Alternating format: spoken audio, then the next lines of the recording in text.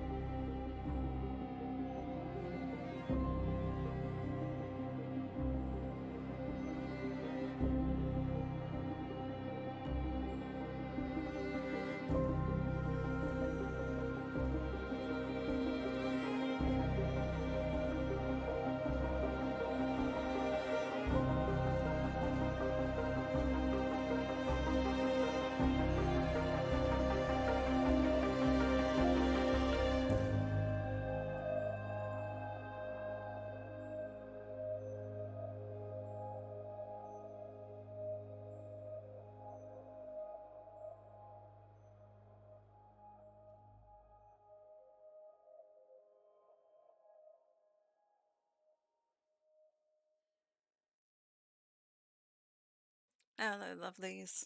I'm live over at the Blackmoor Meh. Christmas Impalong Brr. on Independence. Hello to everybody who's already hovering in chat. Hi Tadtail, who's been lurking since like 7 p.m. Hi Vulcan, hi Robbie, hi Massa, hi Bun, hi Galandria. Hi Ruffle.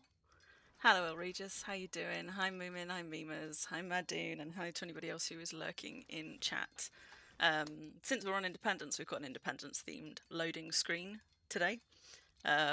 This is one about if you're mad enough to climb all the way right up to the top of Dragonfang, there is a little deed at the top, which means that you can't set off fireworks there, but, you know, everybody should try it. It was good fun, and maybe we'll get Calvert up there again some point soon. So let me turn my loading screen off. We have 123 people in local at the moment, which is a lot. But amazingly, you know what, my client's holding up okay so far. And we are, I think, 3 hours in, some hours in, maybe, yeah, almost 3 hours into to the Tournament of Carnage. So we've just had, yeah, Dragonfang is an experience. Is it quieter? Is it quieter than usual? Is it quieter than usual for most of you? Hello, Myra, how you doing? I'm on the quiet side. Oh dear. Right, let me fix that first. Also, tell you what, let's turn that volume up for a start. That will help. And I can turn my headset up a little bit if I'm sounding a little bit on the quiet side to you guys. So let's do that. But yeah, we have just had the middleweight tournament conclude, and we've got the heavyweight one still to go. Quiet for you as well. What is going on? A game sounds also quiet, or is it that I'm quiet relative to everything else?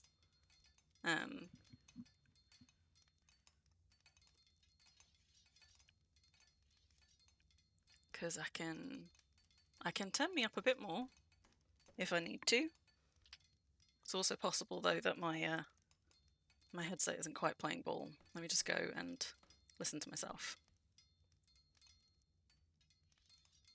All good to you now, Mimas? Okay. How about you, Ruffle? See, I sound okay to me, but there's always a little bit tricksy when I listen to myself on stream because I've got a headset on, and people always sound clearer when you have a headset on. Not quiet for you, Moomin. Yeah, fun. Bonking noises do end up making you want to cry when fighting is very loud. Okay. Hopefully that's got it fixed for all of you. I can turn game sounds up a little bit, but if it gets a bit loud when the fighting starts again, we'll see. Still a bit on the quiet side for you, Ruffle. Well, do you know what? I've put my headset like way up compared to what it normally is. Bonking should be on only words. Well, first we'd have to actually get Only Worms up and doing, right? Watching me while you drop off your dead body. So Tantail competed earlier in you were in the middleweight tournament, right, Tan? So Tantail competed earlier, and has a corpse to show for it. And Nirav has just won the middleweight championship. I don't think there actually was a lightweight one, right? I think we had two competitors and one of them was AWOL. So I think that we didn't actually get that one. But the middleweight one has taken a while. I don't know how many competitors are signed up for the heavyweight one. But if it's anything like the middleweight category, that might also take a while, and we'll see. I think Shrimpy just wanted to take a few minutes to get stuff together before we kick off the next one. But that's fine, because that gives me time to sort out my sound. So am I still quiet for you, Ruffle? Because I'm showing almost up in the red on my levels here. It might take all night. It might take all night, bun. Like, it might be that we have to just sort of like watch you kick off, and then we'll go and explore, and we'll come back and check in as we get towards sort of the final rounds. Because I think if we watch the whole thing, that might be the whole stream. But it's hard to know. It's hard to know just how many people are in the rounds for this one. Lightweight, the second fighter logged in 30 minutes later. Oh no. Oh, do you know what? I wonder if though. Because there was some confusion with the timings. Because I think when Shrimpy set the timings for this, it was before the clocks went back, so the timers were off. So we had a hilarious first hour of this Impalong where everybody was here but Shrimpy. And I don't know if that had a knock-on effect to. I don't think it affected most of the timers. But the tournament might have been one of the few that already had its timer set before then. Still super quiet for you, Ruffle. What about everybody else? Am I sounding at a decent level for the rest of you, or am I quiet for some of the rest of you as well? Because I could probably go and try and boost myself somewhere else. Like I can put the gain up natively in OBS, but when I listen to myself back on Twitch at the moment, I'm sounding quite loud to me. So I would be interested to hear. Sounds alright on your end. Still a bit quiet for you though, Madoon. Why could this be? Why could this be? Quiet, but not so much. Not as much as I can't turn you up. Okay. Right. I should put the headset up a little bit more. And if I burst your eardrums... How do I sound relative to the floofs from Floofshire?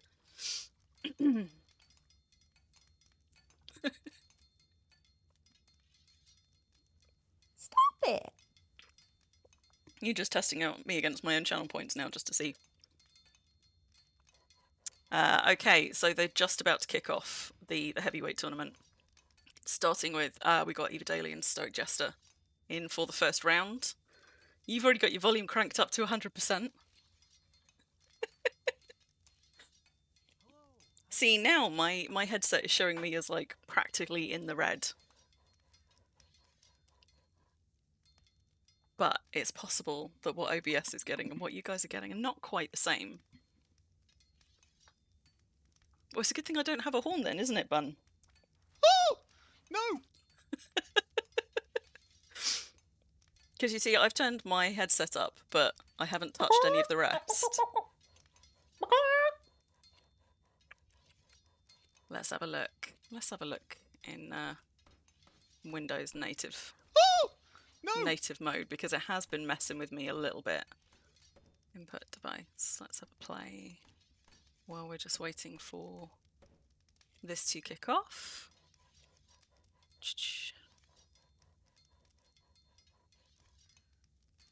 Just keeping an eye on the arena to make sure that I don't miss it starting, but I think Shrimpy's just going through all of the starting information. So they are in armour that has been provided for them. They're in, I think, 85 quality plate armour, and they get their choice of weapons and shields and things from a set. Time for science. From a set for the Impalong. Emotes haven't gotten louder. Yeah, they shouldn't have gotten louder because it's only my headset that I've turned up. Yeah, they get a choice from a variety of weapons, so they are not using their own gear. They're not supposed to be using jewelry, shoulder pads, meditation abilities, sorcery abilities.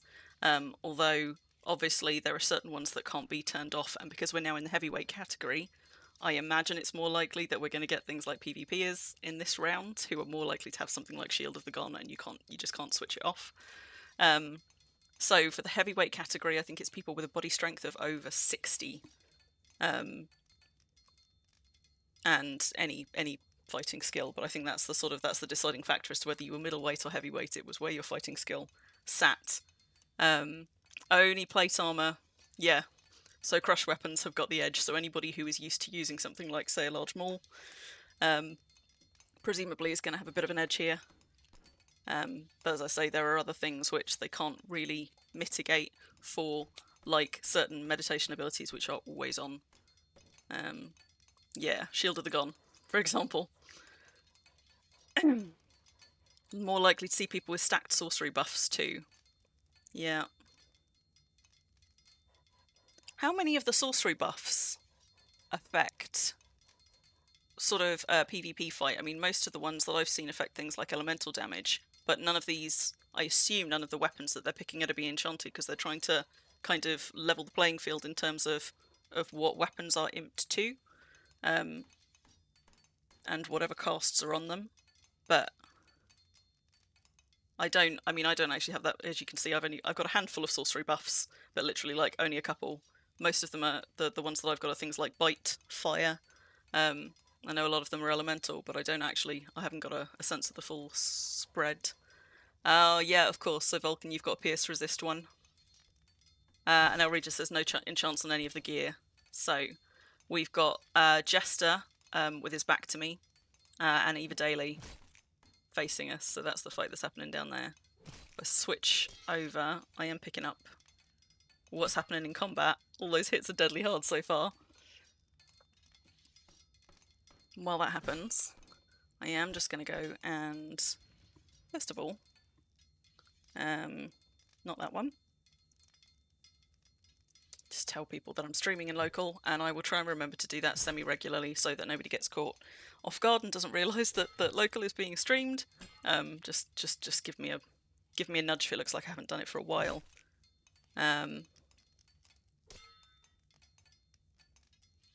Pretty even Stevens at the moment. Unfortunately, I can't have both of them up here. I can only keep an eye on one of them at a time. So I'm gonna put Jester up there for now, because Jester's on the lower health for now, but we have seen some real kind of turnarounds in the last minute with like people very, very damaged suddenly just getting a win. So I think I think this one might be over quite fast. Physical is that's the Smoke of Soul, is it? Physical, yeah, okay. So yeah, with sort of like top tier fighters, you are more likely to have, as you say, quite a lot of stacked things that can't be turned off. Was that due to be a killing blow? I think it must have been. So Eva Daily won. Because they are sparring by default, but if both participants agree, they can duel to the death. I imagine we're going to see a lot less duel to the deaths. Maybe now we're in the heavyweight category, because that fighting skill, if your fighting skill is high, which it probably is if your body strength is 60 plus, getting back that fighting skill can be quite painful. So in my experience, people with high body strength and high fighting skill are less willing to risk losing it just for funsies. But so I think the way that sparring works is when they would have dealt the killing blow, the game halts it and calls a win. I think the bloodthirst has been satiated. Yeah. I don't know. Does anybody know? Has anybody seen? Have we got any sense of how many people are involved in this round?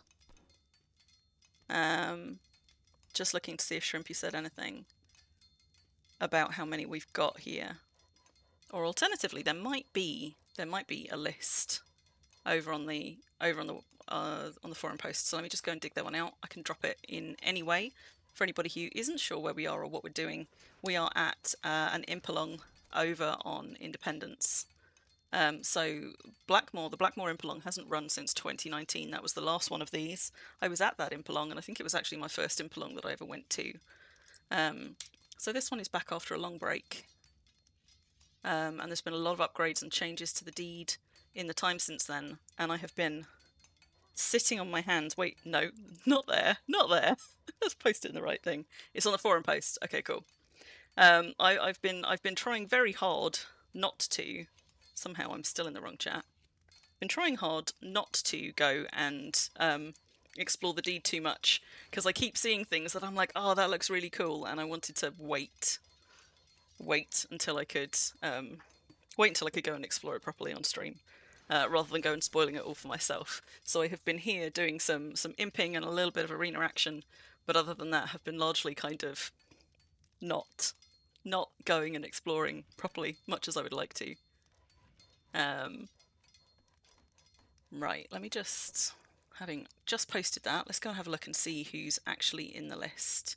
So if you scroll down on that post, and they have now updated it so that those of us in the UK can see the images in it, which I'm very grateful for.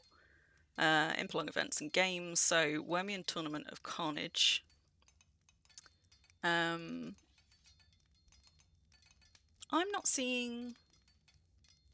Wait, I'm not seeing names there though, Ruffle. Are you? Like, I can see the rules. And I can see where they'll post the champions. And I can see what's in the prize pool. But, oh wait, there's a separate post for it, isn't there? Your body strength is in the lightweight category, Madoon. Well, you've missed that one if you wanted to compete, unfortunately. Thank you, Ruffle. Yes, I've just remembered there's a separate post for it, so if Ruffle's able to find it and dig it out, maybe you can tell me how long there will be. Pretty sure you'd get into heavy. Is your body strength over 60, Bun? Because that's the deciding factor as to whether or not you get into heavy. So next up, we've got Shinzo and Sinjin stepping into the arena. Now we know that Shinzo's a PvPer. I don't know about Sinjin. But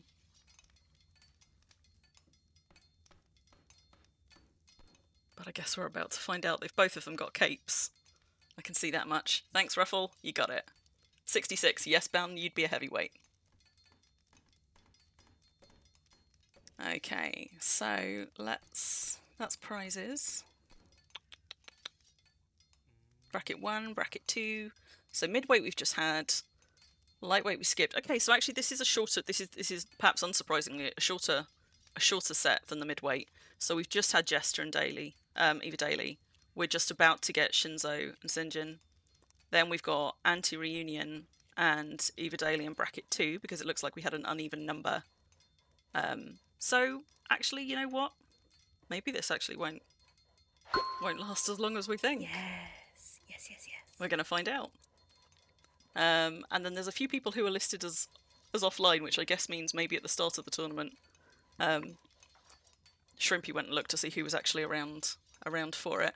Thank you for the follow, Skara. Has Scooter fallen? What? Wait. What? So Sinjin is also a PvPer. Oh, I see. We're talking about in the tournament. Yeah, Scooter is not here. But maybe I will stick around for it. Like, if we're gonna have, we've got this fight. We've then got a second bracket one that's gonna be Eva Daly again versus, who did we say? Versus Anti-Reunion. And then I think it's the championship one. So we'll stick around here for a little bit. How am I sounding to everybody else now? I suspect I'm probably not sounding much better to Ruffle yet. But to the rest of you, can you all hear me okay? Am I still sounding a little bit quiet to some of you? So I was going to go and dig in and have a look and see if there's something that I can do in terms of boosting myself elsewhere. You're attempting to revive Horde of the Summoned, Regis. Nice. Better for you, Ruffle. Okay, good. All good for you, Mimas. Good for you, Moomin. Alright, super. So, who are we waiting on? So Shrimpy's just giving them the rules again.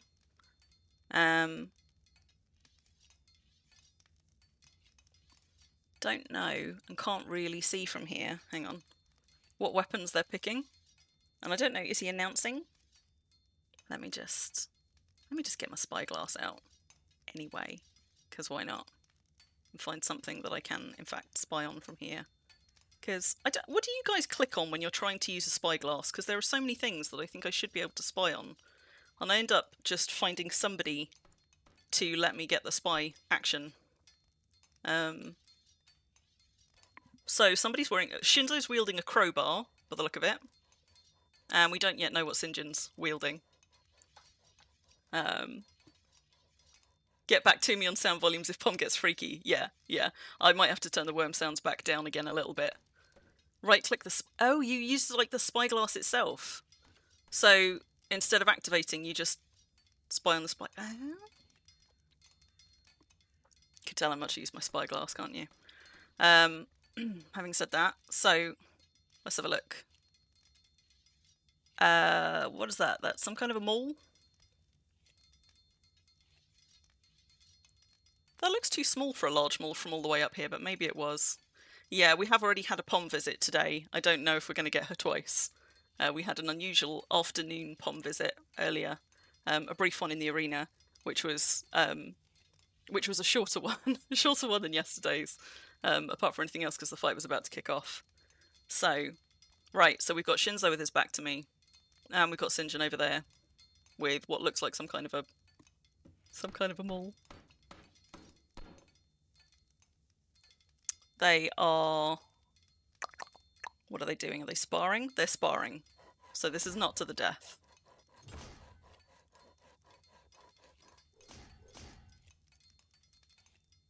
You might be able to hear in the background, I'm quite close to the Impalong building here.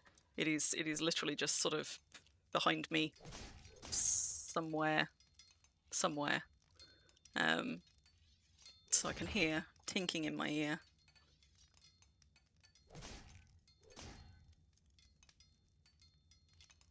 Yeah, you reckon it's not large as well, Bun? I think it looks like maybe like a medium mole, Hello? but I'm not all that familiar with the others. Hello, Northleys, how you doing? Okay, so it looks like Shinzo's drawn first blood.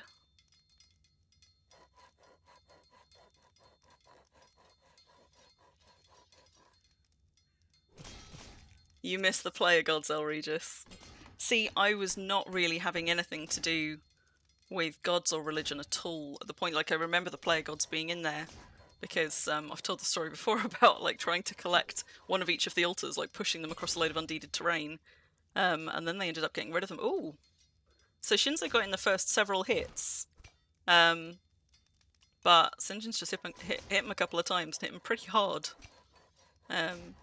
So let's just have him up so we can keep an eye on him. Pretty sure they both got very good with a large metal shield. Yeah, might take him a while. Does it not, Tan? Does it not have a good record of the player gods? That surprises me as well. I wonder if, because it was something that, like, I guess wasn't retconned, but was taken out of the game. Like, I wonder if it's deliberate to avoid confusion, but we've definitely got pages for other things on Wempedia for, you know, things that used to be in the game that aren't anymore.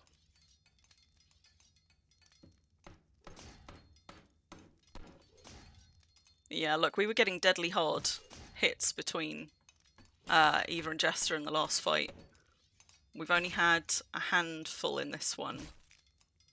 And that probably is down to the shield skill, right, Bun? You've only found the name of one Tantail. Alright, so people who are in chat who remember player gods, give us your lists. Because there was what? So Nathan? Nathan was one of the player gods. What? Oh, with smaller weapons. Nathan, we had... do you know what? I never know how it's pronounced. Yeah, Najo? Smeagol? Yes, yes. The first one that you said, Northleys, I don't remember that one at all. But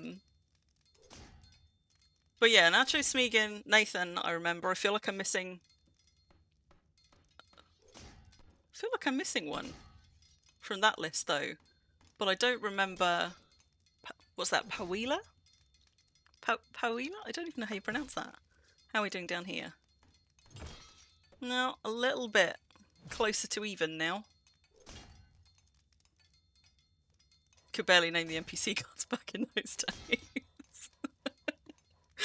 Yeah.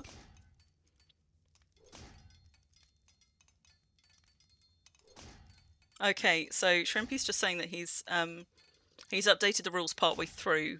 So initially special moves were allowed, but he has updated the rules and changed them because apparently special moves during a spar can still result in a death.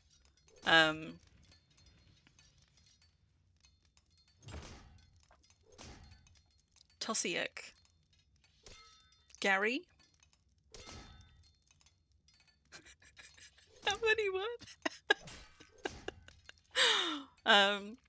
But yeah, so I think around the time that I came back, which was 2019, so the last one of these was 2019, would have been around Christmas 2019. I started playing again, I think September 2019.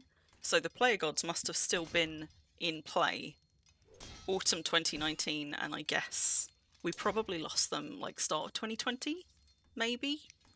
I think it was one of the things which got cleaned up in the run-up to the Steam launch, because they did a whole bunch of tidying up of certain kind of long-standing mechanics, which I guess they felt had either gotten out of control or would cause a problem when they kind of opened the game up to a much wider market. It's the same time that we got rid of RMT in the game, real money transactions. It's the same time that traders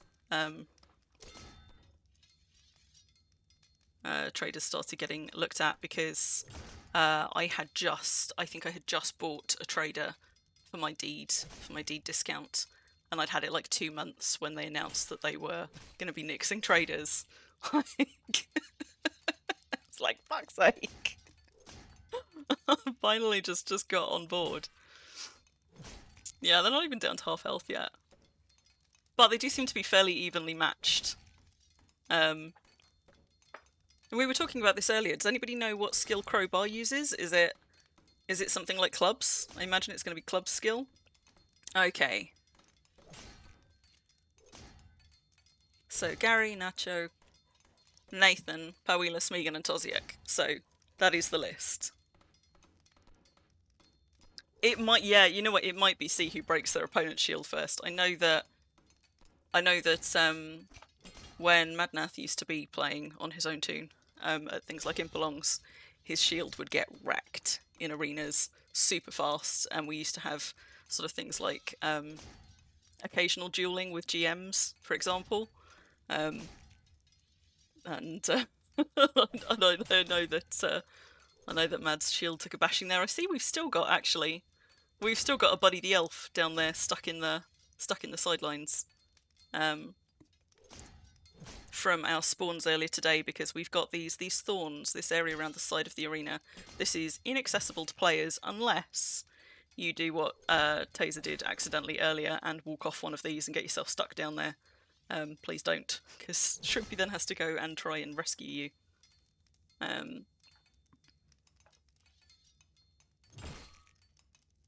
There you go. Ruffles found where the list lives on Wormpedia, so you can go and swat up 10.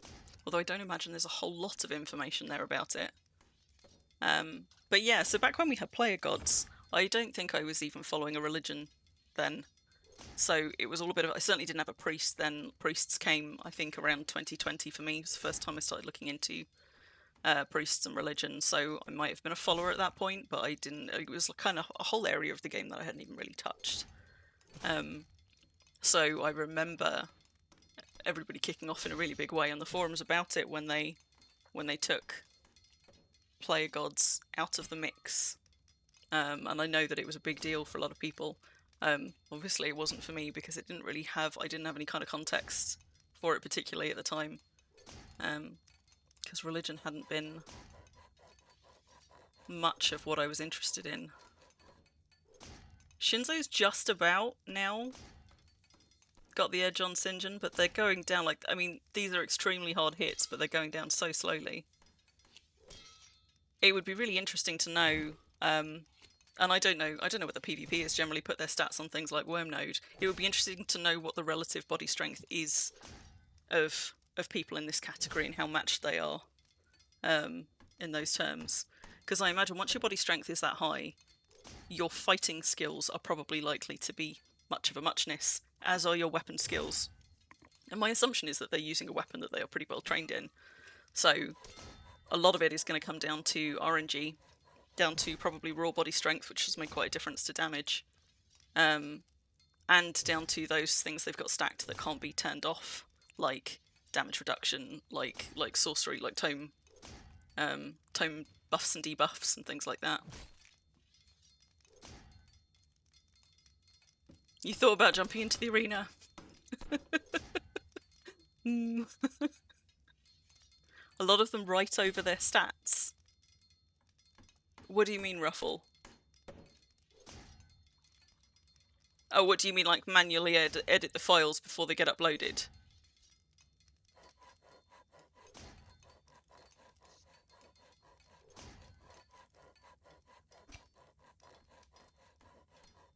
Sinjin's going down. Yeah, to hide them. You've already had one accidental death. Oh, do you mean Taser? So, when I said that somebody had accidentally thrown themselves off here, Taser dropped down there and didn't die from the fall, but moving through thorns gets very, very damaging very, very fast. And of course there isn't actually a way out of here, so you only have to move through a couple of tiles of thorns sometimes. And you get shredded. Yes. Pretty sure that Shinzo... Oh, I see. Is that because that's what you're looking at on what the stats are showing us on Wormnode? It's also possible, I mean, quite aside from the fact that, yes, possibly there is some obfuscation of their stats for PvP reasons, but also Wormnode only shows the last time you uploaded anything on it, right? Does it show you how long ago somebody updated their stats? You can tell how familiar I am with Wormnode stats. I was persuaded, literally just a couple of weeks ago, to upload my things for the first time there, mostly so that we could see all of the fun archaeology stats. Thank you for the follow, Chillworm. So, how they doing? Still neck and neck, pretty much.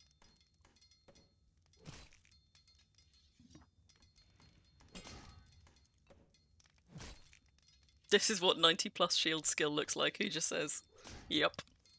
Yup. Yeah, Madoon, I think that's the point. Bun's saying that they either their skills are very out of date or apparently a common practice, perhaps particularly for PvP, is overwriting the stats that matter most to PvP, so that people don't get don't really have a good sense of what their strengths and weaknesses are, I guess. It's getting close. The trouble is, because a spar only stops at the killing blow, given how little damage they're actually doing to each other each time, I think they may still have to get quite a bit closer to death before it quits them out. I don't know. Or has it just done it? No, it's done it. There you go. Shinzo won. Do you know what? That's weird though, right? Because when Calvert and I were sparring over on NFI at the Impalong a little while ago, I slapped him to within like 3% of his life and it still wasn't breaking up the fight. Like, which makes me wonder if the point that the game stops a spar is not based on actually how much damage is being dealt, but how much damage is being done, right? So that's probably why these people who are actually outputting quite a lot of damage, but then it's getting soaked the other side. So it's stopping sparring quite a lot sooner for heavy hitters, because it's not taking account of actual damage dealt at the tail end, just damage done on the swing.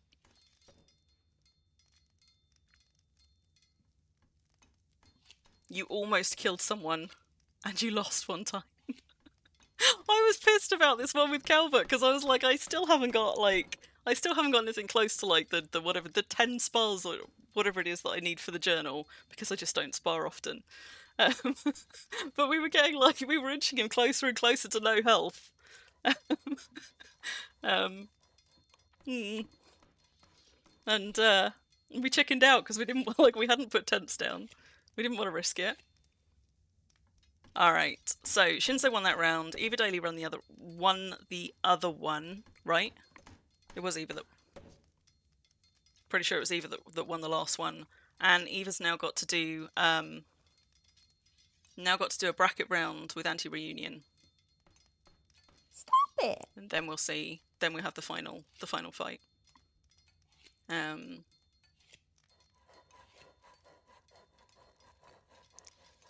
You got some body strength drink from Red. Just spam spar on the same character. Yeah, Skara. Like I can do. I can do it with one of my ults, to be honest, if I care to. I just sort of, it's one of those things that I kind of always forget that I'm supposed to be doing, and I often end up, I think almost all of the spars that I've ever done have been on stream for fun at some point with somebody. So it's one of those ones that, like, if I put my mind to, I've got a bunch of journal goals like that, to be honest, where, frankly, I should just sit down and do them, or in some cases do them again, because I did them before the journal goals came in. Like, certainly a load of those basic ones, but also,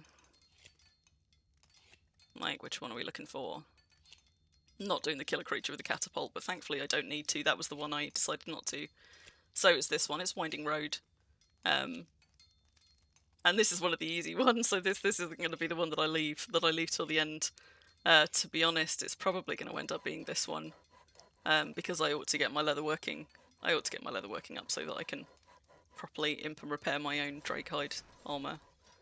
I've only got one left to do on going the distance, because apparently I haven't contributed to a valid epic mission structure. I think all the ones that I've built have been not for missions, but just for decoration. And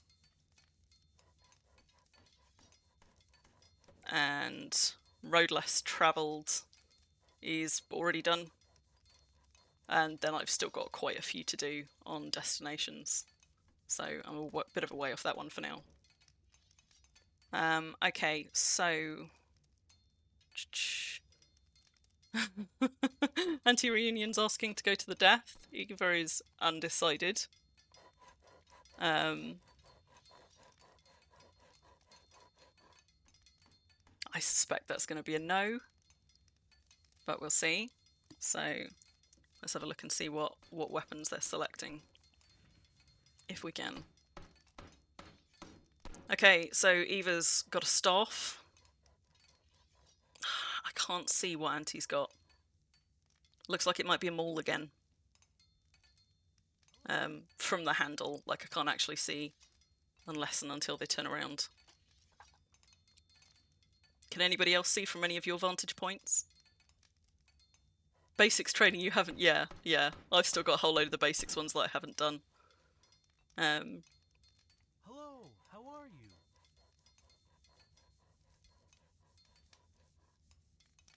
So this is one of Shrimpy's Impalong alts. When they start moving, we might be able to see... what anti-reunions... They are sparring. They are sparring, not dueling.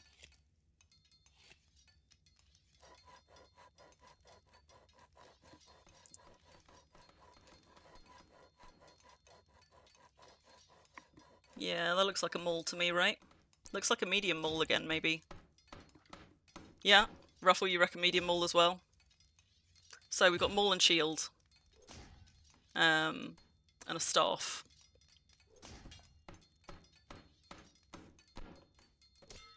This is interesting because we had 2 shields in the last fight. We've only got 1 shield in this one.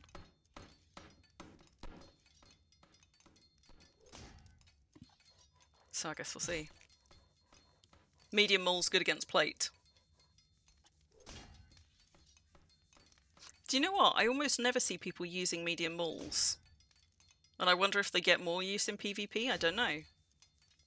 Like, it tends to be large maul or go home for what you see most people carrying, like large maul, huge axe. Sickles, longswords, you know, but...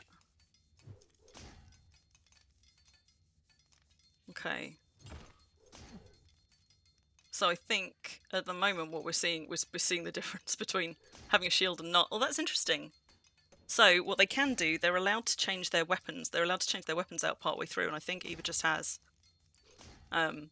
Literally just as I said, because I think she's suffering for not having a shield when she's got an opponent with a shield. There you go. So she's also switched to what looks like a medium maul and shield, so now they've got more evenly matched. Yeah, well, she was using a staff for the parry, but I guess because she started taking more than she was managing to give out, decided it was time to switch. And they do now seem to be slightly more evenly matched. Small maul, you reckon? Okay, so Eva's on a small maul, is that what we're saying? And anti-reunion's on a medium. Whoops. No, don't rename it. I wish that you could keep the spyglass action going for longer. Seems like such a short timer on it for the kind of things that you might want to be spying on. You've just discovered the journal, Robbie.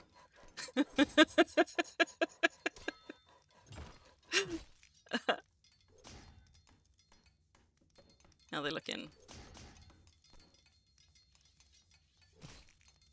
Yeah, so now we've got 2 shields in play. I guess this is going to be a fight that lasts longer again. At the moment, Eva's still doing a little bit poorer on health. I love that there's still that champion goblin just bouncing up and down in the background.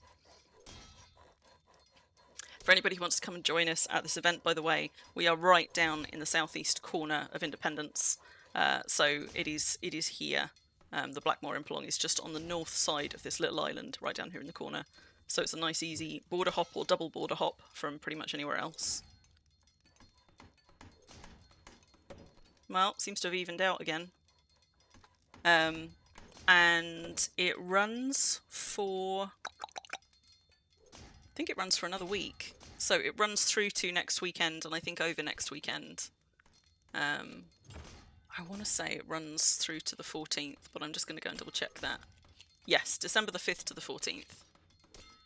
And there is sort of like one main event scheduled for every day, but occasionally like smaller like little things in between. So there are going to be, there's going to be some boat races, I think. Most of the games are stacked towards the weekend, but there is, I think, something every day. So let's go and have a look at the event listing while we're keeping an eye on those guys. So the tournament is today, obviously. Storage Worms is tomorrow. Then Monday they've got the archery tournament. Tuesday they've got fishing competitions. Wednesday, guess the total in Shrimpy's rare food collection. Fishing tournaments again on the 11th. What's the 11th? Thursday? Sailboat racing on Friday. And then on Saturday next we've got the Umbral Maze, which is an underground gated maze by the look of it. Similar kind of deal to the Lunalong Maze. Looks like a gate maze, but we'll go and see if we can get sight of the maze space a little bit later when we go and explore. And then fireworks show and end of the event on Sunday. So it runs through for another full week still. Eva's almost down to half. But interestingly, it looks like Eva's switched up her weapon again. So from here it looks like she's on a large maul. Yes. So Eva's switched to a large maul. Yeah, nobody has the money for Storage Wars except for a few people. Yeah, so Storage Worms is a play on Storage Wars. And we ran a similar thing over at the DRF. I think the Blackmoor version of Storage Worms or Storage Wars, I think it's things I think it's supposed to be like things retrieved from like fallen deeds and stuff like that. So it's sort of like it's loot, acquired loot.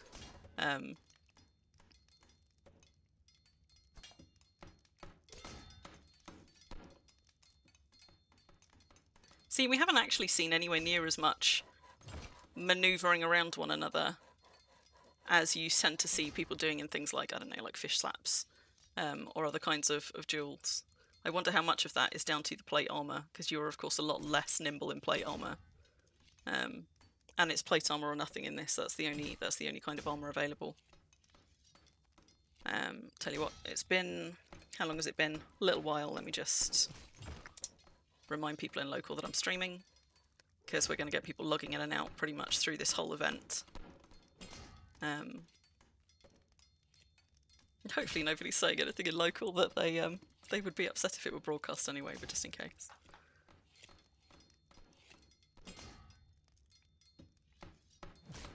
Okay, Eva's down to bleeding. It's looking like we might be on the final bit.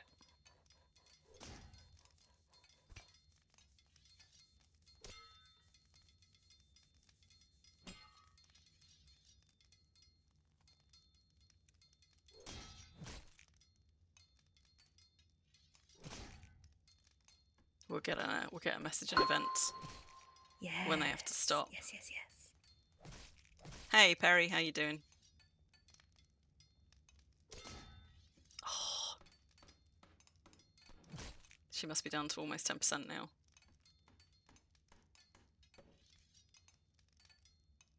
They've given each other a good battering though. Yep, there you go. Anti-reunions won.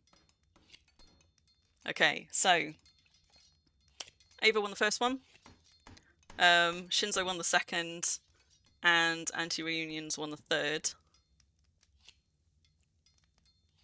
So now we get to, now I guess we see what happens for the final one. You were about to type your home phone number in local.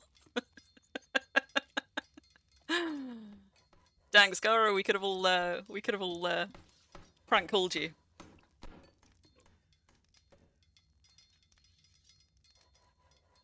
Okay, so I think there's just one more now to do. But we'll wait and see what Shrimpy says. We'll watch through to the end of this one, so the tournament actually finishes, and then we'll go and explore.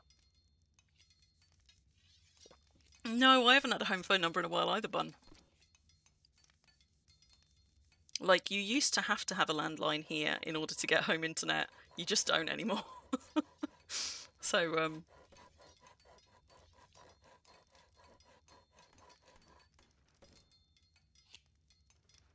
okay, so Shrimpy's calling Shinzo back into the arena. Shinzo and Anti-Reunion are going to go up against one another for the championship title. For the heavyweight category. You still have a landline, Vulcan.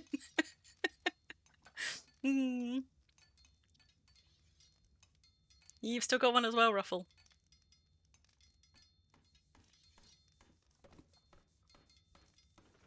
I think the thing was, like, although I had a landline in my first home as an adult, as I say, I think because it was a requirement for the internet, but I didn't actually have a phone plugged into it. So the phone number existed, but you couldn't call me on it. Like, I think it was like it wasn't a number that I gave out to anybody. You don't have those at all there, Bun. So a landline with a SIM card or a VoIP phone.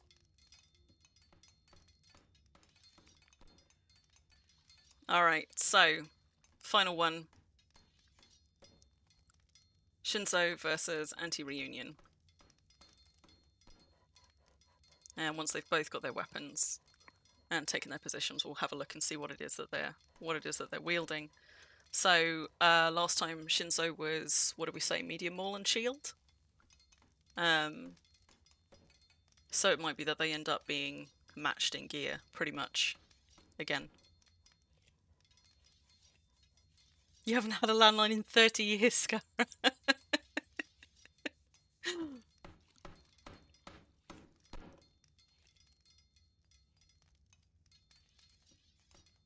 Okay, looks like Shinzo's almost geared up.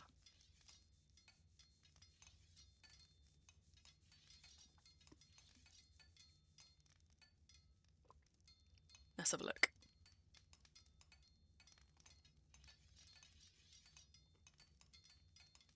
Medium maul? I think. Could be a small maul. You know what, I'm just so not familiar with those. But I think they're both medium maul and shield, both quality 85 plate. Which is actually quite good in a way. I mean, the shields will make it take some time, but it's nice for a final fight if they are actually going to be matched gear for gear using the same stuff. Because I guess, although on the one hand it makes a slightly less interesting fight in terms of tactics, it becomes a better kind of a more raw comparison of skill, like as in, you know, game skill rather than tactics skill.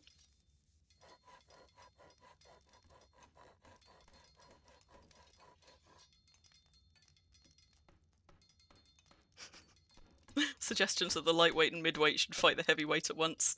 They will go down so fast.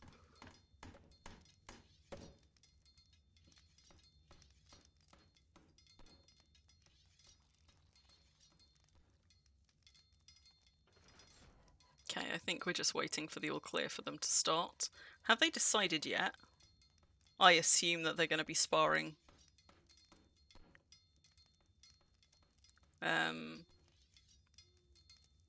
But I don't know if they've actually agreed what they're going to be. Can't see unless anybody else has. I don't know if they took. There we go. So Shrimpy's just asking if they're sparring or dueling. My assumption is they're going to be sparring. Anti-Reunion is out for blood, but let's see.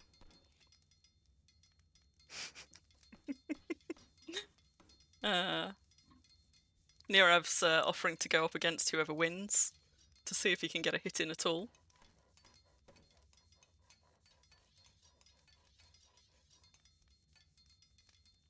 I think we're just waiting on Shinzo to decide.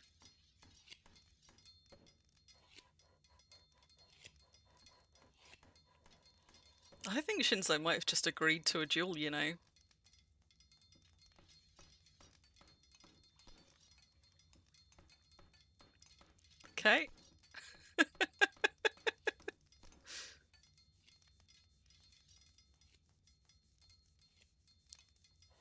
It is a duel. There you go.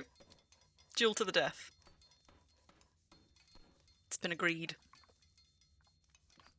Final round for the championship title for the heavyweight round. Anti-Reunion versus Shinzo, currently wielding the same weapons, shields and armor. Let's see what we can see.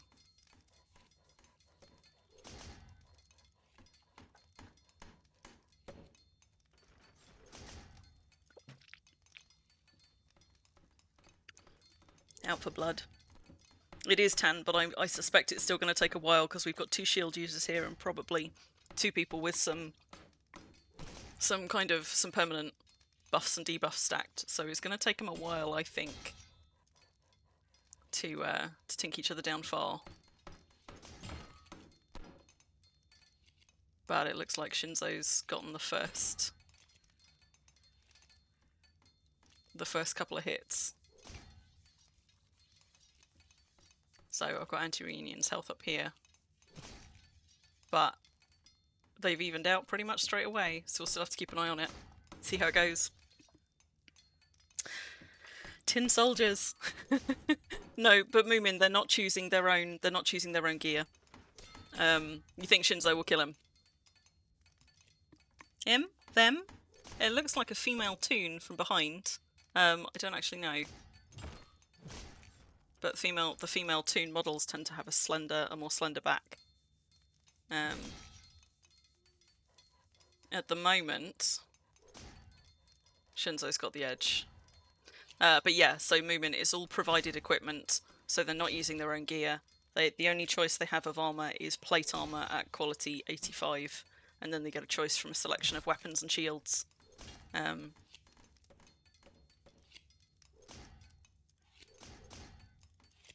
Yeah, that's starting to look pretty unbalanced pretty fast, isn't it? But we've seen people swing a fight from far worse than that. It's starting to look pretty one-sided though. Special moves allowed as it's a duel. Okay, so there you go. So Shrimpy's modified the rules since this one's to the death. Some of those special moves, though, are really brutal. Might speed up the fight. The trouble is, right, because they're wearing plate, a maul or something that does that kind of damage has the edge against a plate wearer. But I don't know if that means that the people who are choosing it, that may not be their most skilled weapon. But it's still possibly the best pick against their opponent. So I don't know. I don't know how... I saw something about tickling there, Myra, in local. I see you. Don't you think I don't? Reunion's got a head wound. Well, yeah, that's gonna make a big difference then. Head wounds are often the killer in PvE, let alone PvP, because that starts to affect your other stats pretty significantly. And if you're getting stunned, like that can be it. That's why trolls are quite so dangerous, especially in arena situations where you get maybe like 2 or 3 of them ganging up on you at once, because a head wound from a troll that stuns you can often be like game over before you can fight your way out. Like, takes you out of focus.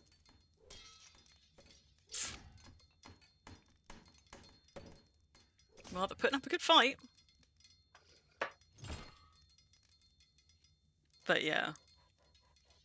I don't know Anti-Reunion as a toon. I don't know, is this a PvPer? Does anybody know?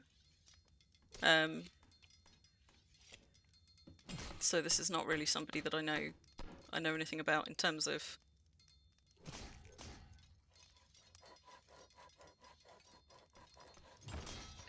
how used to fighting other players they are. But I have to say they are now getting hammered, and I mean Shinzo's not even below 90% yet. You think they're a Defiance player?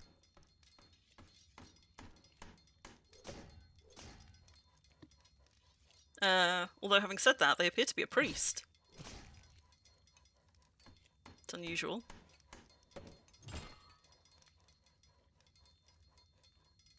You think they're a PvPer, but you think that Shinzo's full-time job is PvP. Oh, I see, okay. So you think they're PvPers who play together?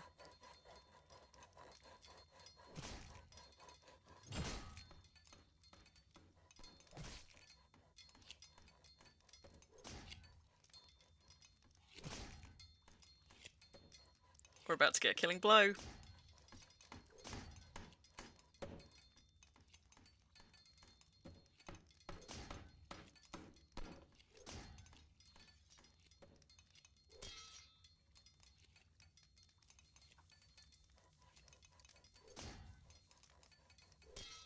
Is it going to happen before my spyglass timer runs out?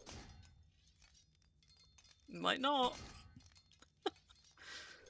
Oh, it's so close.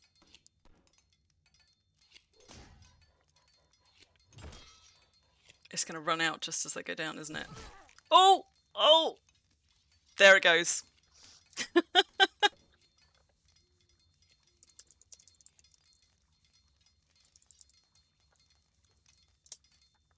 So, there we go. Shinzo won the tournament. Anti-Reunion's corpse is there in the arena. But, yeah. Not unusual for PvPers to be mag priests. Yeah, true. True. But... yeah. I suppose because, you know, what little experience we have of PvP is on the Epic servers, of course. Being a priest on the Epic servers doesn't make you a priest here, but for Defiance players, yeah, they'd be a priest everywhere, right? Mauled to death in the thigh.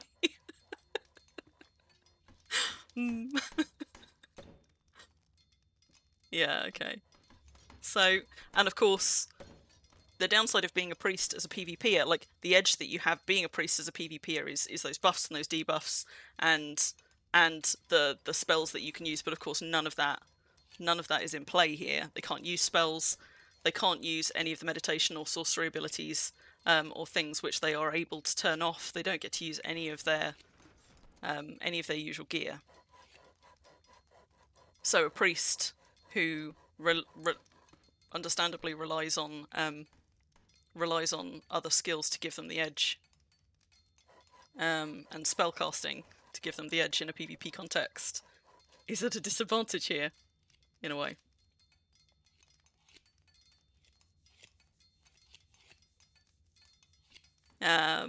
So Nirav is suggesting that they might fight Shinzo for a champion spar.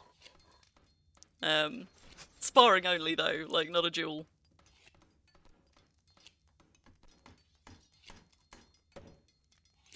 What do you reckon, folks in chat? Do you want to see? Do you want me to stick around to see a fight between Nirav and Shinzo? Or are you good? I know some of you, many of you perhaps, will be here watching this in person, but I know as well that a lot of the people who are here, you know, you can't see the arena from the imping hall. And Taser was streaming in the Impalong chat earlier so that people could watch, even if they weren't actually here. You heard a rumour of a Christmas market here, Myra. There's a little market with like 12 stalls in the hotel area. We'll look at it in a minute when we go around, but not like a big Christmas market. Not from the priest spot either. No. Okay, so Nirav just wants to try and get a hit in. Okay. So is that what we're playing by? Is that the plan?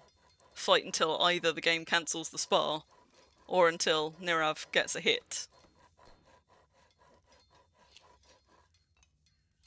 Alright, we'll stick around, we'll see. So I'm up in the bleachers at the moment. There are actually some higher vantage points around here, as you can see. But you do get a pretty good view down into the arena from up here. Yeah, so in the hotel area, there's a little market. Might be ruffle that nothing tempted you there because I bought all of the things that would tempt either of us. as soon as I got here. I had to crawl back to my boat with my pockets this full. But yeah, if that's the one that you're referring to, Myra, it's only a little market. But it's worth a look, and it's literally just like a stone's throw from the Imping Hall, so it's very easy to find. Okay, so Nirav is in their gear. Looks like Nirav is maybe carrying a staff. But once we've got Shinzo in their gear, I'll take a look again, see what they've actually got. Sorry, Ruffle. No, you know what? I haven't touched the colour runes. They're a bit pricey for my taste. I know that they're a pain in the ass to make, but I'm quite picky about how much I will spend for something which might just blow up when I try and attach it. Meh. Okay, so Nirav is rocking a large mole. Okay. It looks like, at the moment, Shinzo's carrying a staff. But we'll see. We'll see when he steps up.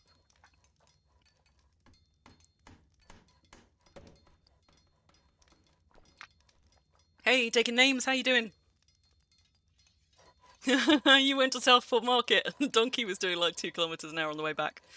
There is a lot to see at Southport and a lot to rummage through. I can quite imagine how you might leave there pretty weighed down. Okay, so it looks like medium maul and shield again from Shinzo. There you go, and large maul from Nirav. And what we're looking for is, I don't actually see if they agreed on the terms, but I think what Nirav was hoping to do was get a hit in. But I think that they are actually, I think they're playing the spar through.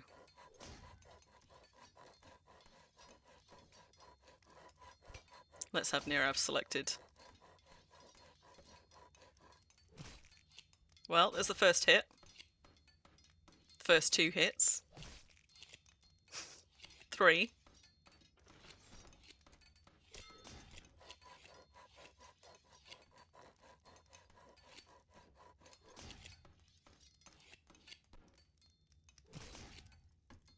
$98 large maul skill on Nirav. That's good. The thing is, though, body strength is such a game changer. And also, although Nirav's got all of the skill, Nirav is probably the one who needs the shield in this pairing. And there you go, Nirav's backed off. There you go. So the game declared Shinzo the winner. I don't think Nirav did get a hit in after all. You were even able to hit a unique with your medium maul. Low swing speed. Yeah, it is. It is. I mean, I'm a large maul user. I've got my backup maul here. I say my backup maul. It was my main maul, but then when I got it up to 90, I switched to a different weapon and started training another weapon up, so that I didn't become a one-trick pony too badly. So I've got huge axe and I've got large maul up to 90, and now I'm on sword and board. I have got a staff, a nice staff with the staff of the dragon skin on it back home that I intend to train at some point. But because I've been using sword and board for my pirate gear for our treasure hunting streams, I figured I should probably actually put some time into skilling that one before Bun gets too miffed with me.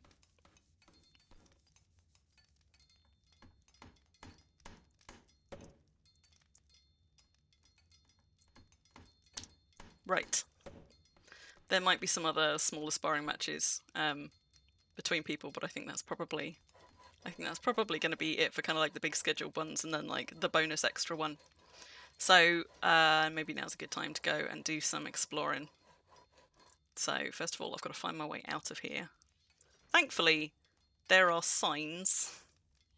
You just got to follow them in reverse on this upper bit to get your way back out. So if anybody is coming here and hasn't yet gone and explored the arena, do we go back down another one? I think we do. There are 2 different entrances, so it's a different entrance for spectators than for spectator seating. Exit. Different entrance for spectators than for fighters, which is also important if a GM starts spawning stuff into the arena. So we've just come out of the what are we on? So we've just come out of the north side. On the north side is this way around, but the fighter's entrance is the smaller one on each side, basically, whichever side you come out. You can still go back to the main event. So this is the Impalong Hall up here.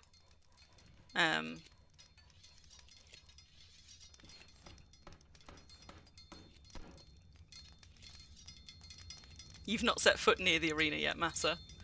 And unlike a lot of Impalong halls, this one is kind of in reverse order in terms of layout. So most of them these days have the forges on the upper floor. Lunalong's unusual, I think, for having the forges on the middle floor.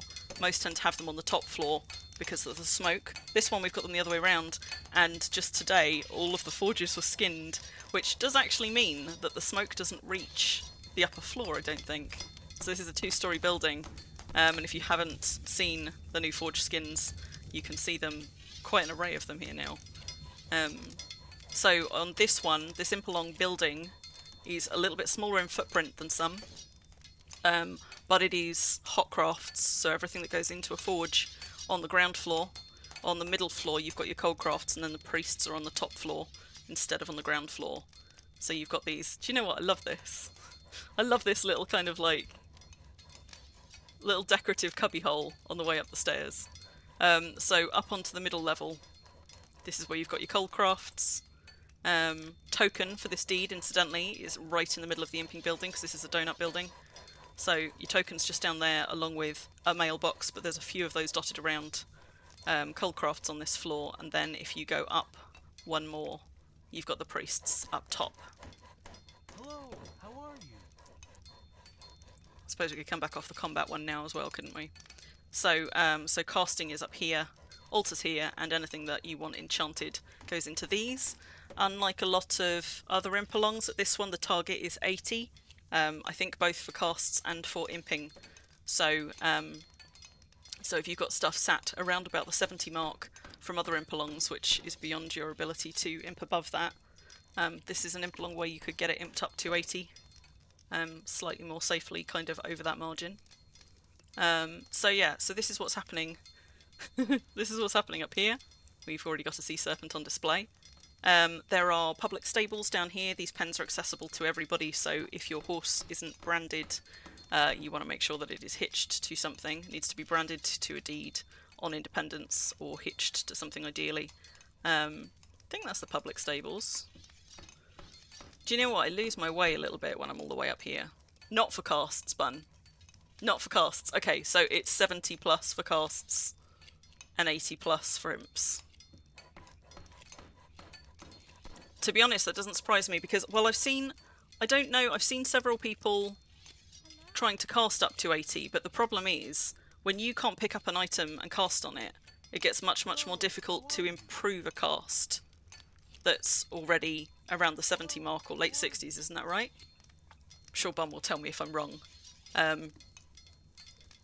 Well, I've seen a lot of people doing 80 power casts, but do you know what? I haven't actually gone and checked, and I don't know if it says over on the page. But the problem is when if you're doing casting, you know, at home, albeit on other people's stuff, you can dispel if it gets close to your target but not high enough, because it's actually harder to improve a cast that's close to your target than it is to just dispel it and try and cast it again from scratch. But you can't do that at Impalongs because of procs perms. They can't pick up and dispel. So, which makes it much, much harder then to improve a cast to 80 plus. So it is more difficult, Bun says, but most tricky once you get up into the 95 plus. I know it's a pain in the arse when you're trying to improve casts on mailboxes, for example. You know, if you're trying to get a mailbox up past a certain point, and you really feel it when you get close to the 90s and you're trying to get sort of like an instant or close to instant cast. You get sort of like a 90 or a 92 on there, and then it's just that much harder to get it tinked up the final bit. Pretty sure you're in the lead for stream bombing, Massa. Is that because you're right in my screen right now? So Massa wants to win at stream bombing this time.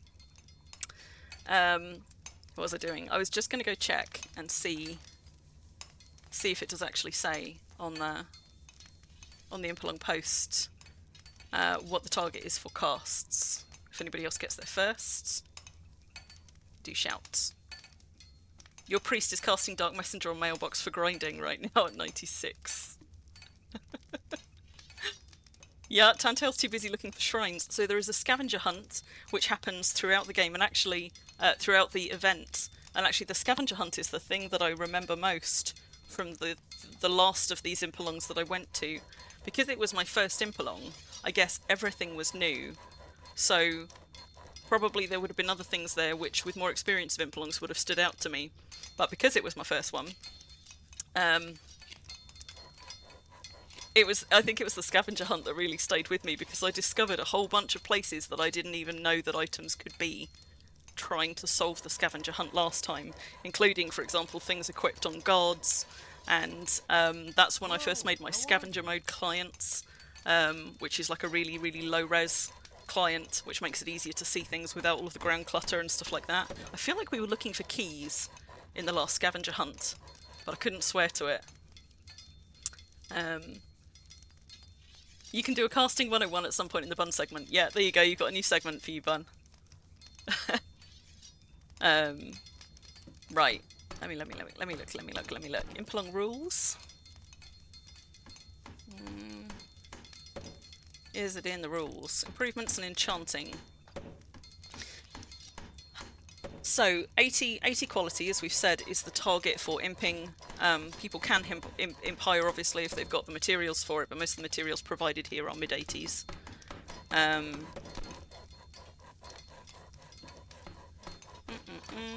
Only items that are 80 plus quality will be cast, unless they are deliberately low-quality skiller items. I'm not sure it actually says, you know, what the target cast is in those rules there. It might be somewhere else and I've missed it though. What I am going to do though is I'm going to move out of this building because don't know why there's whetstones on the floor, because the imping sounds are kind of overwhelming. I know they're quieter for you guys, but they're really loud in my ears. They did mention it used to be keys, Tan. There you go, I remembered correctly. So if we head back down to the dock, we'll start from there and we'll work our way up. So you've got the main gate here. Unusually, again for Impalongs, if you've been to others, normally you'll be aware that if you want to unload stuff from your boat you have to do it off deed. Same is not true here. Loading and unloading perms are actually set for everybody on this deed, so you can park your boats right into the dock, which is why we've got this mess of gnars. You can park your boats here. It is on deed, so they are protected from decay. Somewhat, and you can load and unload things like cages and carts and whatever else as you need to here. So this is the north side of that island. You can't even see the water past all of the boats. So we are here. We are on the north side of this little island, just down here, over on Independence. And when did I last post in local? I think it was probably over half an hour ago. So let's just do that one again to make sure that people are aware. There's a beautiful array of PMK banners here. So this is as good a place as any to go and see what some of them look like that maybe you haven't seen before, because I think Shrimpy has got a pretty special collection. It might even be, I don't know if it's a complete collection, but it's got to be pretty close. Here you go, there's a Crow Kingdom one over there, for example, which is one of the more unusual ones to find. Those are Roman Republic banners up there, and there's 2 of them. Those are very, very, very hard to find. But also, unfortunately, you can't see them so well because of all of the boats right now, but you can also get eyes on a lot of the tall banners for those kingdoms, which otherwise you maybe don't get to see as often. And there's a second layer of them up there. But they are somewhat obscured at the moment by boatmasts and things. There you go, Valhalla Descendants, which is one that you see less often. In people's collections. There is a Crow Kingdom tall banner up there, which must be one of the only ones that's got text on it. But it's got that kind of that jagged edging. So yeah, so when you arrive here, if you're coming by boat, this is the place to park and head in from. You can of course also step through a portal and see if you can get a summon here, because there are priests here who are summoning just post in freedom, for example, as people have here. If you don't know somebody who can summon you direct to the event. We've got some food available for people over here. Cookhouse and other things over here. But going back to the scavenger hunt, one of the things that you can do at this that isn't a scheduled event but that runs throughout is there are a number of shrines dotted around. And I can show you what they look like because there's one just around here. So there are 15 shrines total scattered about this deed, and they have wash bowls in front of them with tokens. I haven't collected any tokens yet. So, if you, hello Calvert, how you doing? So you can collect a token from as many of these shrines as you can find, and at the point that you're done collecting as many as you can find, you can then turn them in, and there's a choice of prizes. So I think for 5 tokens, you can get like an Impalong cup, you know, like a memento cup for the Impalong. For 10, I think you can get. There's a couple of choices actually. I'll tell you what, I'll go and have a look. And I'll also post the link in chat just for anybody who hasn't seen it or isn't already here. Prizes, things we can turn them in for. So, the Great Scavenger Hunt. There are also some hints on that post. So if you're struggling and you want some hints for where to go look at the hints. Might give you something to go for. So there you go. So tier 1. So for 5 tokens, you can turn those in for a decorative ship in your choice of non-archaeology wood, or for a Blackmoor Skull Cup. I will be turning at least some of mine in for those because I'm all about my tokens from events and things. You thought the mugs were free, or are mugs and cups 2 different items? I don't know. They might also be giving mugs away for free. I don't know. But for the Blackmoor Skull Cup, it's 5 tokens. If you get 10 tokens, you can get a book package, which is an almanac, an archaeology journal and an atlas, or you can get a Cyril or a gold ring. If you manage to get all 15 tokens, which is all of the shrines around this place, you can exchange it for a cartography set, which has a whole bunch of things in, or a drinking set, which also has a whole bunch of things in. Also, you don't have to. You can, I think, you can make up any combination of those that you want within the tokens you've got. So if you don't actually want, if you get all 15, but you don't want the tier 3 one, you could turn it in for like a tier 2 and a tier 1, for example, or if you want, I don't know, an extra skull cup or something. Some folk like warmer climes. Pitch next to the volcano. Yeah, there is a volcano just off Deed, which some people have got their PMK tents parked dangerously close to, by my reckoning. I tell you what, I like this as well. I saw this earlier. I like this trellis in an epic portal. With the nymph just the other side of it. And in fact, I've seen quite a lot of things like this in terms of decorative ideas, which I really, really like. And I suspect I'm going to find more as I go around. Shrimpy has evidently got good decorating sense, because I keep passing things and then just like doing a bit of a double take and being like, that's good, I've not seen that before. So, so we're going to go and do a little bit of an explore now, I think. Yeah, and that one's a rare epic portal as well, so it's got a little bit of extra gleam. So we've got public stables down here. I'm in 2 minds about this. Like I'm not going to go deliberately trawling the Deed on stream looking for shrines because I don't want to spoiler it. There's still a week left of the event, and for a lot of people the fun is in going and finding them. But if we spot any just as we're exploring, I will pick tokens up from those as we go. And instantly, these tokens are iron coins. They're each named for a different shrine. So the goal is to collect 15, or as many on the way to 15 as you can. The Deed actually extends quite a way out here, so although you've got this lower section of Deed, which is the centre point, you've then got an upper ring of the Deed, and then if you head out through the main gates, the Deed itself does actually extend a little bit of a way outside of those gates. So we've got this outer ring up here which runs all the way around with a really nice kind of city wall running around it that you can run around. It doesn't go completely around it, but it goes sort of 3 sides out of 4, I think. So the volcano, I think, is out this side, but we'll go see. Or is it the other side? Maybe the volcano's the other side. I think it must be. Do you know what? I guess so. Oh, what? Yeah. We'll see it. We'll peek out each of these gates, because somewhere around here there's a bloody volcano, and I saw 2 PMK tents like 2 tiles away from the lava, and I was like, ah. I know lava doesn't travel that fast, but it makes me jittery. Thank you, Ruffle, for posting the Discord in there. We do have a Discord for the coterie. So if you follow on Twitch, but you find that Twitch is sometimes a little bit sluggish, also, Shrimpy's got a whole load of beefalo with names I don't have. And I'm jelly. Look at all of these. I don't have most of these. These are obviously from previous years on Indie. But yeah, we have a coterie channel, which was originally meant to just be for stream notifications, but it has also become a bit of a kind of hangout and chat space, day in, day out. So you can come and hang out with us there. So we've got a timber yard over here. I don't know what the buttered prawn is. Is that the inn? Is that the hotel? I feel like the hotel's a little bit lower down. We'll go and have a look in a minute, because we're on the outer ring at the moment. But I know when I was doing the scavenger hunt here 6 years ago, like, that's the first point that I learned, for example, to look in fountains, because you can put items in fountains besides water.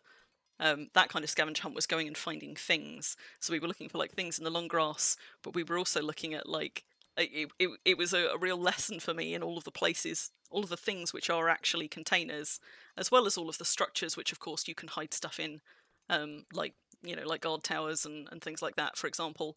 And there's another shrine, in fact. Can we get to it? Is that a gate? It's a gate, but we can't get through it. So yeah, so the scavenger hunt is something that you can do in your own time. As I'm seeing Valray there, Calvert seems to think that Valray gets bigger the further away you get from it, which wouldn't make any sense at all.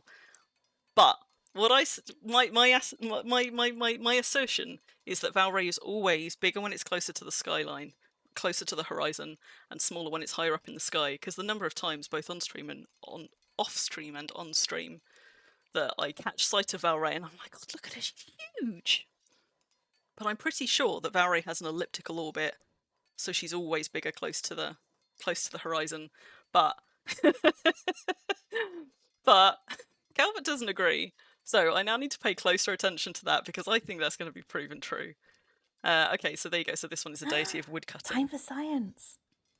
Obviously not something that we're going to solve on this stream. But I'm pretty sure that's true, because she's looking pretty huge right now. And I think it's always when she's on the horizon that she looks big. It says Valray, sack it. So, yeah, I don't know what the buttered prawn is. Oh, okay, no, so this looks like a pan filling space, the buttered prawn. But we'll carry on round. So we've got entrances to the underground docks and the umbral maze up here. I don't know. I think the underground docks are maybe not actually open yet, but the umbral maze is obviously going to be featuring next weekend as one of the game events, so we could go and have a quick look down there so you can see what the maze looks like. Because it's a gate maze, it is one that's likely to suffer more for lag than some other things. That's quite cool. I like that. This spirit gate lined up so the skull sits like perfectly in line with that bridge. I like. But here you go. So you've got entrances to the maze and to the docks. Yeah, and it looks like the docks are not yet ready. There's the volcano, which is right outside the deed. And I think somebody suggested from one of the clues that there probably should be a shrine around here somewhere. Like, I'm certainly not going to be going in a volcano to look, and I kind of don't... Look at this, right? Look at this! There's a cheese tent, and there's an Orca Syndicate tent. I suppose they're not that close. But they're close enough. No, I do not like. We have now left Blackmoor. I don't know whether or not any of the shrines are off deed. I don't know. Does it specify?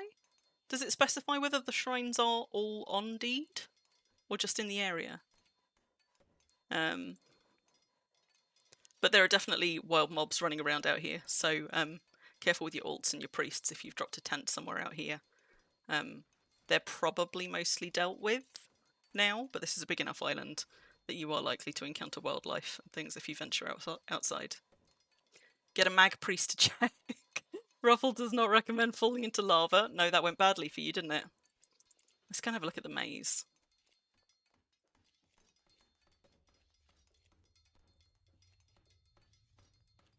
This is a nice entrance with the pillars. Yeah, there you go. So look, so it is a gate maze, which means lag is going to be a particular problem for this. So at the point that it comes to running the maze next weekend, if you're taking part, I would heartily recommend, first of all, relogging your client just before you come to do this, because it will cut down on any kind of stuttering and memory leaks and things that you've accrued if you've been logged in for a while.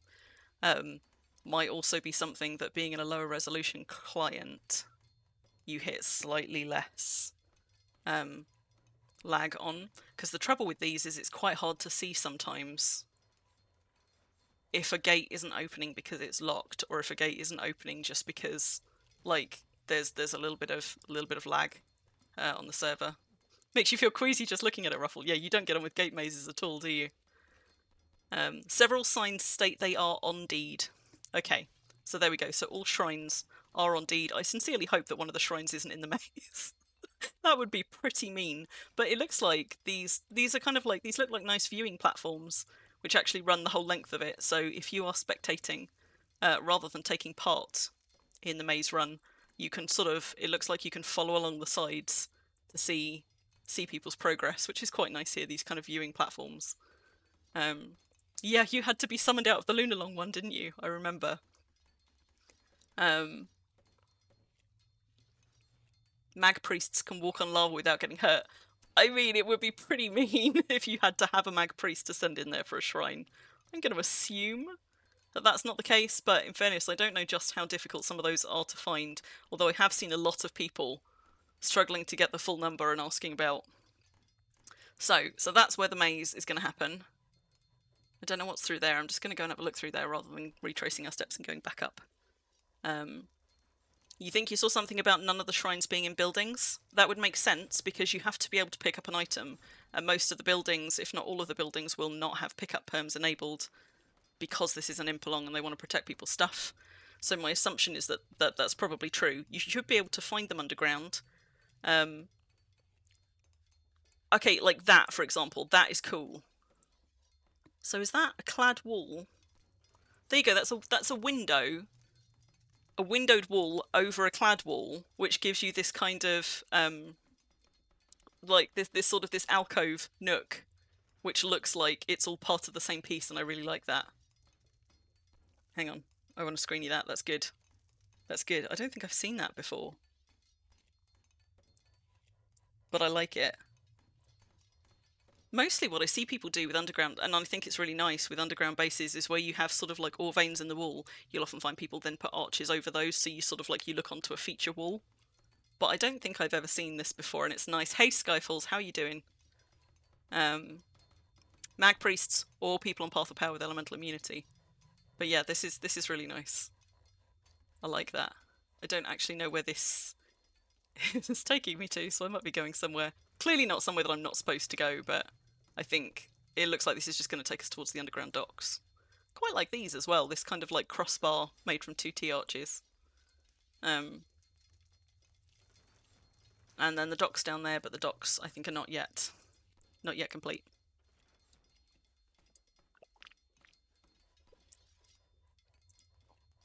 But hopefully we should be able to get back up top from somewhere around here. Wow. God, that stretches on away. That's actually quite unnerving. Let's go back up into the light.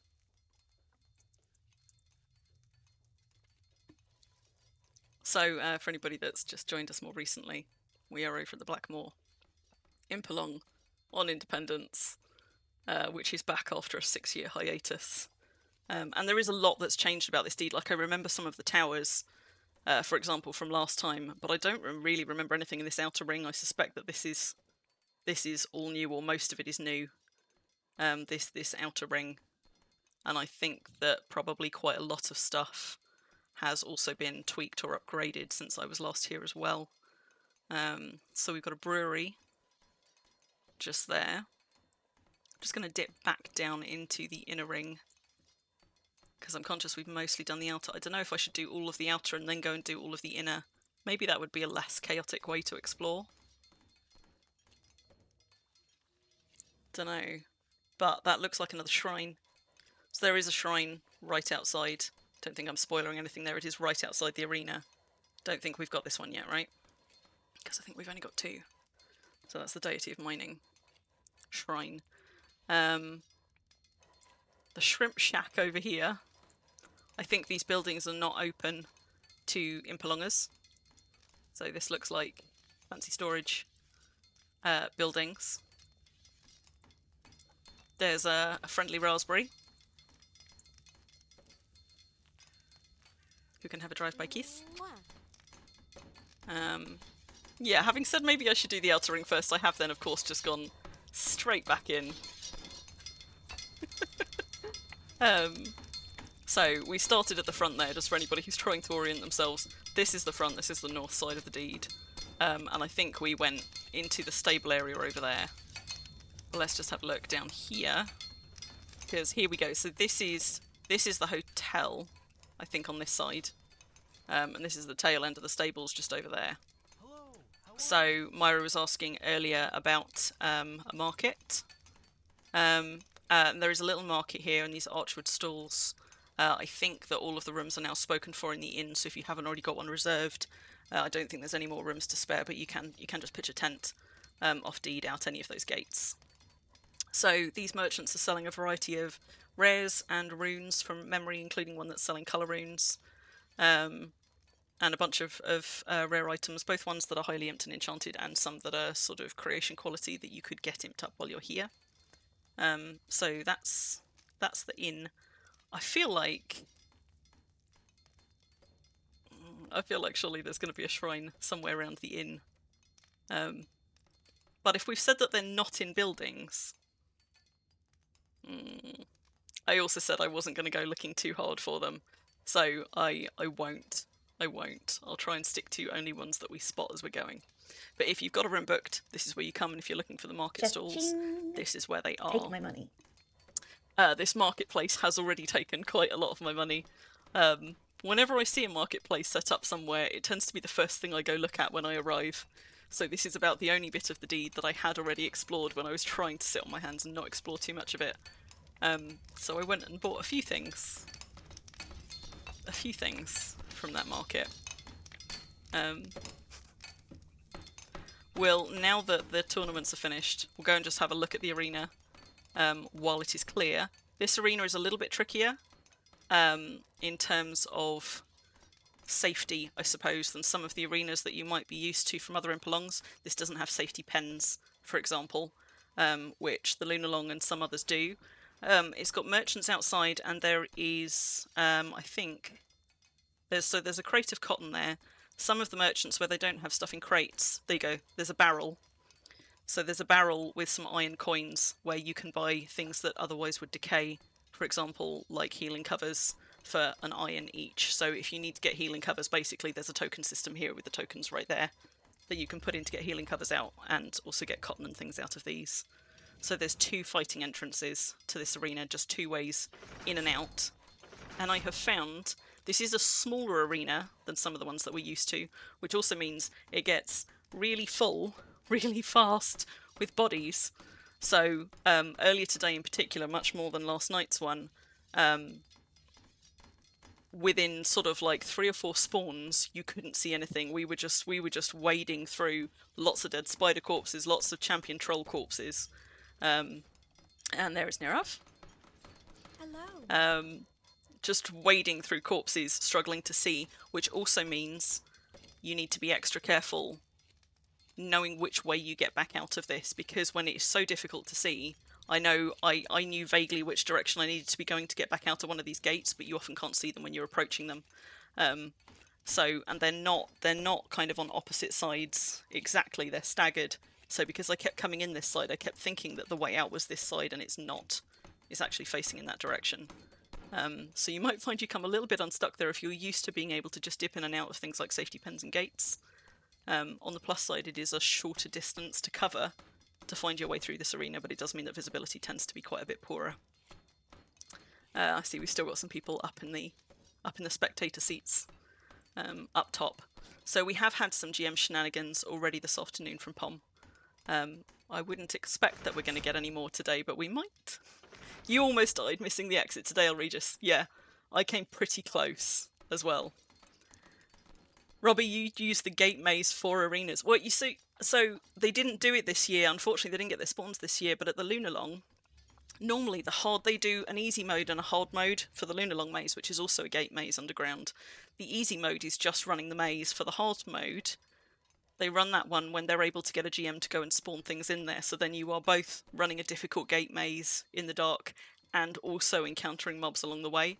And particularly if you're trying to race your way through and beat other people, a lot of people will have dropped a load of their excess stuff to try and race it faster. But you end up with people getting slowed down, and of course, if they drop things like champion trolls and goblins in there, they can pass through gates. So you'll find that sometimes it's helpful because you can see a path ahead when something like a champ goblin comes like charging through a bunch of gates, but it also means, especially now since they've tweaked the pathing on creatures, sometimes you're getting ag from so much further away that I imagine the hard mode on the Lunalong maze might mean the person in the lead pulls half of the stuff in that maze. I can imagine that being pretty deadly. Hey Coughs, how you doing? So that's the way back down towards the main imping building, which is right in the centre, and the arena just there. We're now back up on the outer ring with the volcano just there. So I'm just going to carry on round. This looks like a brewing building. Dragonmead Brewery, there we go.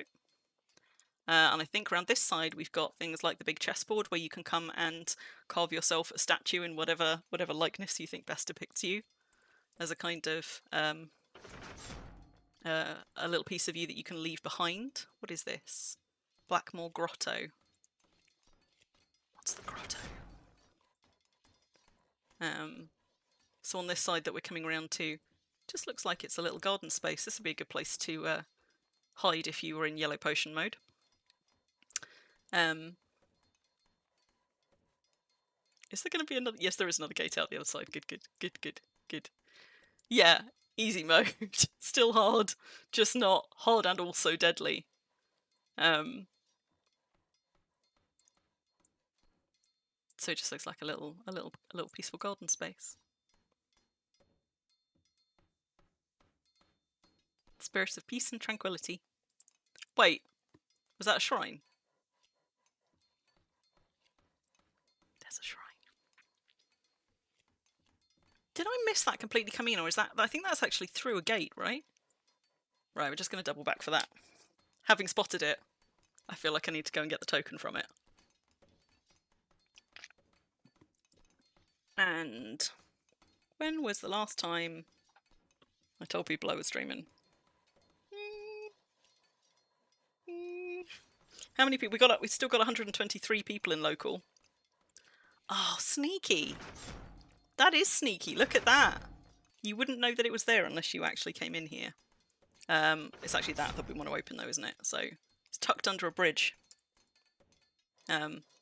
Super sneaky. Trying not to spoiler everything. I'm so sorry. But yes, let's. Oh, Nirav's running a quiz in local. So Nirav's run a few of these, and it's just, I think it's trivia. So I will keep half an eye out, but I am probably not going to be anywhere near fast enough to reply to those whilst I'm also streaming. But you know me, I love trivia, particularly worm trivia. So you can play in chat if you like, but I can't promise prizes. I think Nero's giving out just little deco prizes like masks and masks or jewelry or something like that. So where am I now? So that's where Storage Worms happens, just down there. And this is another corner of the deed, so... Okay, apparently Nerev's upgraded his prizes, so he's got some nicer ones this time, and he's going for some tougher questions. I can't imagine that they would put a shrine in the same spot in two places. But you know what? I'm quite enjoying this scavenge hunt so far. Like there's some are tucked in clever little places so far. So I think this will be fun to complete properly when I do. So we're heading towards Storage Worms at the moment and towards the Pantheon building. Ludicrous answers are encouraged, Nerev says, but you don't get prizes for them unless they also happen to be correct. There's a Stormblade, I guess, Memorial Colossus there. This is the chessboard where you can come and... No, wait, I think that's the actual chessboard. And then over here, this is where you can come and carve something. Carve a statue for yourself. Basically, I think there are some materials. There you go, there's materials there. So you can pick your materials, carve yourself a statue, whatever you like, name it after yourself, and pick it a place to sit. It is July 2009, a new server's open, but only to premium players. What is it called? I think the answer must be Wild, right? Oh no, it's Indie. Was it? Ruffle, you must have known that one. So was Indie really only open to premium players when it first opened? I thought because Indie was the exodus from JK Home, I thought everybody pretty much had to go there. Tan's shouting it in local. Yeah. Indie isn't correct, it's Independence. So you couldn't go to Freedom at first. Well, there you go. One I wouldn't have known the answer to. Right. There we go. Tantail, are you joining in Massa's How Many Times Can We Stream Bomb game? Because I told Massa that like, as long as I didn't have to keep count, we're good.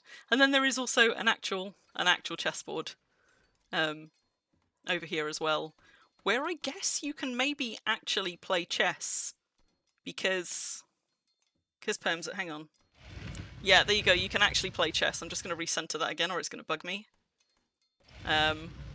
Oh, no, okay, so Nerev says no one has correctly answered this, because Shrimpy says Freedom was the server name when it was launched. It wasn't Independence.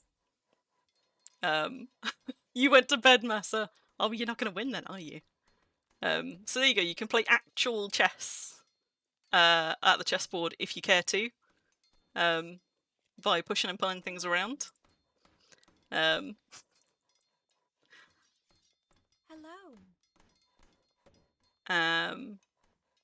And I imagine that a lot of these are ones from previous years. There you go. Yeah, some of them have got the date on.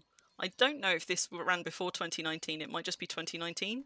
But it may actually stretch back to even before then. Did I actually just post, or did I get too distracted by Nerev? I might have got distracted. Because I meant to just post again that I was streaming in local, and I don't think I did. Okay, so just in case, if I've just spammed local twice in 10 minutes, I'm really sorry. You know me, I'm scatterbrained. I like how one of them, like, two of them have been dyed. This seems like a good thing to do to make your thing stand out. And also we've got one, Havergi's got a teeny tiny little one, which I guess you could also do here, I suppose. Are these? I mean, these must be secured, right? Can you secure your own things here? I don't know. Or maybe Shrimpy goes and secures them. So Ruffle says, we all called it Freedom, but it was called Independence. Hello, Ruffle. Hello. Setting the record straight. Ruffle and Tan, two of the few people I know who actually went from JK Home to Independence. Are there any more of you in chat? Regis, yours is from 2019. Okay, so there's another gate out. That's the Pantheon just there.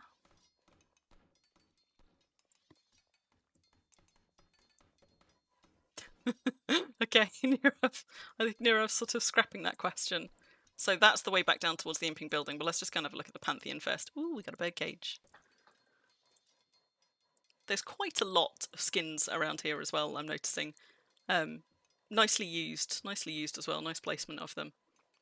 Can't be that many old timers left. I don't know, Madoon. I think there's quite a lot of them around, not necessarily in this stream. Of the 3 original kingdoms on Chaos before the player made kingdoms, which was the last to be created? Does anybody know the answer to that one? Like, my assumption is that it would be, yeah. I suppose Morahan would have been my guess, but I wouldn't know, because you needed to have the opposition first, right? So Hots had to be there to give whichever of the White Light kingdoms came first an opponent. That would be my assumption. But obviously I'm not a PvPer, so that's just me kind of like following Crim logic. Let's go and have a look in the actual. Jen Kellen versus Horde was the original, and then Mulrohan came later. Yeah, which Nerav confirms. So Sarabi got that one. Okay, so this is the Pantheon building. I'm surprised. I suppose because it's daylight outside. I wish that there was a way to choose certain fire sources, for example, like braziers, to be on all the time instead of to only come on at night. Because I feel like buildings like this really suffer where actually the windows into it are quite small and you don't get any natural daylight coming in. And you want this to be lit up really like day and night. Because I imagine that this looks pretty awesome when it all lights up in the evening. And, oh no, who left a pig? You don't have time for quizzing, you're busy knitting socks. MR okay, so Mulrehan started out as Worm Law and then got made one. Oh, I've missed one. The entry improve a weapon to 50 QL is in what chapter of the journal? Couple of answers for Gathering Stride. Anti-Reunion said going the distance. I think everybody is now checking their journal at speed. Anti-Reunion changing their answers suggests to me that they might now have actually found it in their journal. One that priests can't do. The Winding Road, Vulcan. Tantail heard knitting, and that was just Tantail's attention just zapped. Gathering Stride was correct, apparently. So yeah. When somebody changes... Well, having said that, hang on. Go in the distance, Gathering Stride. So, Shenji? Are we saying Shenji? Or... Wait... So everybody's saying Gathering Stride. Nerev's... Okay, do you know what? Let's go and have a look at the journal. So, Anti-Reunion's last answer was Paved with Stone, which is the one that Nerev has called. Everybody else is saying it's Gathering Stride. So, Paved with Stone, get a skill to 50, improve a weapon to 50 QL. But the question was improve... No, it was. Look at that. The entry improve a weapon to 50 QL is in Paved with Stone. So, and Gathering Stride is improve a tool. So there you go. Anti-Reunion did indeed get it right. See, this is why I like trivia. We all learn things. But yeah, so this is the Pantheon building. I'm amazed. Do you know what? I like these hanging tall banners. I'm kind of amazed they haven't dropped down, but those must have been recent placements. Because you couldn't have done that by pushing them into walls. That can only be done by placing them up on the walls. But I know a lot of people have been saying that placing stuff on upper walls and removing scaffolding, they've had stuff drop down. I like it though, with the sort of like the hanging fabric. That's nice. Definitely left your brain in bed. And I feel like, I thought there was like... I feel like there's a graveyard around here somewhere, right? Here you go, there's a shrine, for a start. But I thought there were... Yes, there we go. There we go. So we've got these nice little Nice little sort of like graveyard spaces, which I think is quite nice. So this one is Deity of Fighting.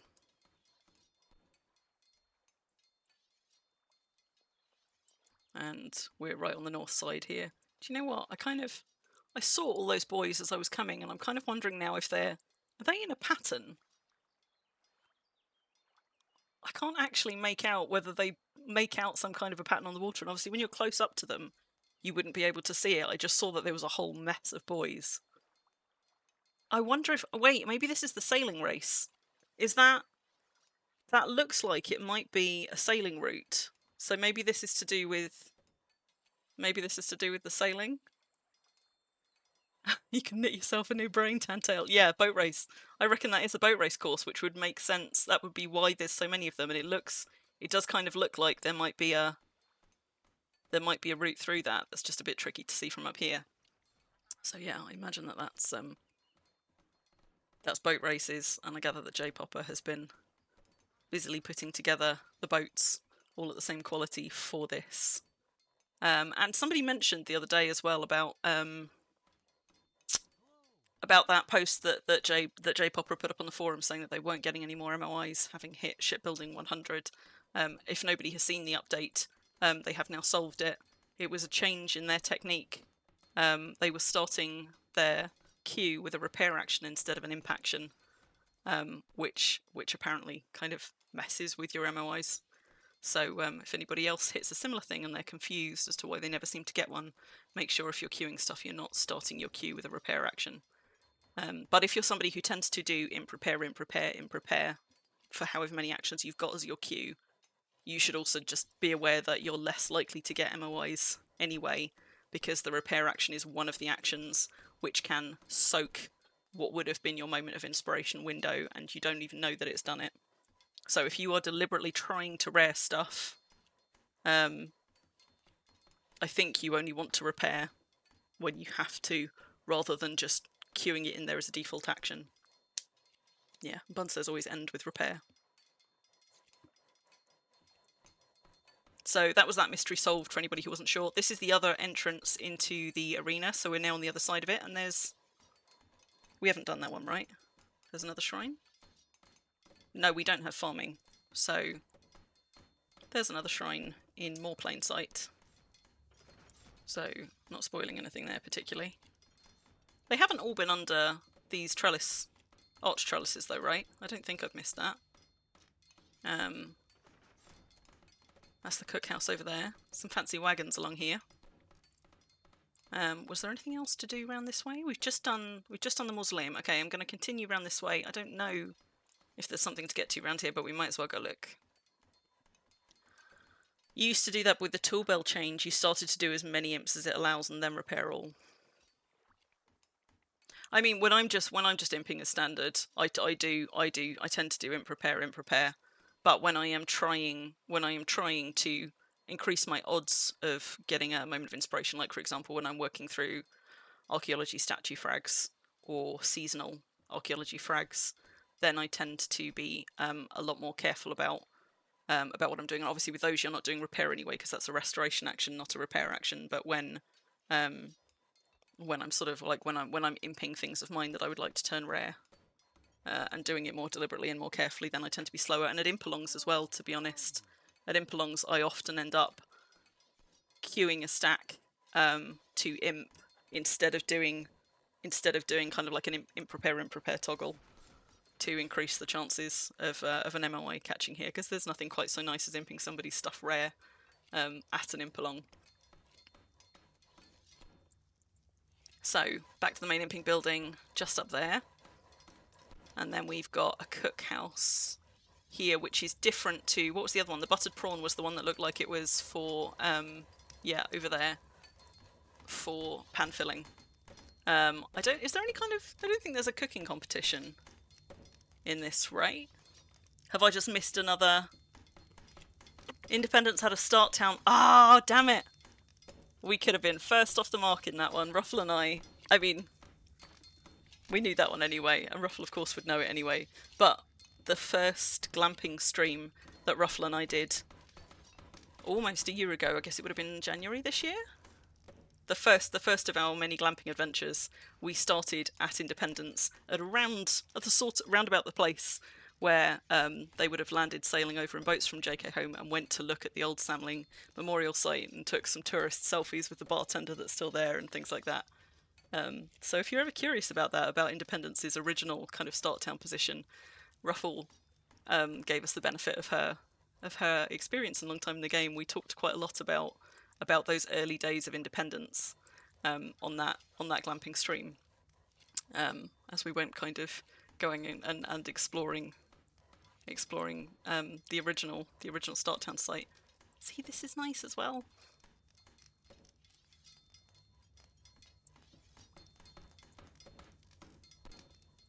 And yet more PMK banners to see around here. Why are there fish? Why are there fish liberally scattered about? Clearly somebody has been fishing. But yes, so you can come and get free food here, which reminds me, I've been eating my way down to this breakfast. Hello, I got it how like are you? a bite away from... Wait. Oh, there's UL Regis, okay. I got it a bite away from being able to fit it in my lunchbox, and then of course I started stream and forgot to actually finish it. So now at least it will be small enough that I can tuck it back in there, so that it will decay a little bit slower. Nirav crawling their way to the dock. Now that's probably somebody yellow potioned rather than GM shenanigans, but we have had some mysterious transformations after the last couple of days. Somebody catfishing. And if it's something that you know you can't yellow potion into, that's often a sign that there's maybe a GM lurking. That one is yellow potionable though. A bunch of us were getting turned into giant crabs, for example, last night, which I assume was some... Oh, that's cool. Do you know what? It's so rare to see a caravel actually out and about in use, because everybody's in NARS. It's nice to see one with its sails fully up. I don't want to just go have a look at the dye on that. Don't know how close I can get to it though before I drop in the water, I suspect. Not very. Whoops! Yep, that's the edge of the dock right there. I can't even see it past all the boats. So it looks like a kind of a black dye on the sail, but obviously not a black. Somebody was talking just the other day about how much... Was it... Who was talking about this? Was this in the Coterie channel? About how much dye it would take to dye a ship and its sail actually like black, and given how difficult it is to make that 111 black now. Yeah, that's the trouble with a lot of the bigger ships, Bun. Like, it puts you in a really strange position that makes it really quite difficult to pilot the ship, especially once you try and, for example, go through canals, which are often have got enough head height for NARS, although some of them don't, but not enough head height for any ship that, for example, puts you up in the crow's nest. So it just becomes next to impossible to navigate your way through any kind of underground canals, because most of them just aren't high enough for the big ships, even if they're deep enough draft. Very difficult to see from the commander seat. So if you have a toon in a passenger seat and somebody in the commander seat, and you can watch both, then it becomes more manageable. I have done it. I have navigated my way through solid rock from, like, feeling my way through a canal before when I absolutely had to in a bigger ship, but it is not fun at all. Okay, so a cursory look around has got us 1, 2, 3, 4, 5, 6 tokens. There are 15 shrines total, so there's still another 11 shrines in places that we haven't looked, and we've done quite a basic walk around most of the site. We haven't really gone outside of those gates, and the deed does extend a little way out the side. I'm sure there's some places that we've probably passed by and I haven't noticed, but it is something that you need to kind of like go actively looking for. Which reminds me, I've still got my my priest, my Vin priest here, who's holding a bunch of earlier spawns for Shrimpy, which I need to hand off to him, but I'm not going to do it right now whilst I'm trying to stream. So some of the things we got earlier, we got Gordon Ramsays, we got Lamborghinis, we got Barbar Streisand's, and we got turkey dinners. Turkey dinners is actually one of yesterday's spawns, but we got a spare one, so Olivette is still standing there holding them, so that Shrimpy can have some of those, because I don't think he managed to get any out of the arena earlier. They were spawned quite fast, and whipped away quite fast. So that's sort of a whistle-stop tour of the Impalong site. That's you too, Tan. You've got 6. I mean, I could go. I haven't really done a very comprehensive loop around of the outer ring. I'm sure that there are more that are in relatively plain sight if you cover enough ground, but there are definitely going to be some that are tucked in sneaky places, like that one that we found in the grotto, that you have to really be going and looking to find. But that's half the fun, right? Going and actually doing like a proper nosy. I haven't gone looking in all of the colossuses and things. It's possible that some things are going to be tucked out of sight in that way.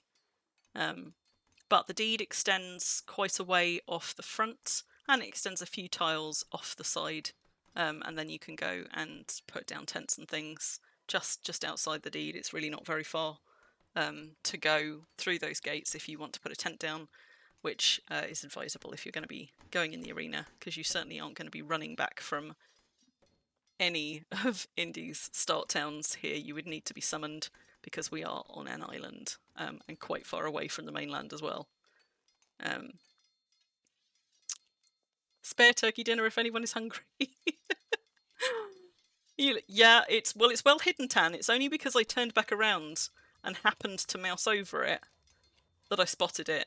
Like, I'm fairly sure that there's probably going to be one somewhere in the inn area. It seems like an obvious place to put it. But has anybody, I know you guys were saying earlier you don't think any of them are in buildings. It's also possible that some of these buildings are donut buildings that don't look like they're donut buildings. That would be quite a clever way to obfuscate something like a shrine. Like, for example, there's bridges in the middle here, and if there's bridges, this bit here is part of a donut building, so that's technically not indoors. You might find, if there's another bridge up there, for example, I would hazard a guess. Does that bridge carry on up? Ooh, I've just seen the sort of like the canopies inside a building. Not sure how I feel about that. So there you go. That is a bridge up and a bridge up, and if that's a bridge up, then that must also be a bit of a donut building, right? So I would. This looks like it's a room, but actually it shouldn't be a room. There you go.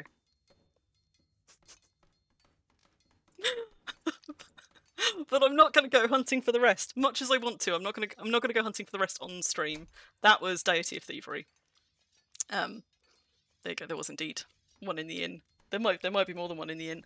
But this is what I really enjoyed though about the scavenger hunt that I did here before, and it was the first thing I think that got me really interested in the kind of events run at community events like this, because it got me looking at Worm in a different way, looking at the Worm world in a different way. And actually I think that mindset shift was probably also partly what contributed to a real shift in me in terms of design principles, not necessarily to hide stuff, but just to stop looking at things like the way they were and start looking at things in what you could make from them. So, you know, a lot of the decoration stuff that I do around my deeds that people find unusual or interesting is nesting things in interesting and unexpected ways, using wall types in interesting and unexpected ways, and often some of the things that I find most interesting in terms of decoration when I go and look around other people's deeds, whether on or off stream, is that same thing. It's taking something and using it in a way that is slightly unexpected with interesting results. And so I think that kind of first experience of scavenger hunting that I had when I came back to Worm after a long break back in 2019, and I came to this Impalong, like, some of it was just trawling through, like, looking for stuff hidden in grass and learning that having low-res clients would actually help a lot with that. Massively helpful for finding Easter eggs, for example. But a big part of it was also just that looking at the way we know things work in Worm and then saying, okay, so if this, then that, and trying to use logic to say, how could you do interesting and unexpected things like that in there? Like, if this is a donut building, if there's bridges, then that must technically not be part of the building, and therefore that could be a place that a shrine is, and lo and behold, there was a shrine. And I think that probably was quite a big turning point for me, not necessarily the scavenger hunt per se, but around about that time when, like, I encountered several things in the game that made me start looking at those building blocks as a toolbox that we could do lots of things with, both expected and unexpected. And I think that's often where some of the best innovation in Worm comes from, in terms of fun games we come up with and interesting decoration ideas that we come up with. I think a lot of it is about, and in fact I think I was talking about this on Griff's stream last night. Yeah, definitely easier to do donut houses that don't look like it now that we've got docks. Yeah, I agree.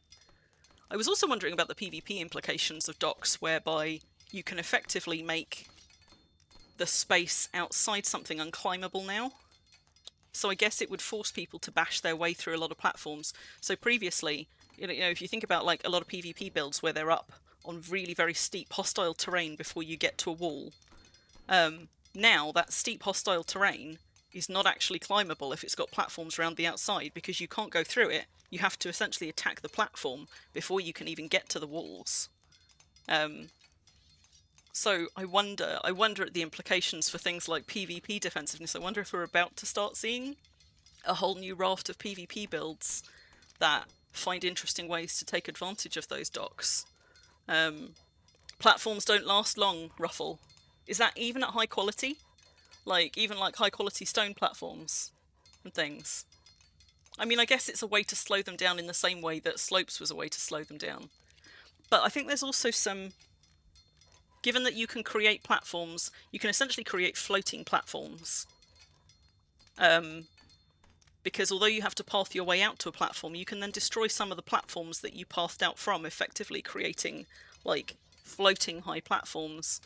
And there must be some interesting things that you could do, not necessarily that would work in a PvP setting, but even in a PvE setting, around routes to deeds. Like, theoretically, it's possible now with platforms to have your house, your buildings, maybe even your deed if it's a small deed, or the best part of it, up on platforms which aren't reachable by any slopes from the ground, but are only reachable by bridges connected to other floating platforms. There's all kinds of really quite interesting things, which I think it's going to take some time before we start to see those. But probably not that long, because people are starting to experiment with all of those kinds of things right now. And I sort of like, when I was thinking about what you can and can't do with platforms and testing out the mechanics and what you can and can't get away with, I made that accidental floating bridge. And I don't know if... I think that's probably not something you're supposed to be able to make in the game, but I don't know if that's a mechanic that's been fixed yet, if it's not as intended. And I think that there's going to be some really interesting new kinds of designs that we see coming out of that platforms update, where they're used not in the expected ways. Like, obviously we're going to see a bunch of docks and things like that, which is the expected way for them to be used, and balconies off the sides of buildings. But I'm interested in the unexpected ways we're going to see them being used, like almost more Minecraft, like perhaps sort of floating or isolated or high up builds on platforms which aren't connected to any of the surrounding terrain except by bridges, for example. I don't know, we'll see. You think those were just wood ones? Yeah, I imagine that the wood ones probably do go down quite fast. I'd be interested to know how fast the stone ones go down, and in particular, if the height of a stone one makes much difference to how long it takes to take it down. Like, I don't know if the strength of a platform has anything to do with the number of materials that go into it. I don't know if they've got a kind of like a bash rating similar to cave doors, because the taller your platforms are, the more materials you have to make to create them, which I guess allows you to have them at higher quality if you've got skills high enough to do it. But I don't know if it also increases their durability at all. And that would be something that would be interesting to test, but not something that I'm particularly interested to test in right now. Tan, I assume that Ruffle's talking about them not lasting long, as in when attacked, as in they're quite fast to bash, but I could be wrong. Ruffle, do you mean just decaying in the wild? Yeah, you're talking about war machines, you're talking about stuff under attack. So Tan, I assume that things out in the wild, that platforms out in the wild. I don't know how long the wood ones would last without highways on them, but because you can run highways over them, they then effectively become protected on PvE. Effectively become protected by the highway system in the same way that bridges do, right? So much to test and play with. And at some point maybe I will do a stream testing this out, because I have now got myself another deed to play with that has got some quite steep hype differences without me ruining the Care Paravel one that we started on. Because I would be quite interested to have a play with high-rise platforms apart from anything else, because I keep being interested in the idea of making obstacle courses that require base jumping, which again is something that you can't do in Worm, but you can kind of do in Worm with enough of a height difference. And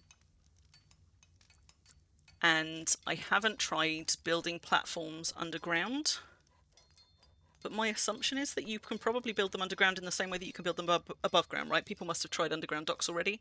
So I really, really, really want to go and mine out a very tall space in an underground mine and see if I can make a kind of Tomb Raider style platformer obstacle course, which is possible, albeit not easy to get through. And of course there's no falling damage in a mine as well, so the penalties for failing at that shit far less than if you're trying to do that out in the open in a mine. It could be super cool. But that's something that's going to take quite a lot of experimentation prep, not to mention mining, to even prep a space for. But I think that the potential there is really quite exciting. And yeah, so that was a really long way round of saying I think that using things in unexpected ways is where most of the really interesting stuff in Worm happens. Unless the supports are like stairs and break your ankles. Do stairs break your ankles underground then, if you land on stairs? One of the things that I really like, there's a lot of things I really like about the Puzzle Labyrinth. For example, as you know, I'm a big fan of the Puzzle Labyrinth. I have run it hundreds. Am I up to hundreds? I've got to be past 100 times now. One of the things I really like about that is it's using things in unexpected ways. So for example, some of the ways that you have to get through that are by throwing yourself onto platforms and onto stairs lower down to get through certain parts of it. And that the Puzzle Labyrinth is another one of those things that really kind of like got me thinking, like, how could we do obstacle courses in Worm in interesting ways that force people to challenge their perceptions of the mechanics? And in fact, one of the funniest bits of when Calvert and I did the Puzzle Labyrinth on his stream, as any of you that were there will know, was Calvert getting stuck on a point where he's looking at what the world Worm, what the mechanics do, as in what he's standing on floors right on a platform, and he's saying, well, I need to get down there, but there isn't a way down. Like, there's no steps down, there's no route down. And looking at it as the game intended it, rather than looking at it kind of outside of the box and thinking, well, I can just throw myself off this platform to get down there. And it took him several goes before he got it. And he's not the only one. That's one of the reasons that things like that are so successful, because some people see it straight away and some people are looking at it and being like, okay, but there isn't a route down.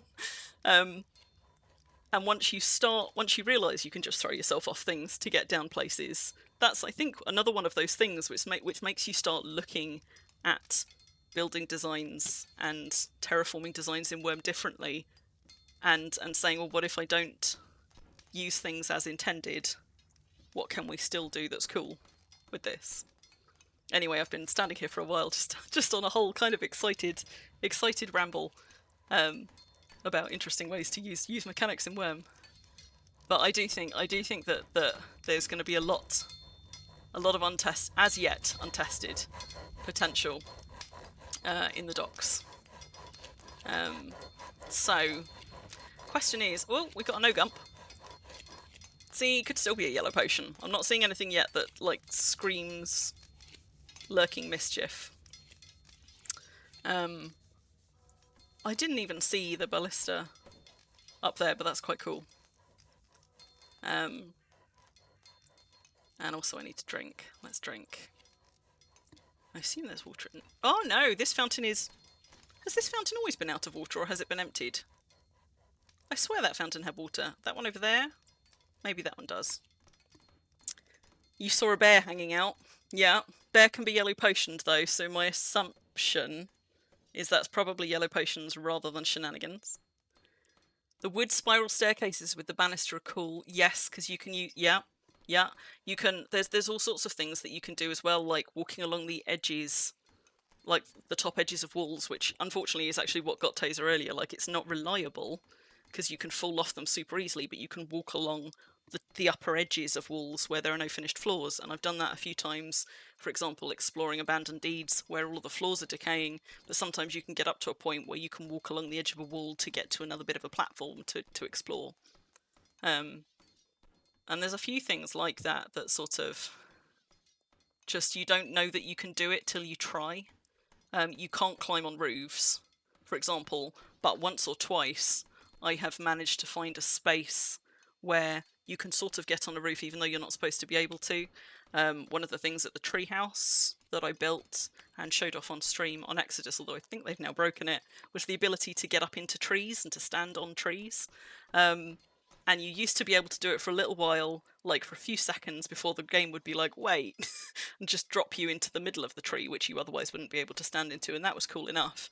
Now though, I think the changes that they've made to collision and pathing mean that I can actually stand on top of the tree, and I was like, I could make a treetop running course, except sod's law, as soon as I do, they'll be like, yeah, that's not meant to happen, and that too will get considered a bug and get wiped out of the game. It makes me sad in a way that so many of the really cool and innovative ways I could make obstacle courses are probably ways that would just then expose mechanics that are not as intended, that would then get cleared out of the game as a bug, because it can be exploited in ways that aren't good. But all the same, I'm always excited by sort of like interesting new mechanics and things that it feels like you shouldn't be able to do, but that the game allows you to do. That's a really interesting roof over there, actually, that I didn't notice before. What's that? Did we go past the warehouse? So that looks like... It's just, tell you what, let me see if I can get up high here so we can have a look. But like, that looks like just a ring of roofs at one story up all the way up, but it's an interesting effect where you're just getting those kind of, almost like those ridges. Let's just get up to one of the high spots and actually have a look out over the deed. You were just fence walking and clip through floors. Yeah. And like the elevator trick that Calvert and I got so excited about, and I still fucking love it. The elevator trick is again based on things not working the way you expect them to work when you use walls in interesting ways. Can I get any higher than this? I sort of wanna... Where was I trying to... I was trying to look back that way, wasn't I? And I'm not going to be able to... I think I've put myself in a place where I can't actually see the thing I intended to. What about if I go over here? Maybe I can over here. Although let's not get too close to the roof, because then I start juddering and getting stuck. Yeah, there we go. That's what we were looking at. So like, that's an interesting sort of effect of just stacking those roofs up each floor, and you end up with this kind of like ziggurat with like sections in the middle, like a pyramid. I'm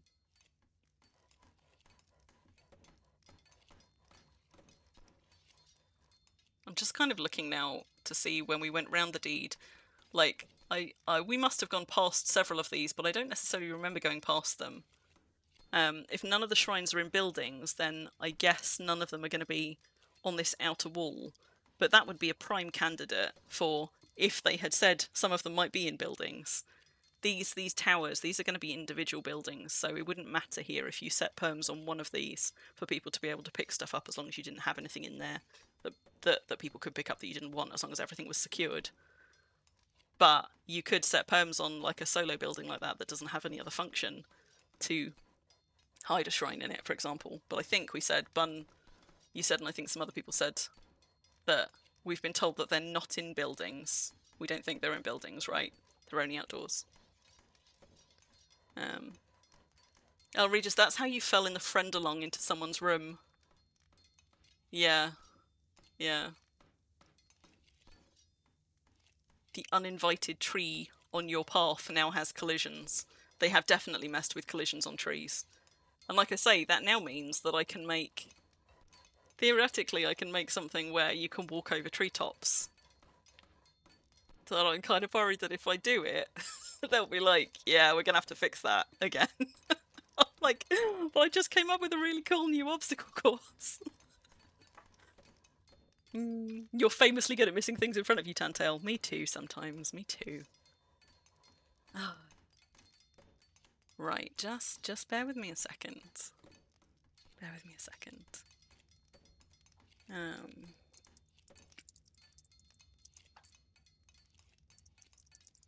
Now, what time are we on? We're on 10 past 10. I don't know why my voice is as bad as it is at only 10 past 10. It's normally at least midnight before my voice starts going. Maybe it's just because I've been excitedly splurging about stuff. But we haven't got any other events planned for today. And as I said, we might get some arena action later, but it feels less likely in a way because we've already had a visit from GMs. We might get one again, but obviously it very much depends on their time and how busy they are rescuing people doing border crossings and investigating other kinds of tickets and all sorts.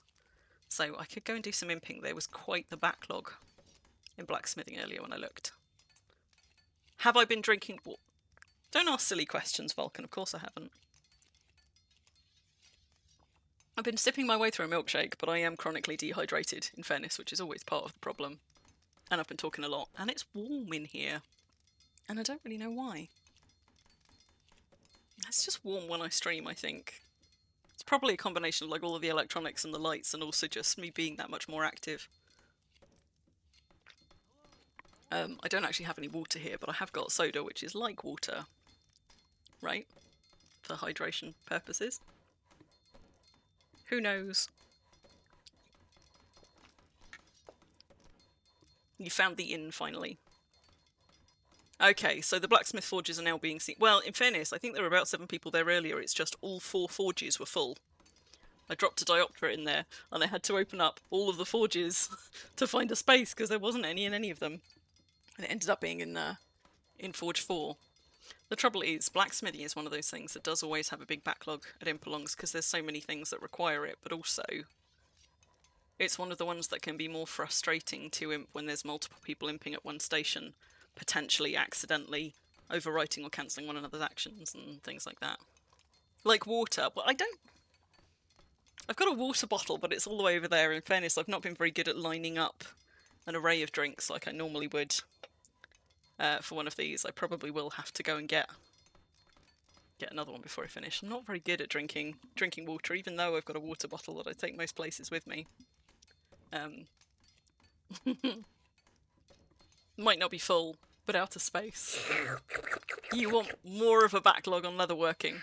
Yeah, and that tends to also be the thing at Impalongs, right? Like, the skills that aren't blacksmithing, or to an extent, I guess, weaponsmithing and platesmithing, which, although they don't often have a big backlog, sometimes it takes more time to get some of those up. But, like, there never seems to be enough leatherworking, tailoring, carpentry, pottery for the people who have those skills and want to use them at Impalongs. Although Myra says leatherworking's been really busy up till now. Maybe it's because the imp target is higher at this one.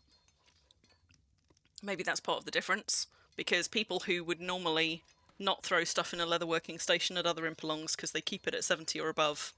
Like, because I did that, like the leather sleeves, the drakehide sleeves on my armour were both mid-70s, whereas everything else that I've got is 80 or higher. So I threw those in there and somebody kindly imped those up for me yesterday. And I wonder if that's part of it, because there's just that slightly higher imp threshold, which both means there are more items that people are likely to put in that they wouldn't put in other Impalongs, but also, depending on your skill level, but also depending on the item to a certain extent, once you get past 70, some things just really slow down. Yes. Thank you for the follow, Doc. Yeah, I guess that's probably contributing to it somewhat. Let's go and have a look. Let's go and have a look and see what the state of things is in over in the imping building. Let's have a look at what's in the stations. there was a massive... do you know what? I so nearly said it. There was a massive Circle of Cunning backlog yesterday, but I think that they've got through that now. There was there was a big backlog.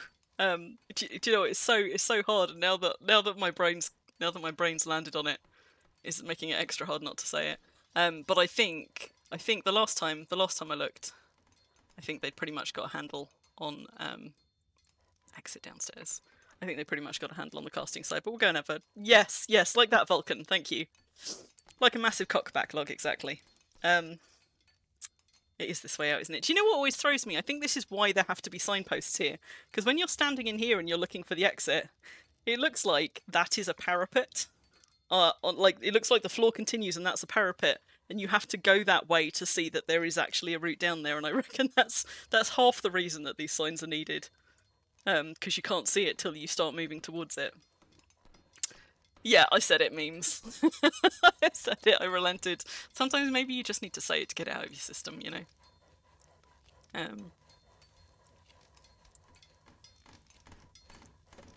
But let's go and have a look at the imping stations and just see what's what. And if you find that it's like the worm sounds are going to kick up a lot for me in here, if they kick up for you as well and you find they're actually being intrusive, I did turn worm sounds up earlier when you couldn't hear them at all. I can turn them back down if this is actually going to be quite loud for you. So, oh look, there's one specifically for anvil smithing. So, let's have a look and see what state these are in. Probably don't want you. Madoon!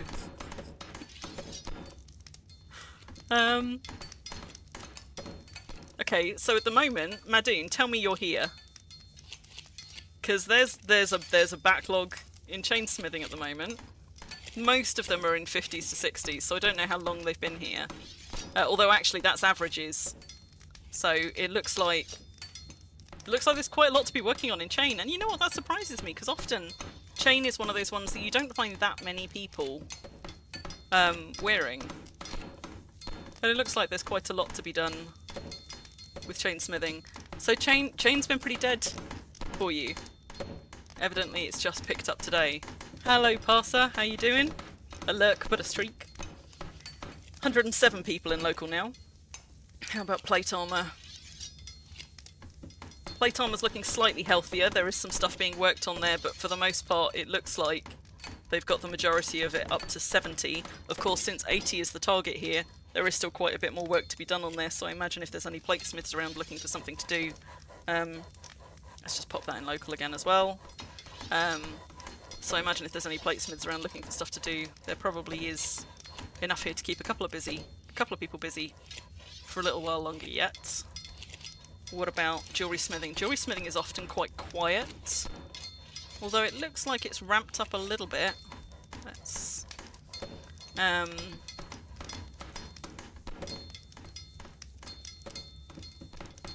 so a lot of these are lumps, which is making it look like there's more stuff in here than there should be. Incidentally, don't do this if you can help it. There are backpacks on all of these. You can put your lumps in the backpacks, put your name on them first. If you're imping up large items in alloys, Shrimpy was saying earlier, and it is a good tip, to not combine your alloy lumps to imp with, because often an imp action on a large item will use more than a single lump's worth. But you can do an imp action with whatever quantity of item you've got, including single lumps, so you use a lot less material for imping large items by keeping your lumps separate rather than combining them, and that becomes particularly important for things like alloys, which are in much shorter supply. But yeah, if you're imping, first of all name your lumps, secondly pop them in these backpacks so you can open up the backpacks on any of the forges, and then that avoids the forges themselves being cluttered up with lumps. But if we take the lumps out of the equation in this one, so jewellery smithing has got a few items in the 30s and 40s, like that's got a little bit of work to be done there. Certainly none of these so far have been anything close to finished. How's weaponsmithing looking? Weaponsmithing's got quite the backlog, if we've got any weaponsmiths around. There's quite a lot of stuff in there. Thievery was sneaky, yeah. I know, Tantail. Like, I looked around as I went in there, And I was like, no, there's nothing here. And it was literally just that pan around as I was about to leave that caught it. Super sneaky, which you'd expect from thievery, right? But yeah, so quite the backlog in weaponsmithing. And weaponsmithing in particular tends to be one of those culprits, I guess, for... well, I was going to say one of those culprits where you've got lots of different kinds of items. Actually, you've probably only generally got 4 material types in weaponsmithing. Mostly iron, some steel, some silver, and a few things that are lead. It's often actually worse in blacksmithing, because not only is the quantity of items that much bigger, but also you tend to get like archaeology creations in weirder metals and things that people don't mind so much. Hello, Yups! Lovely to see you. So, you know, blacksmithing forges, you end up with a lot of lumps on the go, or you end up trying to focus on lumps, and I find that often the bits towards the end of an impalong, which get left till last, are often the ones in unusual metals, because everybody has heated up iron, and maybe also steel, but not everybody has got, you know, also got bronze lumps on the go, and whatever else, whatever kind of weird and wonderful stuff. Shieldsmithing. Shieldsmithing, there you go. Shieldsmithing does not have too much of a backlog. Probably only need 1 person working on that. Almost all of them are up to 80. Only a few left to go. People want their fisher stuff imped or casted. Yeah, yeah. Hello, Yups. Hi, Yups. Nice to see you there. Previously there was a gold pickaxe on blacksmith. But yeah, like archaeology creations and things introduced an awful lot more weird and wonderful metals to blacksmithing forges in particular at Impalongs. Okay, so there is actually a blacksmithing 5 over here that doesn't have too much in, but all the way up to 4 was jam-packed earlier. It looks like 4's now got a little bit of a dent in it. So this one is not too bad, but there's only like 1 stack and a handful of items already up to the 80s, so there's plenty to be actively working on in this, and I suspect in most of these as well. This one has got a few lumps in the mix, which is partly clogging up this one. They really should be in the backpacks, but aside from those, there's a lot of... There's even like there's stuff here in the 10s, 20s, 30s, 40s, so even people who haven't yet got much blacksmithing skill, there is stuff here that they could skill up on. Something was finished for me earlier, but okay. I think... won't have been the dioptra. I'm not sure what else I've still got. Toy making? Has somebody been doing toy making? I think I've got... Bun might hate me for this. I have had uncommonly good luck with creating chessboards rare from materials. Given that it's a 1 in... How many? How many items in a chessboard? I should be able to work it out without looking it up, but brain's not braining whilst also streaming. So 20, 30, 44, 46? 46 items in a chessboard. So with a rare item, there should be a 1 in 46 chance of raring your chessboard.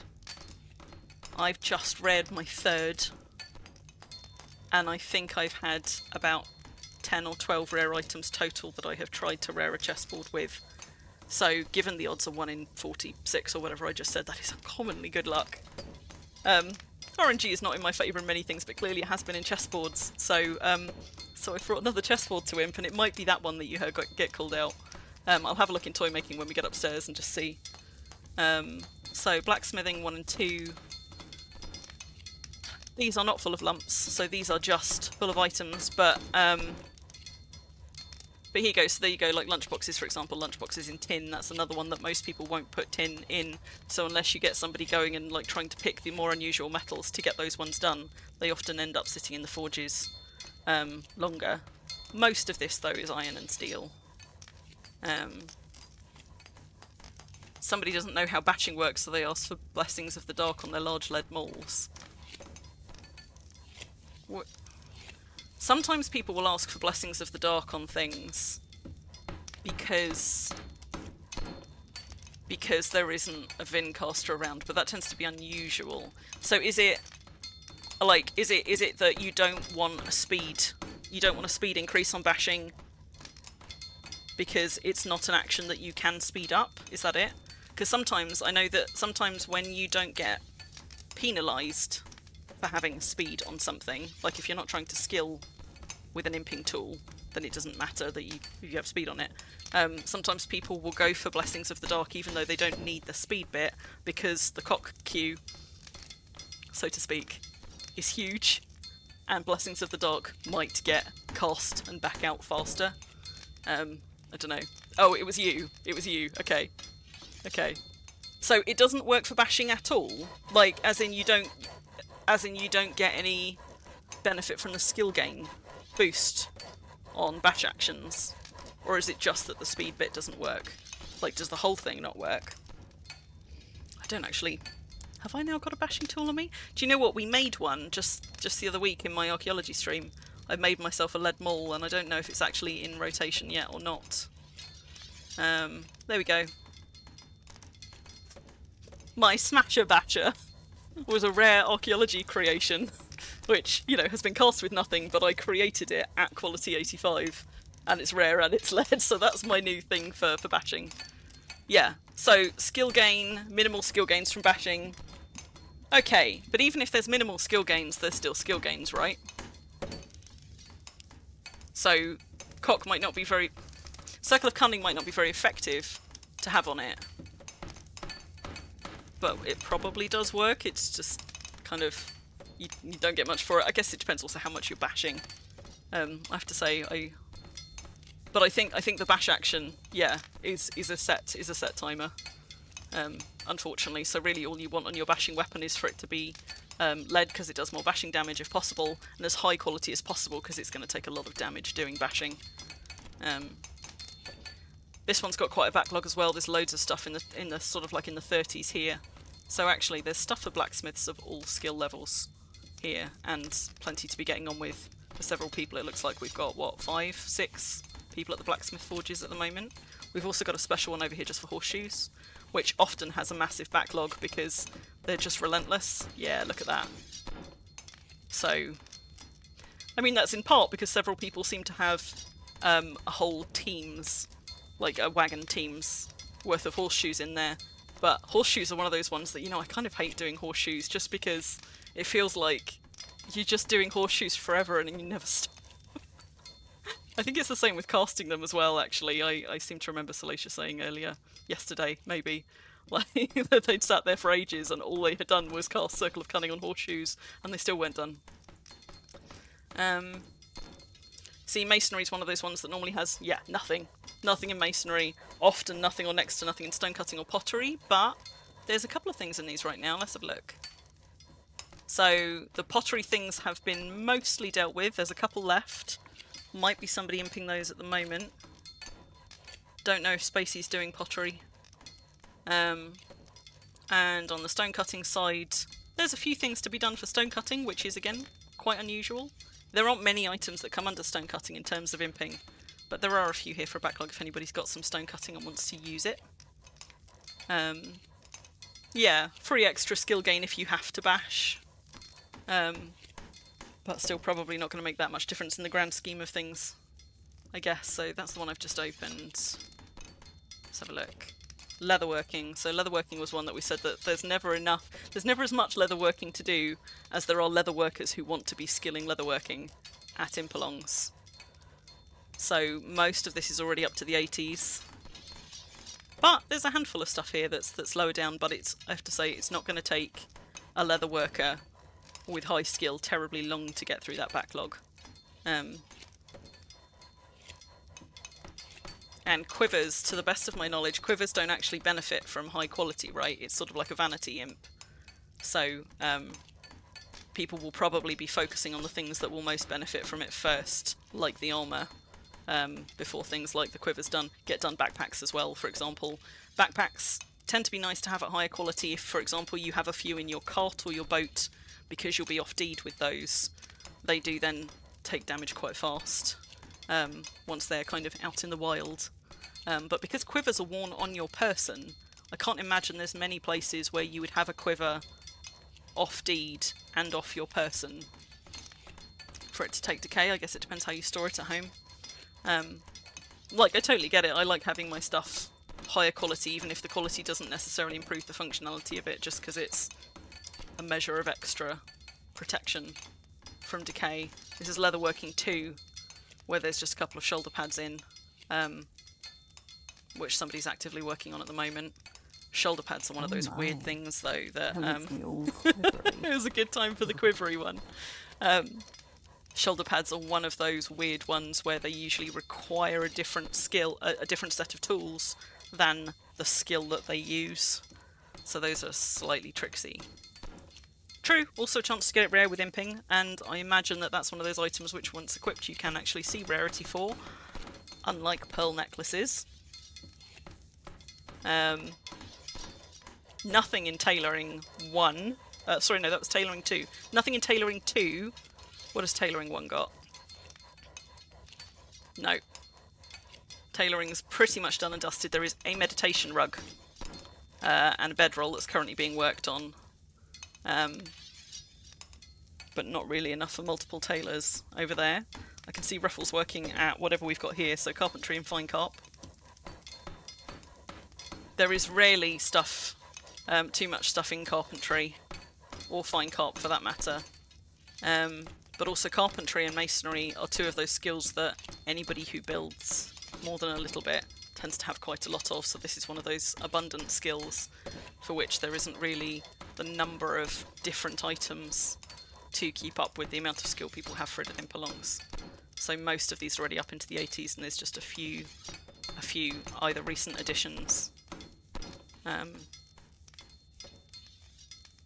Recent additions or ones that weren't there the last time somebody went on an up to 80 plus imp. Some of these are actually all the way up to 90s. And what about on this side? So there's a few more things in fine carp. I imagine there's people here because fine carp is one of those things that everybody almost always needs more skill for if you're a decorator. Fine carp is one of those ones that you do want to be actively doing. Some stuff like mallets is better to craft than to imp. So, wait, so do you get more skill? Are you saying that the skill gains are better crafting than imping? I mean, isn't that true? Isn't that true of most things? It's just that the material requirements to do your skill gain via creation make it not worth it? Or for QL? Oh, I see. So as in, like, mallets are better to craft at high quality than imp up something low quality.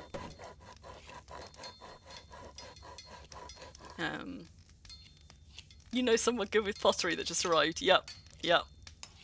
Yups. Do you know what? In fact, I've probably got them. Have I still got them in my inventory? There you go. I'm carrying around my books so that when there isn't stuff to imp, I can do papyrus making, and I think I've got my Yups book here. I think... Did I bring... Maybe I didn't bring it. I have a Yups book, but maybe it's not one of the ones that made it here with me this time, and it's called Yups Pottery Primper Supreme. That's the Yups book. Because I have books for several players, and a lot of them are ones that I create at Impalongs. Because there are some fun things that you can do with papyrus making at Impalongs, and I'll show you in a little bit. There's a reason why I tend to bring those, of all things, to do when things are quiet. Did you not know about that one, Yups? Maybe I'll mail it to myself so I can work on that one too. So I was also going to look at toy making in case it was my... Yes, there you go. It must have been my chessboard that was called out. Some lovely toy maker has got my new rare chessboard all the way up to 86. Thank you very much, whoever that was.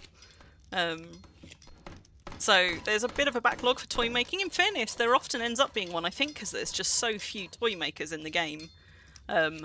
And because it's one of those skills that most people don't have any skill in, like you've probably got a bit of skill in blacksmithing and maybe some of the other smithings, carpentry almost certainly. If you've done any kind of building, you've probably got some stone cutting and masonry, but toy making is one of those things that a lot more people seem to be interested in having a nice set of puppets than are interested in skilling toy making. So actually that does often end up being one of those ones where you'll get a little bit of a backlog and nobody will touch it for days, and then a toy maker will show up and just blitz through the whole lot of them. You've recently started toy making, have you, Madoon? It was you, was it, Myra? Thank you, Myra. So there you go. Myra's been the one blitzing through toy making here. and imping up my lovely new chessboard. Thank you very much. And then a bunch of fine carp stuff, which is duly being chipped up. I think the other thing as well is carpentry. I don't really know how it compares to others, but I always feel like carpentry is quite a fast imp for most things, and fine carp too. So you can really very quickly get low quality. If you're high skill, which a lot of people are, you can very, very quickly get low quality stuff shot up.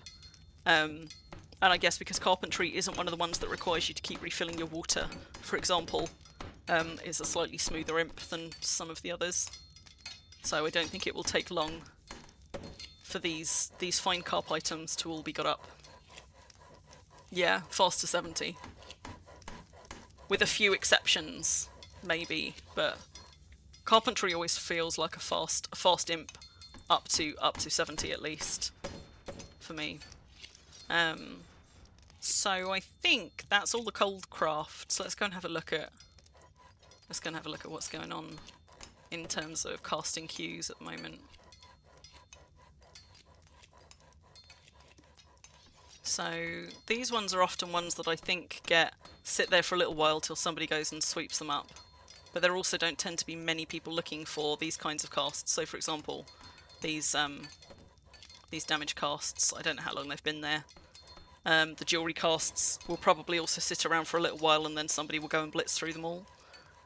There's a few things in there waiting for jewelry casts, and it tends to be because the priests are focusing on the ones that there's always a big backlog of and a big turnover, like Circle of Cunning, for example.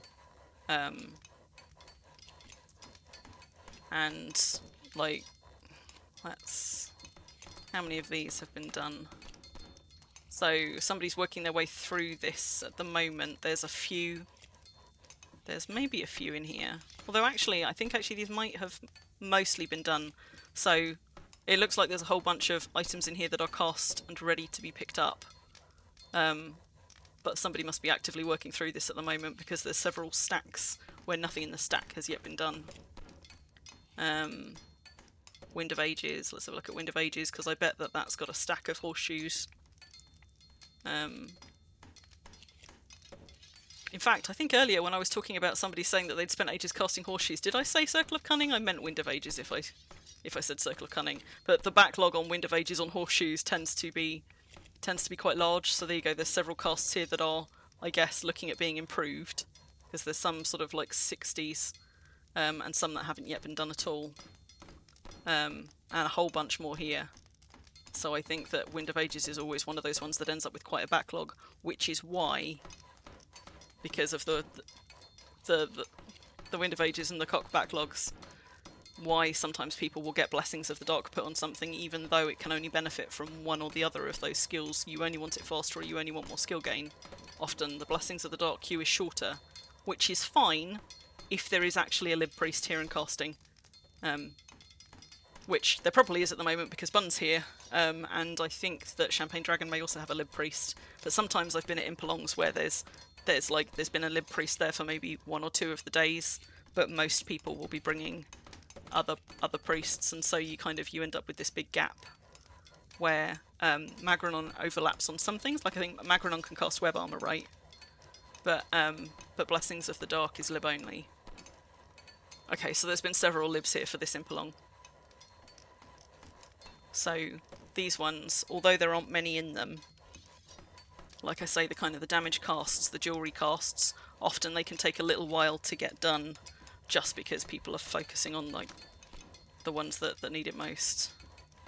And Mind Stealer and Nimbleness are really good to have on most weapons. But it's something that you need to get in a queue. So if Yennefer's mostly been slacking by the sea. So if you don't know, if you're getting a weapon enchanted for the first time, there is an optimal order in which to get things enchanted on it if you want several casts.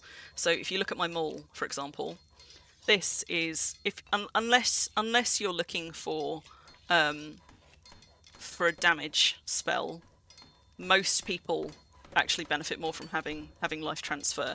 Unless you've got particularly high skill or you're looking for something for a very particular target. This is undoubtedly different if you're looking at PvP weapons. But for PvE weapons, which is the majority of the case here, there's 4 useful casts that you can stack, and like a couple of, like a bonus cast that you can have if you want, and those are Nimbleness, Life Transfer, which you can't have, you have to have instead of one of the damage ones, like Frostbrand or Flame or whatever the fire one is. You have to choose between those. You can only have one of those category. I tend to go for Life Transfer on most of mine because it is the difference between me staying in a fight and having to keep pulling out of a fight and heal. So Nimbleness, Life Transfer, Mind Stealer, which is one that a lot of people don't think to put on there, but it does stack with the rest of these. It's the least necessary one. It's not even necessary at all, but it's a nice to have. And it's a nice to have because what it will do is it will steal characteristic gains from creatures that you fight, and also from players if you're PvPing. So you get small little like boosts and buffs to things like body characteristics, mind characteristics, and also stuff like weaponless fighting when you're fighting things. So that's a nice to have, but that's also the furthest back in the queue. And then of course there's Circle of Cunning, which you should probably get on everything that can benefit from it, but especially weapons. Like, why wouldn't you want extra skill when you're using it? But the casting order here, as useful as Carcon, yeah, I'm not talking about bashing weapons here, I'm talking about weapons that you are using as weapons. Would be nice that she had an arrow or bow enchants. So there are some enchants worth getting on a bow, but it's not the full suite that you would have on a melee weapon, because some of the things work on the arrows and some of them work on the bow. But for a melee weapon, if you want all 4 of these enchants, you want to get them in reverse order, ideally. At an Impalong, arguably it matters less, because nobody's going to be picking up and dispelling stuff in order to put a better cast on it. But broadly speaking, when you're getting enchants put on a weapon somewhere, if you want to, for example, get some of these casts improved at a later date, it's much harder for somebody to do if you've already got all of the casts on there and they have to improve an already high cast, because they can't dispel that cast to redo it unless it's the last one in the queue, i.e. on this one, Nimbleness, if you dispelled this, Nimbleness would be the first to go, right? So in order to improve my Mind Stealer cast, if I wanted that at 100 plus, well, that would be a pain in the arse. Wait. Oh, my dude. Yeah. Too many bows already on BT or LT. Wait, on BT or LT? Hang on, let me just go catch up on that. You've just found one of the really obvious ones, Tan. You're up to 10. Nice. Nice. Oh, you pinned a weird comment. I see. Okay. Weapon cheat sheet. There you go. So Bun has linked you a weapon cheat sheet. For what goes where. But there you go. So that's got the optimal order in which to get stuff cast. So if somebody is dispelling items on something, and the reason that they would do that is because when you get a high enough cast but it's not as high as you want it, it's harder for a priest to improve that cast than it is for them to just dispel it and try again to get the higher cast first time. And that you don't tend to have that at Impalongs because people aren't picking up items and dispelling them to do better casts. But sometimes it does come into play at Impalongs as well. So if I wanted the Mind Stealer cast on this improved, you wouldn't be able to dispel it and recast it, because first you'd have to dispel Nimbleness, and then Life Transfer, and then Monster Demise, then you'd have to get rid of my rune, then you'd have to get rid of that 101 cock cast, and only then could you dispel Mind Stealer. So basically the only way to improve that is by keep spamming it, and obviously the more times you're spamming something trying to improve the cost on it, the more chances that you get really bad luck and it shatters.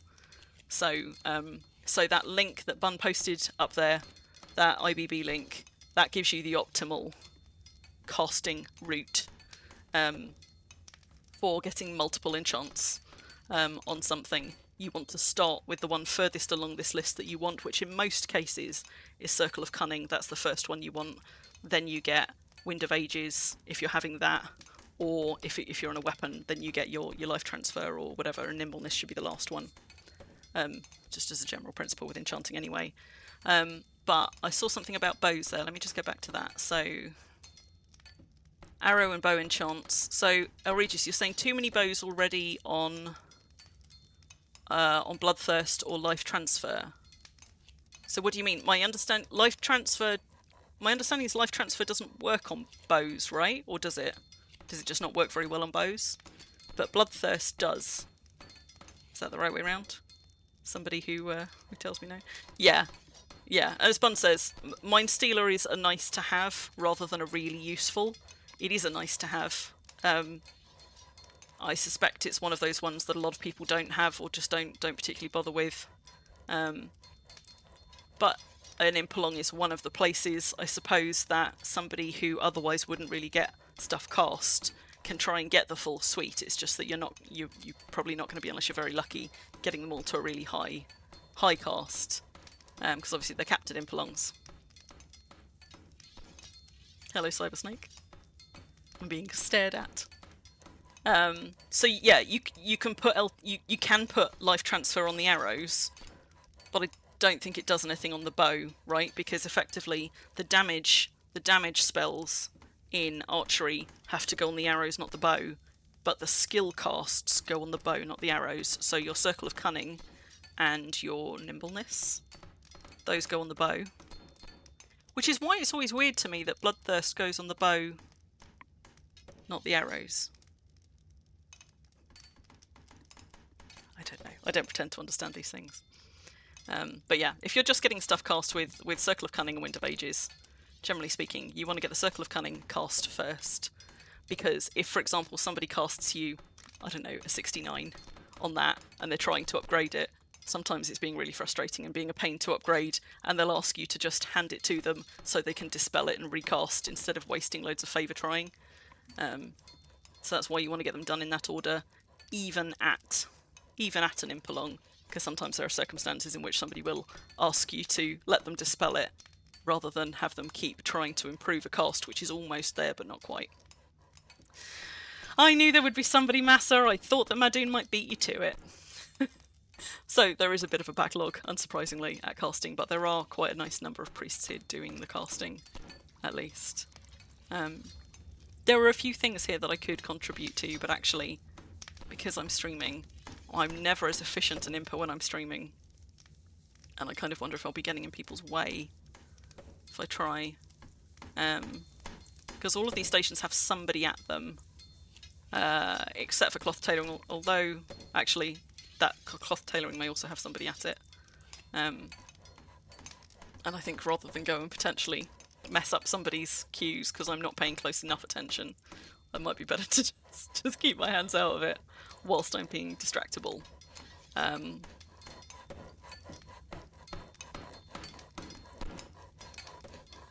there's definitely a backlog that I could help with at blacksmithing, and maybe I will do later when I stop streaming, particularly as we seem to have lost a few of the blacksmiths now. Usually people are going to be imping at the station they're directly in front of, but it's not always the case. So it might be that, for example, Blacksmithing 4 has just lost its imper. If anybody is looking for somewhere to go and do some skilling, this might be a good place to go and step in.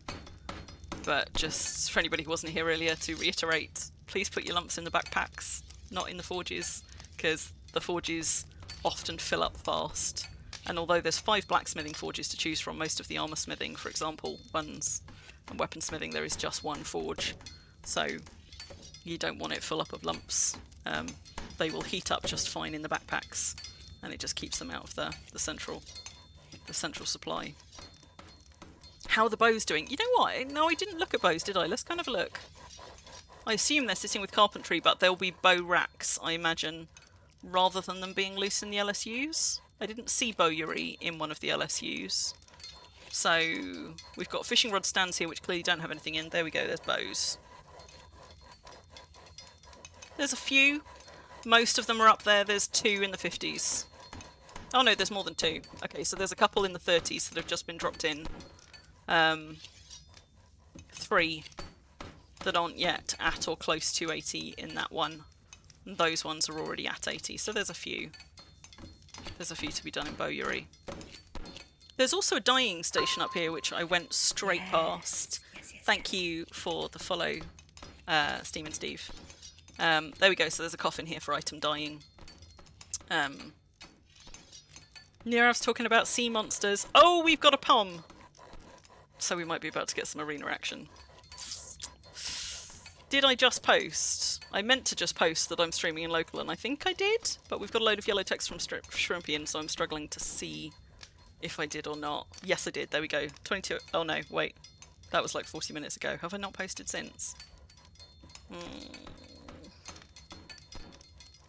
The trouble is, I'm trying to be quite good at remembering to do it regularly, but then I immediately forget as soon as I've done it. I might just pop that one there just in case. But what I'm also going to do, if we've got a pom in local, we're about to get some arena shenanigans, which means I need to go and log in my faux priest super fast. And maybe another toon. And unfortunately, Olivette is still standing around holding things for Shrimpy, but that's the reason that I ran her over to a pen and put them in the pen, so if I had to let them go, I could. So we're going to go and just stand Crim here, just to keep an eye. But I'm going to log in my faux priest, and if we're about to get arena action, we're probably going to switch to her, because she's going to be the one doing it all. I see that Raspberry is already here and waiting. Let's just... There we go, there's Pomona, so that's our head GM. Let's just get Ashri logged in speedy-like, before, hopefully before, Pom spawns an arena full of stuff. Which can happen quite fast. Because for anybody that doesn't know, particularly anybody who's new to following me today, I have a very, very large kind of community, public, open wildlife park over on Release, which is full of 400, maybe 450 now, and counting GM-named spawns, all with different names. It is one of the things that I collect in Worm at great expense. So let's get Eshri on, and let's get her on a decent client as well, because if we're going to be on Eshri, you don't want to be looking at potato graphics. And we will switch over to her. Head GM, surely heart GM. I don't know, Bundy, you need a foe at the ready? You don't need to be pulling stuff out on my account at the ready, but it depends what you're collecting from arenas. Come on, Eshri. Why is she being slow to load? Oh dear. Oh dear. Sheeps! I'm going to be lured in. What have we got? Rambos. Already being led. Ruffle, you beat me to it! I'm not going to get a Rambo if I'm not careful. There we go. We've got one.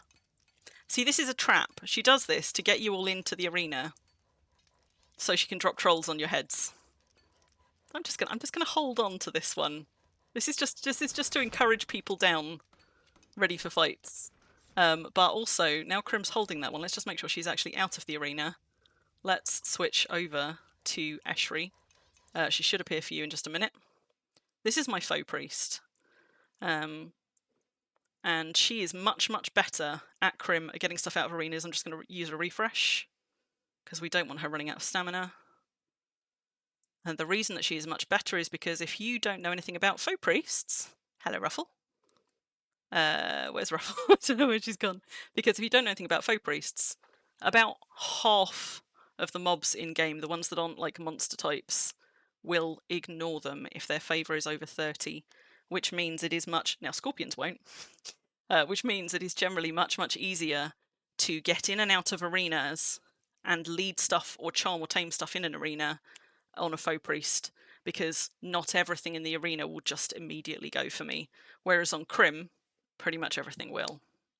Now, scorpions are a problem for a faux priest. They will go for her, and she is quite squishy. The other reason, of course, is that faux priests get charm animal. So, Charm Animal is a tame which almost never fails. It does sometimes, but almost never. So, I think in all the time I have been... Are any of these younger? Oh no, what's she spawning? She's just spawned something else as well, and I don't yet know what it is. Snakes. Okay, snakes are alright. Let's charm this one. And at the moment, I'm lucky. None of those scorpions are going for me yet, although somebody might be about to try and... Somebody's killing that one. Am I going to be able to, let's try this one. Am I going to be able to charm this before somebody kills it? Because the problem is, of course, people are in here fighting and killing things, and they can be targeting stuff all the time I'm trying to charm it, and often I get a charm off just as somebody starts targeting the thing I'm trying to charm. I think we're going to be lucky, though. Maybe. Wait, did that go? Finished? Right, let's lead it. I didn't have to cancel an attack action there, which you can't see my action queue because it's directly under where my camera is. But since they introduced action queuing, we just had some champion cookies spawned, so you can see what's being spawned in event. Since they introduced the action queue, it actually got a lot easier to take things out of the arena. And the reason for that is that, tell you what, I might just turn worm sounds down a little bit for you guys. The reason is that now, if something's attacking you, normally, until you stop fighting, you can't then lead the thing you were trying to lead. Effectively, the attack action takes precedence. But now you can cancel attack out of your queue in order to make the lead action that you've queued up take. So I've brought her here. What I'm actually going to do is I'm just going to run Crim back down. I'm going to hand this off to her. So if any of you saw this action just a couple of weeks ago at the Lunalong, I'm afraid this will not be new news to you because you'll have seen me do this before. But if you've never seen sort of animal management, particularly hostile animal management in this way, this might be quite useful for you. So what I'm doing is I've run Crim down. Crim's got okay taming; it's not brilliant, but on Crim I'm typing /invitations. The message that you get when you do that is that will allow you to change kingdom and religion. It also allows you to accept pets. So now what's going to happen is when I try and hand this off, it's going to make Crim do a tame check. Because it's a rat, she should be fine. Give it away, no problem. Now, Eshery's tame slot is free again, which means I can go in and tame something else without losing this one. So Crim's now leading the rat.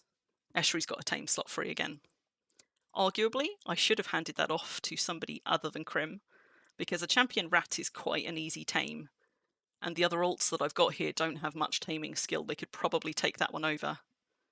Those Hellscorps, though, are going to make a meal out of Eshery. I've missed some cave bugs. That's what the champion cookies were. But, yeah, I have got a lot of cave bugs already. This is truly the best of all worlds, chat Crim, and people dying without risking anything for yourself. Yeah. So what I tend to do is I spend a lot of time at these just hovering just outside the arena, both listening for new spawns. That sound like a carving knife, imping action, that's the sound that is made when a GM spawns something. So we've got seafood platters, that's going to be crabs. What are the chances I can get in and get a crab without one of those hell scorpions just beating the shit out of me? Also depends how many crabs she's spawned. There are quite a few, because sometimes I won't be able to get to them before they're just killed, because they're quite fast to kill. So I want the youngest one I can. That one will do, because it takes a while to get all of these creatures cared for. Nope, somebody's attacking that one. That's going to die. Also, what I haven't done and I need to do is I need to eat another gem, because taming a second one is going to drop my favour below 30 and then everything here will be hostile. I think, unfortunately, people are killing these faster. There's an adolescent one there. Let's try for that one. I think people are... No, and that one's gone already. Because they're quite squishy, it's the same problem with the rats, really. You only need a few people here attacking, and they will go down so fast that often I can't get one tamed before they're all gone. These are both aged, but there's only 2 here, so they're also going to go down faster than I can do anything about. I think I'm just not going to get one of these. Because now the Hellscorps are dealt with, people are just going clearing up. So rather than try taming several others and failing, I'm going to back out before she spawns champion trolls and wait and see what else we get spawned in here. There's nothing quite so heartbreaking as taming several things. Ooh, death crawlers. These are not tameable or charmable, because they're Valray mobs. There's nothing quite so heartbreaking as going in and charming something which then gets killed just as your charm is about to go, and then trying again, and then finding that one, because as people are carving their way through things in the arena, of course, you know, they're cutting down the numbers, and it's more and more likely that whichever one you're currently trying to charm, somebody else is just going to come and kill it before you get the charm off. Lava spiders. Not a danger to a foe priest, but also not tameable, so I don't need to worry too much about those. it sounds like she's just spawned 2 or 3 things in quick succession, which means this is Pom getting into her stride. It's likely that she's going to spawn some more things, and the arena is about to go from being like manageable to just complete chaos. But we'll see. We'll see. Sometimes she's kind and she just does a couple of spawns together. Sometimes she'll do 5 or 6 spawns in quick succession, and suddenly the arena will go, particularly when she's got a whole load of people in it, the arena will go from feeling under control to feeling massively out of control in the space of like a minute. So these are our ray mobs. If you've never seen them before, they're what's making that really weird sound. Yeah, Elregius and a huge vision blocker. Champ trolls and spiders in particular end up making it really hard to see because their corpses sit really high and you can't see the smaller mobs because it's just a carpet of corpses. To a degree, things like champion cave bugs as well take up quite a bit of space, but really it tends to be spiders, champion black bears, and champion trolls are the ones which make an arena really hard to see through. Yeah, trolls you can butcher at least, and then they get smaller. Spiders, when you butcher them, they're still huge.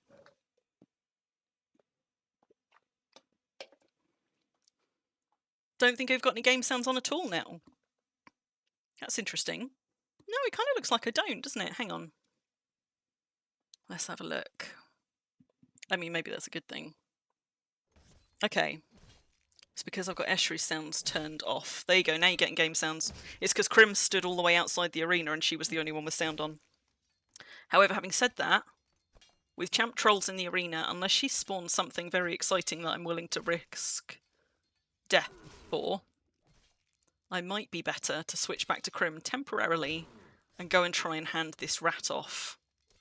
So, let's try it. The last time I tried to do this, every time I switched back to Crim, she immediately then spawned something that made me need to switch back to estuary. And she's just spawned something in the arena. Hang on. What has she spawned? What is it? What is it?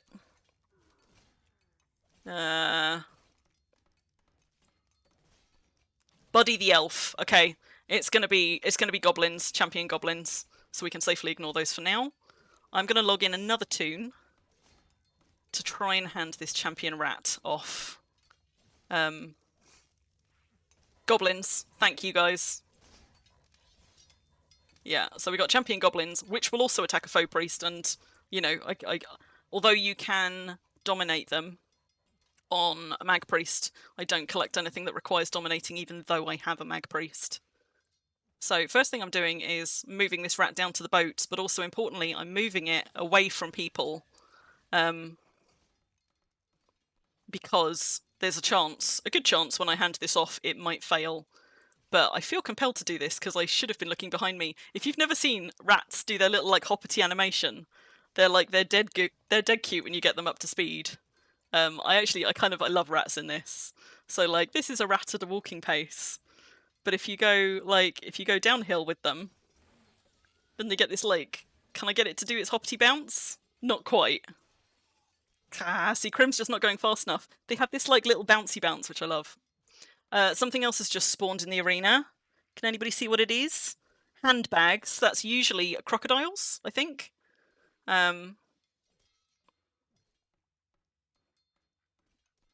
Yeah, I think that was a crocodile spawn. There's more Rudolph deer spawn. I have Rudolph, so I'm alright for those. Right, first thing I'm going to do is I'm also leading a sheep, so I'm going to stop leading that. Earlier, when we stopped leading deer that were tamed, the deer scampered off, and I've never seen that before. I don't know if it's something that they've changed recently. Normally a tamed creature would just stay put, but the deer are not safe to stop leading when tamed. The rat seems to be staying put though. Right, let's unload that and put the sheep in. Reason I'm doing that is because if you're leading more than one creature, you can't load any. And then I don't want to yet put this in a boat. What I want to try and do is hand it off to another toon. So let's log in an alt who doesn't have as much taming, but has enough to take rats most of the time. And let's try and hand it off to him. So I'm just logging in my alt who usually sails stuff home for me. The reason that I'm handing these off is because if you don't know, if you've never tried taming and moving multiple creatures at once, when you load a creature into a boat which is tamed, it doesn't free up your tame slot, and you can't force the tame to drop while it's in a cage. Effectively, you can only have one tamed creature at a time, whether or not it's in a cage. So, right, there he is. He's also going to type invitations. I just heard somebody's sheep getting attacked. I assume that's not new sheep. Right, he's accepting invitations. This might go horribly wrong, and if it does, I've got a crate of taming stuff here. So here's hoping. Okay, he didn't take control over it, but it wasn't a complete fail because it's not dropped to tame. There is a worse fail than this, which is creature is tame no more. So it might happen, but tell you what else I'm going to check. I'm just going to unequip Crim's weapon, because if this untames, I don't want it to immediately start attacking for me. I'll take it out in a hit.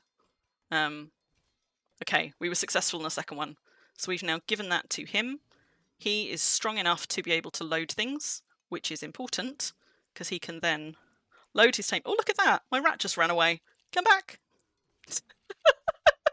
Okay, so it's not just deer. The rat just went into the water.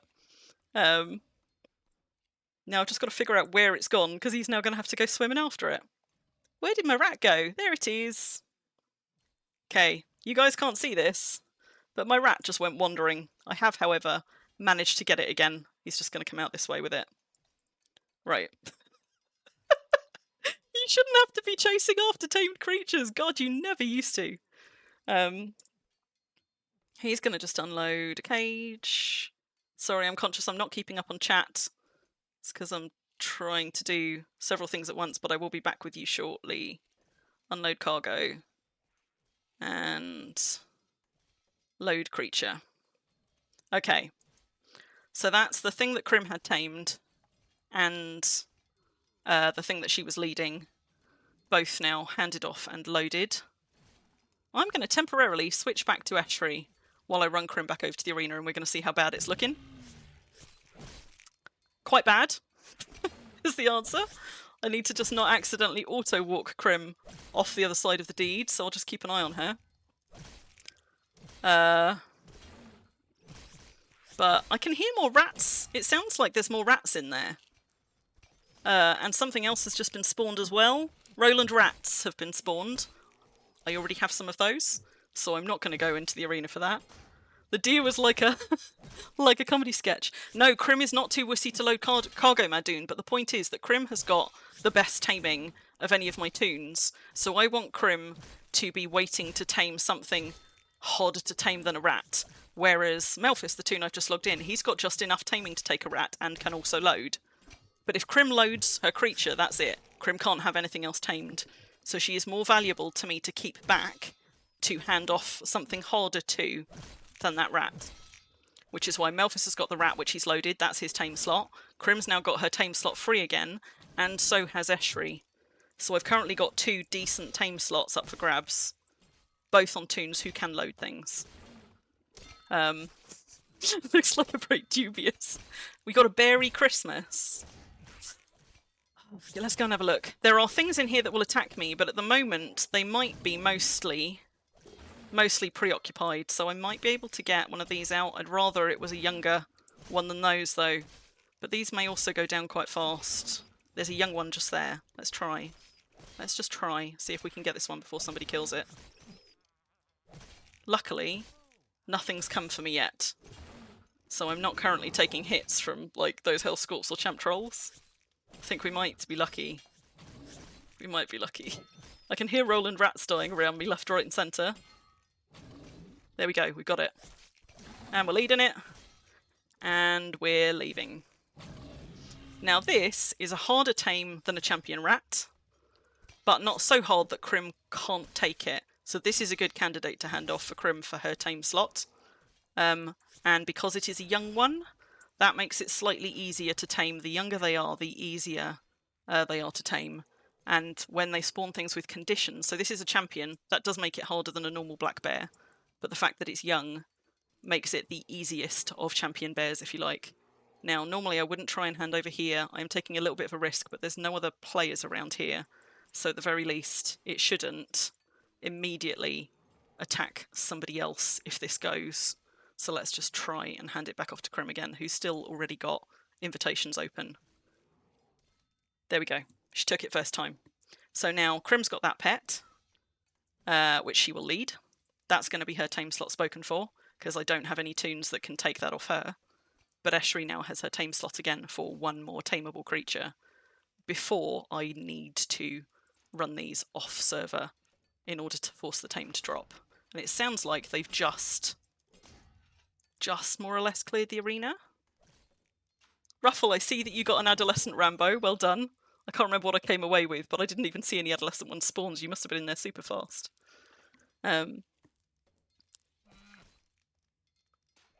Somebody appears to be killing Rambos. I hope they're not. Oh no, they're killing the deer. That's a deer dying sound. This is usually a temporary reprieve before Pom gets vicious again. Like that. Like that. There you go. So we've got some pom-poms in the arena, which can't tame, don't want to tame. Not taking those. I suspect we're about to get a few more spawned in quick succession. Because as soon as she spawns one lot and people think, oh, that's manageable, and in they run. Prime time to drop some more things on their head, but we'll see. There are still some berry Christmases in there. Look, there she goes! See, even she can't see past all the things she's spawning. She has to get up there so that she can see what the hell's going on.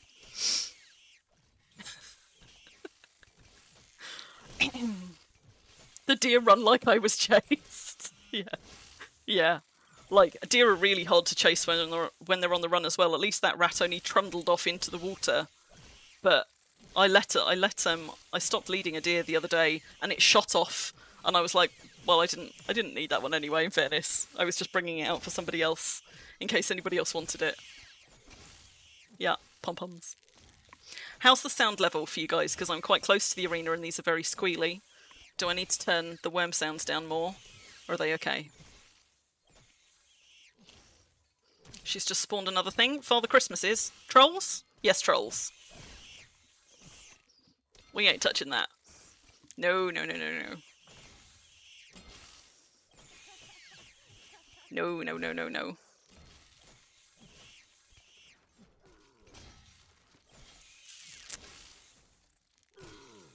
Okay, you're not hearing worm sounds at all? That's interesting. That's good.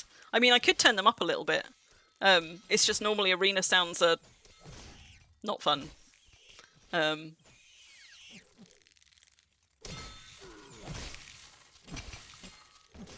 How about now?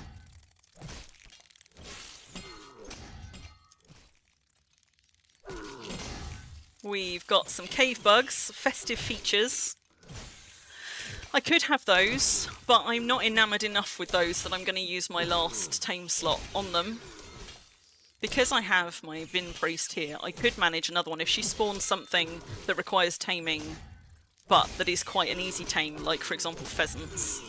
I do actually have an extra tame slot for that. I could hand one of those off to Olivette, but she's not going to manage most things other than, like, you know, deer, pheasants, like cats. She can manage a cat probably because they're quite low tame score, but she's not going to manage things like cave bugs.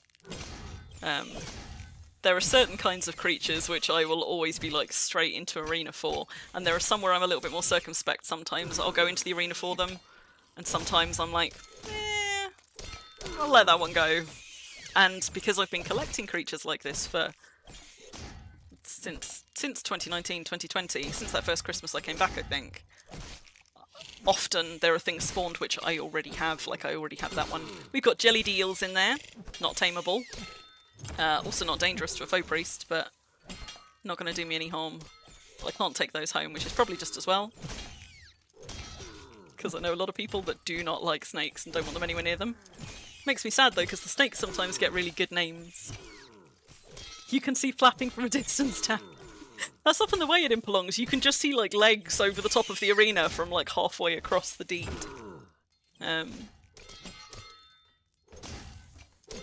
And now we're getting that problem where, of course, because the trolls are clustering up at the entrances and they're getting killed at the entrances, they're going to start to really impinge on visibility at those gates. Like that.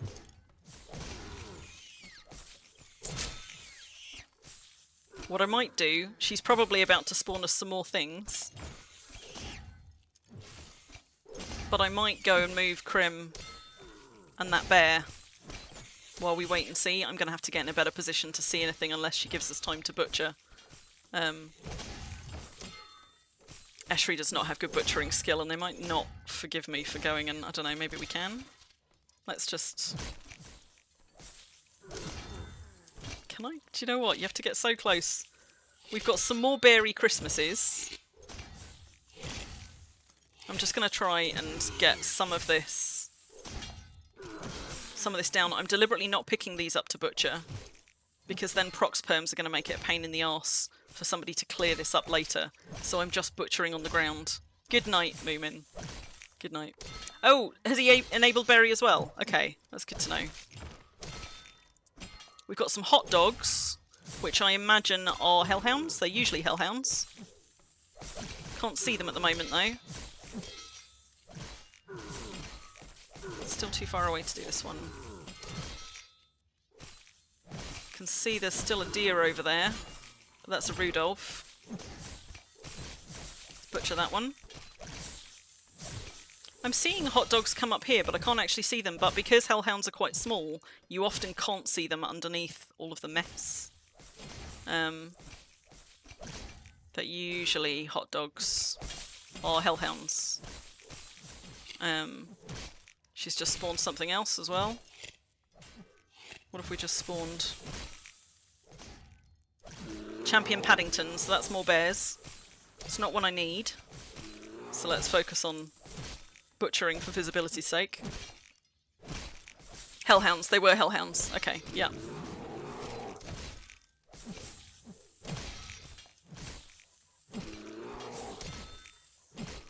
Yeah, there we go. There's a hot dogs. I've already got a hot dogs back home.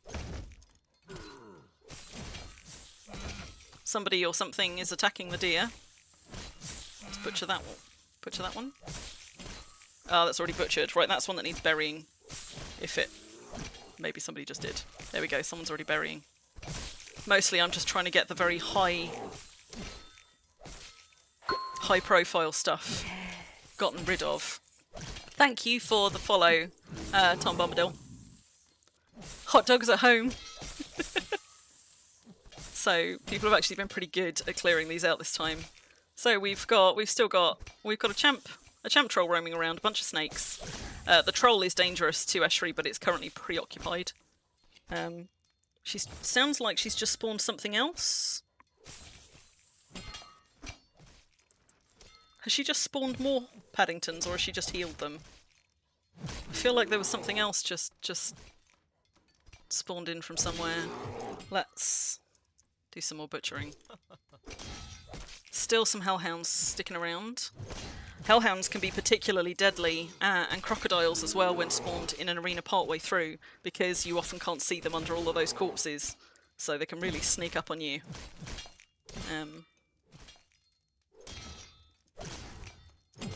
So that's not attacking me. The bears aren't a threat to me, as long as my favour stays above 30. And although I haven't eaten a gem, and if I decide I want to tame something, I need to if it hasn't ticked back up over 70. I might be alright, and I might get, I might find my favour gets back up over 70 before she spawns something else I want, so that when I do my next charm animal action it doesn't drop me below 30 favour, which then makes everything hostile.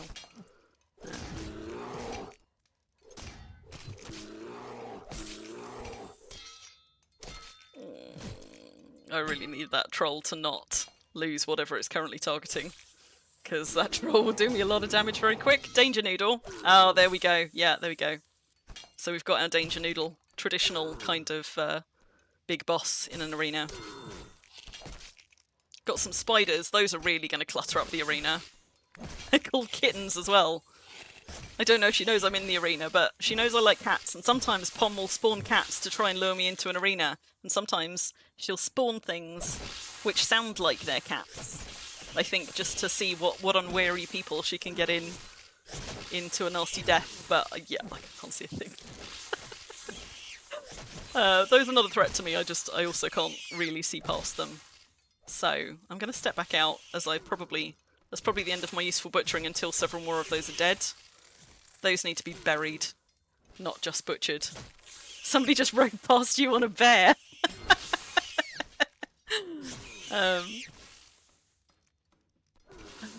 Tell you what, let's just... Where's my...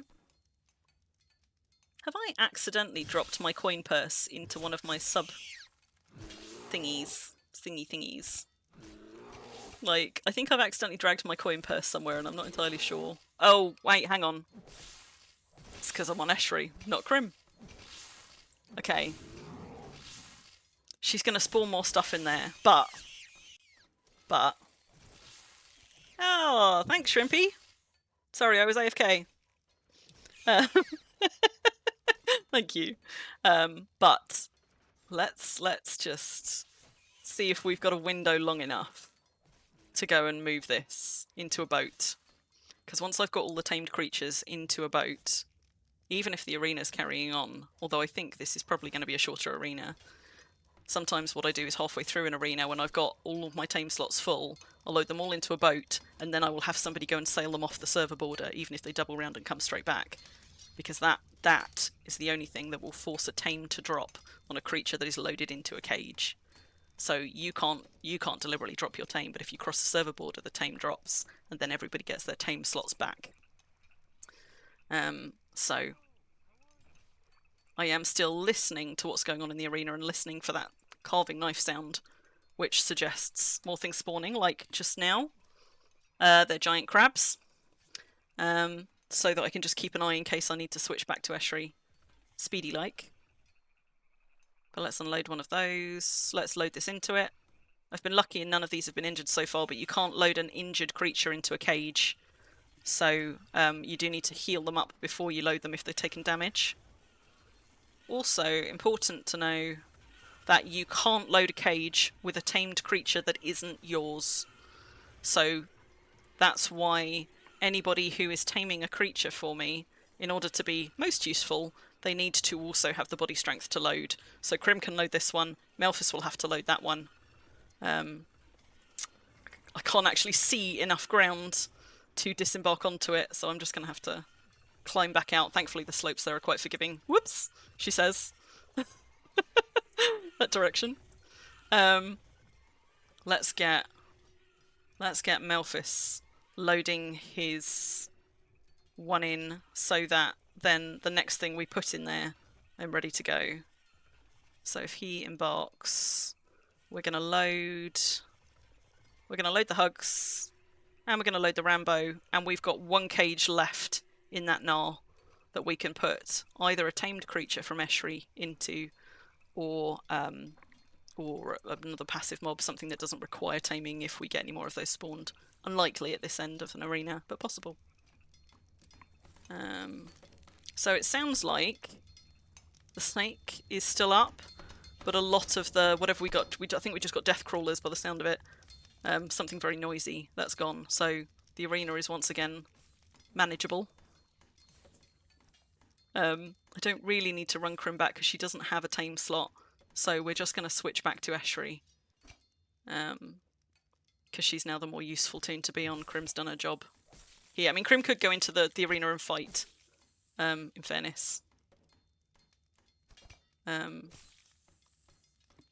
we had any indication whether she's sticking around yet? She hasn't said that she's going yet, so there might be another wave yet. I'm just going to run Crim up to the entrance in case it looks like it would be more fun to go in fighting rather than go in taming, because obviously that would be Crim. Crim currently doesn't have a weapon equipped though, so in fact I'll put it on her now. I know you're currently watching Eshri.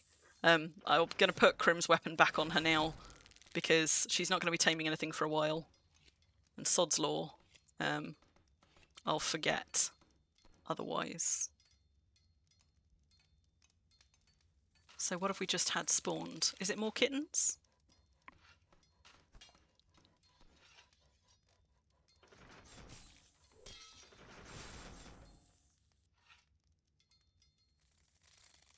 think it was more... Oh no, we got Sharkies. We got Sharkies in there. We got Champion Daves.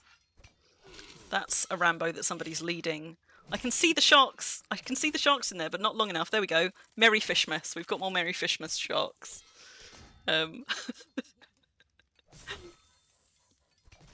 Oh, the champion kittens are stuck. Are they? One of the problems with this arena being so small, because when GMs spawn, they spawn a little bit of a spread, and because this is a smaller arena, sometimes when she spawns not dead center, or possibly even when she spawns dead center, some of them will spawn in these inaccessible side bits where all the thorns are. So sometimes we get creatures stuck in those, and it isn't generally a problem. But if it's something very large, like these champ spiders, that's going to be something that we can, like, something big obfuscating our view that we can't do anything about for a little while until somebody who does have access, like Shrimpy, goes in there to deal with them.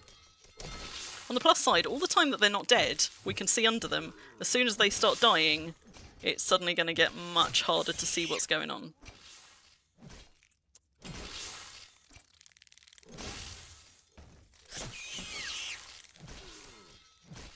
I see somebody's already wielding a shark.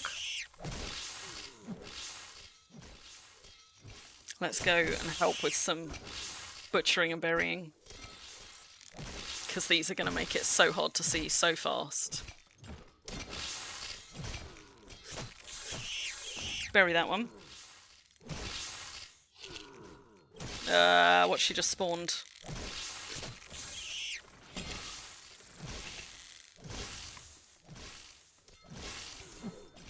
Health Scorpiuses. Nope. Nope, nope, nope. Oh my god. They might go for me as soon as I step in. Now is it sounding loud for you there? Is fish slaps happening already? I think fish slaps was going to be ad hoc as and when. Have I missed some fish slap action? Oh, do you mean because somebody's wielding a shark in the arena? Okay, I'm caught up now. I'm caught up. Oh my god. I don't know if you're hearing that, but that sound right there, that is what happens when somebody casts something like Fungus Trap in a spawned mob, because you're hearing shrieks of like 10, 12, 15 things at once all getting caught by an AoE spell, and it can get pretty overwhelming. Yeah, joking about the shark wielding. I got there eventually, Tan. I'm going to turn this down a little bit. Talk about sensory overwhelm. Woo.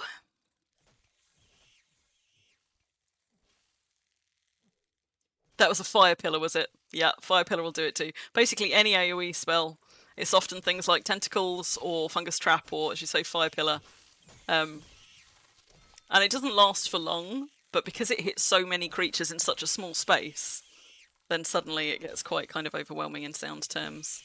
Maybe I can go back to helping Butcher without one of these Hellscorps going for me. No, one of the Hellscorps is going for me. Let's not. Let's not. That's going to go badly.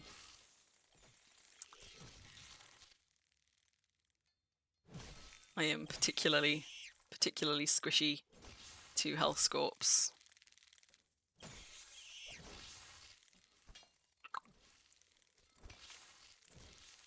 I suppose we could take Crim in to fight, couldn't we?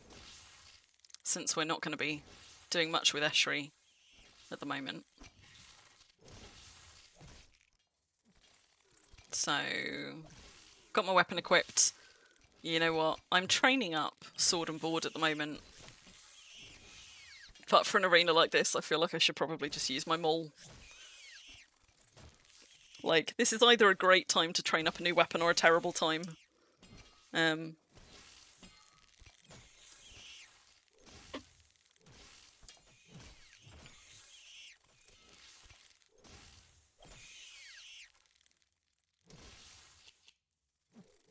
We just had something else spawn as well. Stompies. Is that more trolls?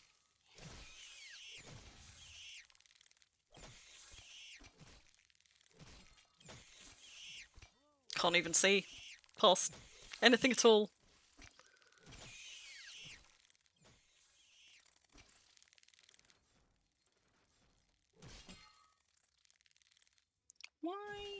too crowded to fight? No, there we go. Just don't try to train a new shield. Well, yeah, I am also training shield. My shield skill and my longsword skill are not great yet.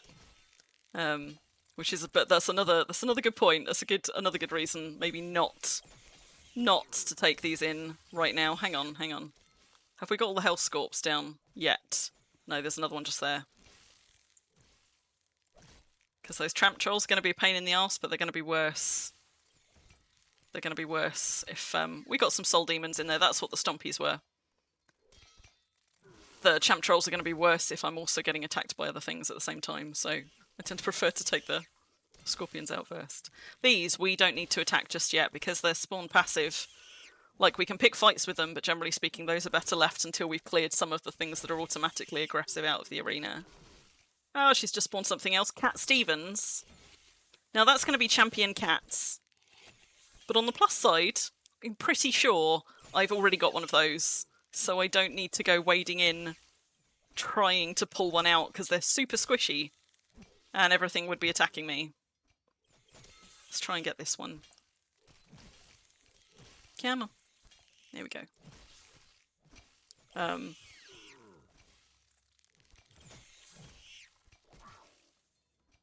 Oh. Yeah. Yep. There's kitty cats in there. Oh, lions! They're lions! Okay. Regardless, I have Cat Stevens. I don't need another one. And Mrs. Clauses. I don't have one of those. Crap. Alright. I'm going to go and try and get a Mrs. Claus. This might go really badly wrong. Because there are a lot of things in there that will target Esh. On the plus side, she is now above 70 favour. The question is, can I get one of those? Can I even find one of those to get out before they get slaughtered by everybody else? Cat Stevens. I'm assuming the new ones are going to be champ cats, but I can't currently see any of them. Or are they also lions? Not cats? Not cats? Wait, what are they? Tortoises? Is that?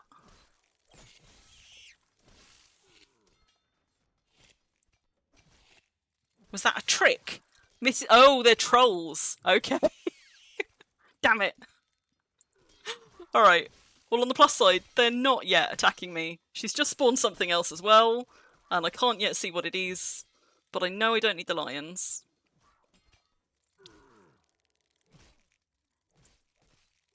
Look at her. Just surveying the carnage. She is a troll. Gotta get your fun from somewhere, though. God, I can't see past these corpses. Maybe I should be burying. Tell you what. Let's just try burying some stuff. Whoops, that one's alive. We can't bury that. How about that one? Oh, I've got a Dave on me. Oof. Oh, now we got kitties. Thankfully, I also have a Meowly Cyrus. So much as it pains me to walk away from cats, I don't need one of those. Bloody hell, look at this mess!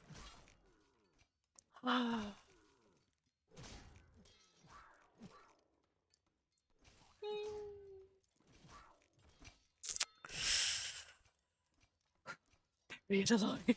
I tried on a few things. Can I get in enough to just bury some of these? She's just spawned something else as well. We got some more Ewan McGregors in there. Now I think that mostly everybody who wanted one of those got one the other day, but I might just try and, instead of burying, see if I can... Oh, this is going to hurt though. Shouldn't have done it. I might be about to lose Ashray. I think there are some sheep in there. I don't think, going to be able to get any out whilst there are this many things in the arena. Thankfully, I've sort of learned my way around it enough. Kind of amazed we survived that. Let's just heal up. Whew. Yeah. She's just spawned something else as well. Oh, fuck, she's got Lionel Richie's. I don't have one of those. But also, I don't think I'm going to get in there. It depends how many other things there are people are fighting. They might last long enough for me to heal up and get back in. Also, Crim could help with the healing, I guess. So it gets pretty chaotic trying to collect things at arenas, I'm not going to lie. Let's see if Crim can help.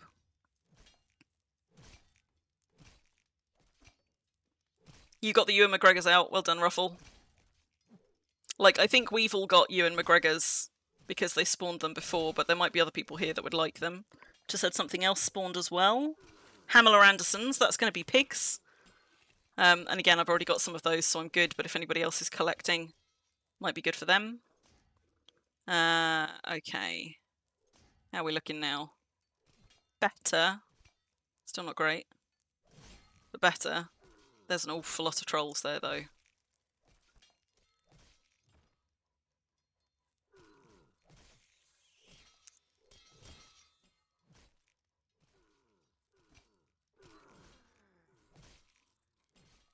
Oh, and somebody's just got me with their light of foe. Thank you, whoever that was. You set them free in the corridor, and something else just spawned. Cyber snakes. Probably going to be little snakes. Right. This is probably going to go horribly wrong. Let's try. Is that... Wait, is that... That's a Cat Stevens. We don't want the Cat Stevens. What we wanted was the Lionel Richies. Look at that. At the moment, they haven't even made it to the gates, some of these, but unfortunately, several trolls are now following me. And I'm not going to manage to get a charm off before they take me out. So let's just get out of there. What I'm actually going to do is I'm going to be cheeky, and I'm going to run all the way around to the side. If several trolls have just followed me to this gate, very sorry anybody who's at that gate. I'm just going to go back around to the other one. And importantly, stop targeting that one. What else has just spawned? Just heard another spawn happen. Something puppies. Champion puppies. Probably champ wolves? Yeah. Yeah. It's getting very difficult to see anything in there. I might be lucky with the lions, I might not. We'll see. I'm not like, oh my god, I have to have that. But it's one that I don't have, and I do like cats. And there were a few still sat in the middle. See, some of these trolls still aren't targeting anything is the problem. These ones, you can see that they're not doing any attack actions, which means they don't currently have a target. As soon as I walk in there, they might target me. Something else just spawned as well. Mr. Meowglies. There's a Lionel Richie right there. Trouble is, because it's by the gate, somebody's probably going to kill it before I can tame it. I want to go and see what the Meowglies are. Yep. Sorry, Mr. Meowgies. I see. Can I find a young'un before something targets me? They're all aged. There, that one. We're going to try and get that one. No, that's a Meowly Cyrus. We don't want that one. Try again. Come on, Mr. Meowgies. There's got to be a young one. There we go. Let's try again. So unfortunately, the one that I just started trying to tame is now attacking me. It's also possible a troll's going to start picking on me. But for now, I'm alright. Oh, and we got some Teddy Mercuries. Nice, but not as nice as these kitty cats. Are we going to be alright? We might be alright. Right. Let's lead that one. Let's cancel the attack action. And let's try and get out with our hide intact. Now, this isn't really low enough to definitely hand off to Olivette, but I might go and try. Because otherwise I'm not taming anything else in that arena because Ashry's tame slot is full. But I might be able to hand this off to my Vin Priest. It might go really badly wrong, but we might as well try. My Vin Priest can't load it, but what she could do is sit there holding it tamed effectively until I can go and do a border hop, free up some tame slots and come back for it later. Effectively, I would just be parking it with her. Wait, hang on, that's not the right way. Effectively, I would just be parking it with her. Where are the... It is that way, it's just there around the corner. And something else has just spawned as well. What just spawned? just heard another spawn, but I might be too far away from the arena to see. God, event moves so fast here. It's really, actually really hard to see. Right, okay, so she's here. Frustratingly, there's things in all of these, but thankfully, wake up, a teddy. Oh, you got me a bear. Thank you, Ruffle. I'm going to try and hand this off to Olivet, and it might go badly wrong. But these have just been spawned, so they won't be hungry, so they shouldn't be attacking something. I can hear a bunch more things just got spawned. So let me get Olivet and just turn on... just turn on invitations for her. As I say, I think we'll be lucky. She can in theory take this tame, but it's likely... Let's stop leading it whilst it's still in the pen. It is likely that she'll fail a few times before she succeeds, but we can but try. Give. Fails to take control, but the tame hasn't dropped. We were lucky. Giving it away. Right, she's now got that tame. Estuary's got a tame slot free again. Ruffle's got me a Teddy Mercury.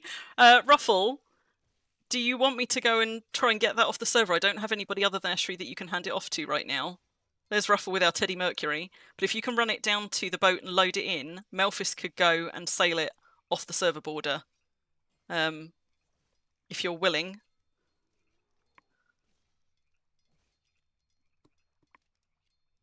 Oh, big refresh lag there. Yikes. Everything's just frozen. Oh, what is going on?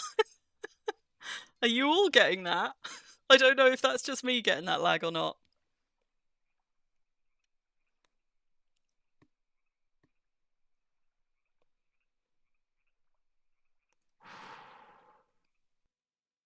Uh-oh.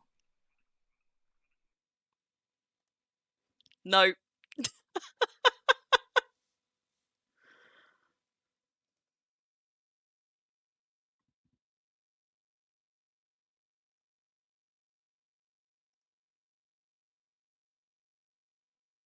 Whoops. Nobody saw that, right? Okay. Am I still live for you guys? Everything just kind of overloaded and crashed. I don't know if you guys can still hear me or not, or if that's my internet crashing out. But I'm just gonna... Okay, you guys are back. Right, I'm not. Everything has just crashed. So, except for OBS, I think. Except for OBS, I think. But if somebody can just confirm for me that you can still hear me, which I hope you can. Let's just try and get some tunes back in. Okay, I'm back. Good. We just had like a massive overwhelm. Cage is locked. Hang on, Ruffle. I'll be right with you. All of my tunes logged out except for Melphis. So I'm just logging Estuary back in. Sorry, except for Olivet. Just logging Estuary back in. I mean, I'm not surprised. Sometimes it does mess with that. Right. Let me go and get a cage for you. And then we'll get Melphis to take it off server. So and that will make all the tames drop. So we're gonna unload this one. Just make sure that there are perms for Raspberry. You should have perms on this one. So if you could load that and then load it into the whatever boat I've just taken out of the Bandersnatch. I just need to log Melphis on again because he's probably sat unhelpfully in the commander seat where you can't get to him. So let's just get Melphis back on because he's going to be the one sailing them off server. You got it in for me, so to speak. Thank you so much. Okay, right. So I'm just going to get Melphis, who's just over there. There he go. He is in the commander seat. He's going to go and take these off server as fast as the winds will carry us. Because once he crosses a server border, tame's going to drop for everybody. So let's just get him plotting a course. How's the wind? The wind is thankfully pretty good. I'm doing 32 kilometers an hour. We're going to run back to the arena. As soon as he crosses a border, all of us get our tames back, except for Olivet, who's currently holding a cat tamed over there. I haven't logged Crim back in yet, because we just had that massive stutter. I figure I'll wait till I need her. My other cage is stuck in the dock. What do you mean oh, I see. Don't worry. Don't worry. I'll go and... No, you don't need to put it back, Ruffle. Don't worry. I'm probably going to put something else in it shortly, with any luck, and then I can load it back into a boat. Thank you, though.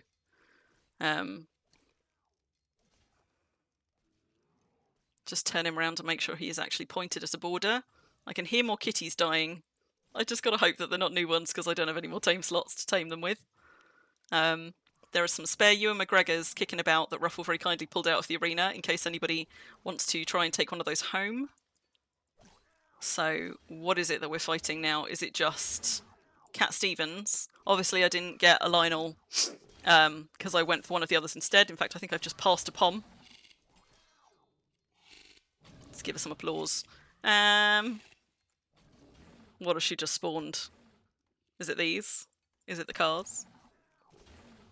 I think that's probably the little cats, the earlier spawns that are now going. Just having a look at the carnage though. We got some crocs in there. Oh, there we go. Real Swim Shady. You lost your Rambo. Oh no. Why? I think I just saw a Rambo, but it might have been being led. Okay, I'll keep an eye out.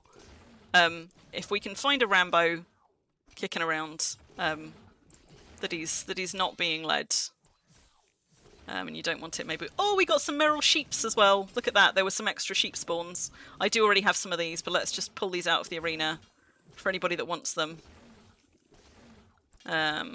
Before they get slaughtered. There's some Hamler Andersons in here as well. In my experience, sheep tend to be more sought after than pigs. But we could pull some of those out as well. Oh, I see. It ran off when you loaded the bear. So it should be somewhere down on the dock, is what we're saying. Sorry, Ruffle. Right, let's just pull these out somewhere for anybody who wants them. Nice young one there.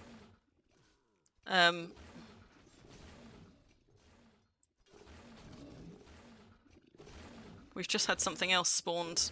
I wasn't quick enough to go and look and see what it was. Happy Snappies. More crocs, maybe? Or maybe something else? Yeah, more crocs. Just looking to see if there's anything else unexpected here that I didn't see spawned. And I'm just going to go and check in on Melphis and make sure he is pointed squarely at a border, not against the gale. See, I do keep crocs. My croc swamps are already pretty full though, so crocs tend to be one of the ones that, like, if I've got tame slots spare, like if it's the last thing spawned in an arena, if I've got a spare slot, maybe I'll put one in if it's got a really good name. Pom nearly got you, Tan. Then I'll have one. Let's just take that out. See if there's anything else that we can rescue and pull out for people. But I'm a little bit more circumspect about things like crocs and hellhounds and cave bugs because I've already got quite a lot of them. And they are crocs especially, they're quite difficult tames.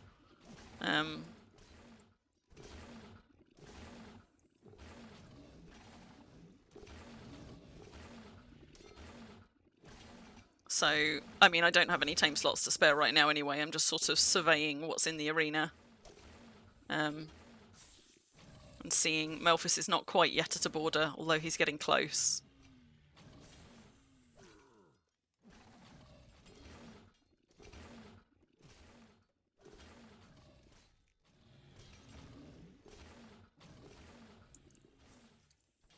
I don't think I'm seeing anything else in here that we particularly want to pull out. And the lions are obviously now gone.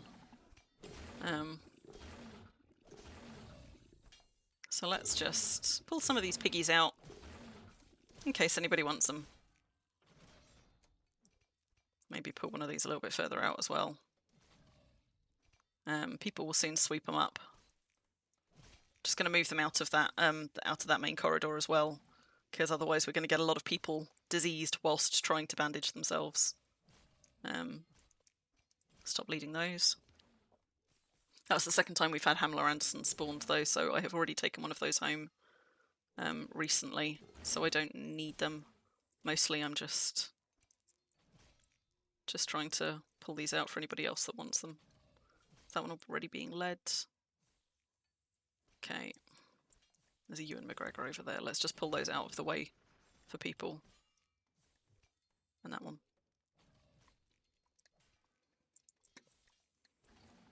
Also, it's probably been a while since I posted in local, so I should do that again. Let's just get these out of the way. Oh, of course I've relogged, so I can't just go and find the thing I posted before. Right, let's pop that one there. Shrimpy.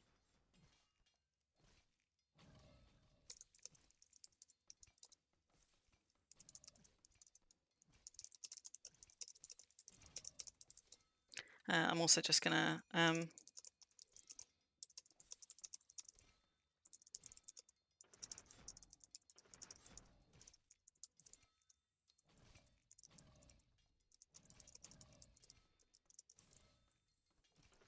just telling him that I'm also holding some creatures for him over by the stables. It's your yeah. Don't worry, Ruffle. It's good that you're pulling them out. I don't think it's anybody's fault that the corridor's full. I just figured I'd move some out as we were starting to fill it up with things. But I haven't heard any more spawn sounds, so I think we're probably okay for a while. Melphis has crossed a border though, so I do actually now have my tame slots back. Ruffle, you should have your tame slot back too. Now, I don't know whether I should just sail him straight home or if I should double back. I don't feel like we're going to get shitloads more arena. This is probably the tail end of the arena. So I might just continue to sail him home. Because he has got a boat full. Rather than trying to...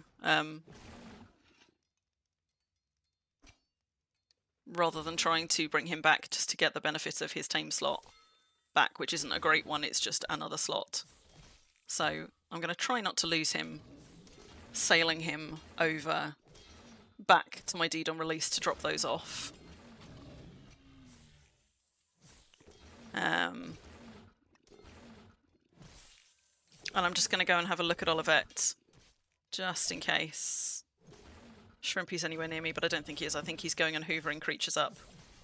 So Olivette is currently holding 3 sheep and a rooster.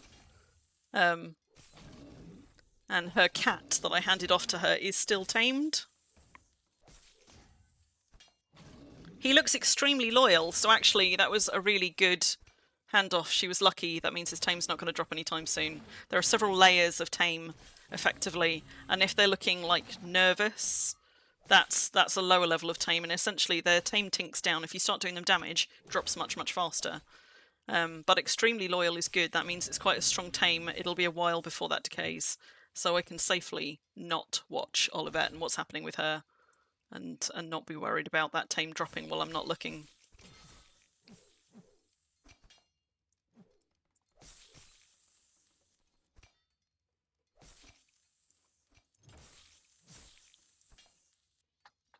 So, I think Pom's debating whether or not we get another round. And of course it's being egged on by players. So, we'll see whether this is it, or whether there ends up being more. She is at least currently giving us time to just go and clean up. I'm going to drink something. I should drink something.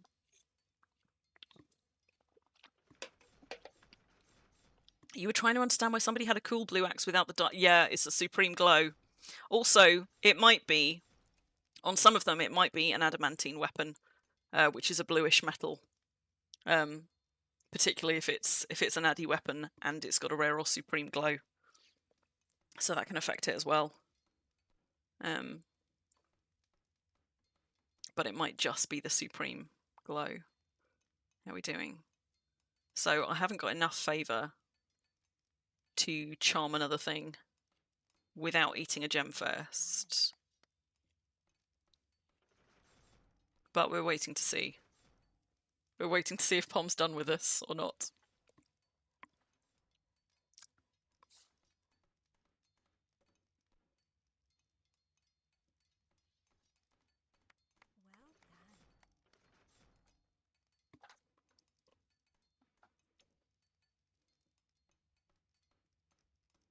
Now, just checking back in on Olivet, just to make sure.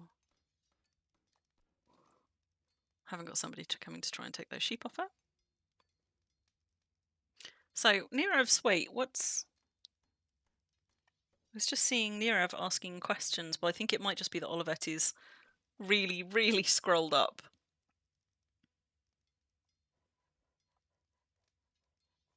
Okay. I think we might be done. But I'm not moving away from this arena entrance till we're sure.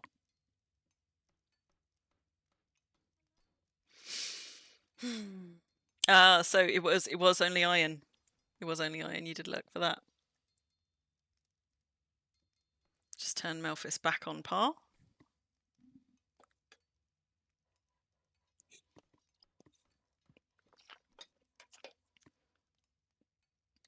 She's moved. Where's she moved to? There she is.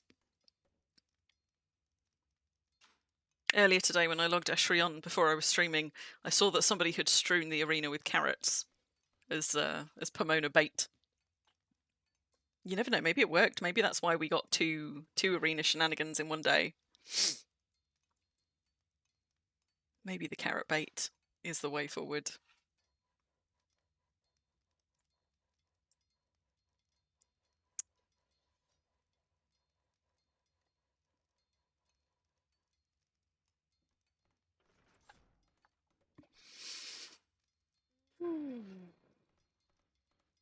Arenas are so frenetic.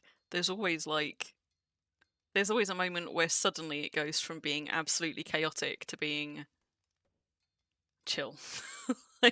And normally it's like when there's just like the last few things left in an arena, like they tend to then go down quite fast. It goes from being like very noisy and very busy and everything there to then there just being this beautiful, peaceful quiet that's just butchering and burying and just... And sometimes she drops a load of champ trolls on your head right in the midst of that. But sometimes that's it and you're done and you can just relax again. Can't see where she's gone though. She's still in the middle of the arena. She was stood just there. Oh, there she is. There she is. So she's still around.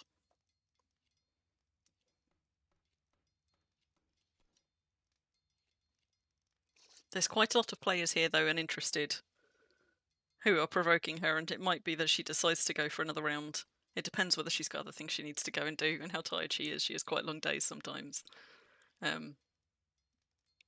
Sometimes though, when there's enough people around waiting in anticipation, she'll be like, alright, and she'll go for another wave. So I'm not discounting the possibility just yet. She's still standing around for smack talk, which means we're still in the danger zone.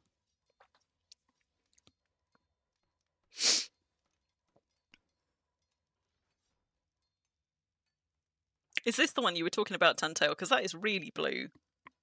Surely that's not just a supreme glow. That's got to be dyed. Or were we talking about a different one? She did rip someone's heart out earlier, yes. Sinjin asked for it, so she did. She whoopsed and whiz-killed him.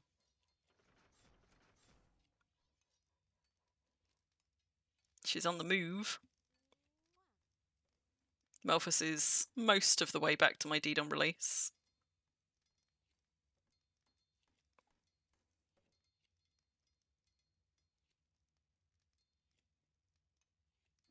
Yeah, looks like a colourine to me as well. But in fairness, I think there was somebody else running around with quite a bluish weapon, so that might not have been the one that Dan was looking at. Look at all these master capes. Bunch of overachievers. Just jealous, really. Okay, no, she's going. She's going. We're done. We're done. We can stand down.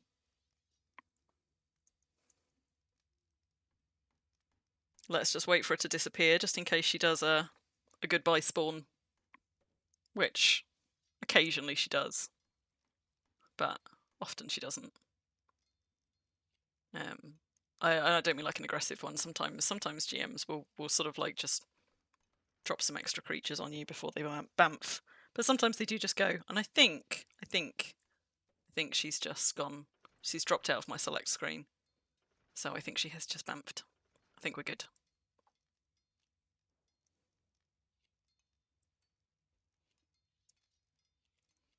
Has she also dropped out of local?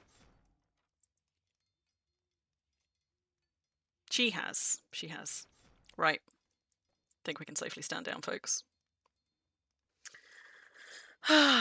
So, somebody's asking in local where the sermons are. We have left, like, there are some sheep and some pigs wandering around out here. They're a free-for-all. They're just ones that Ruffle and I dragged out of the arena in case anybody wanted them to take home. I think most of them have probably been collected. I don't know if she gave him his heart, but when a GM whiz kills somebody, they do it by ripping the heart out of your chest. That's how I got Calvert's heart, which now lives perched on an LMC in my bedroom at Brambleheim, because it's mine. But yeah, that's what happens when a GM whiz kills you. They pluck your heart out.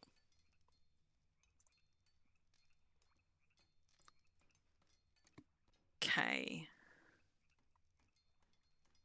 Just looking to see what's been happening in yellow text up here. I imagine Shrimpy's probably in the middle of something at the moment, like, although he's given berry perms to everybody, so maybe Shrimpy isn't quite so,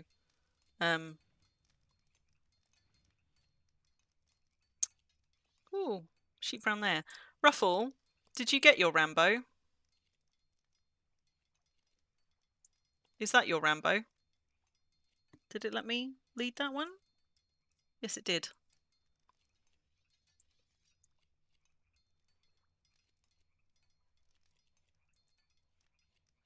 Ruffles. Nirav's got his got their sea serpent zombified up there. Somebody running around with their young Meryl Streep down there. You got your Rambo. This must be a different Rambo then.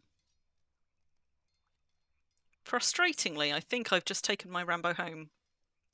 But I think mine was aged. Where's Olivette? Okay. Stables. So let's just go and make sure Shrimpy gets his other sheep that I'm leading. We'll just go up there because Olivette's on a scavenger client, so you don't necessarily want to watch her like on my main stream, but if I run over there, we can just go and see what's happening with her. And Shrimpy can go and collect the creatures that she's been standing there holding on to since the first arena earlier today. So she's there with those.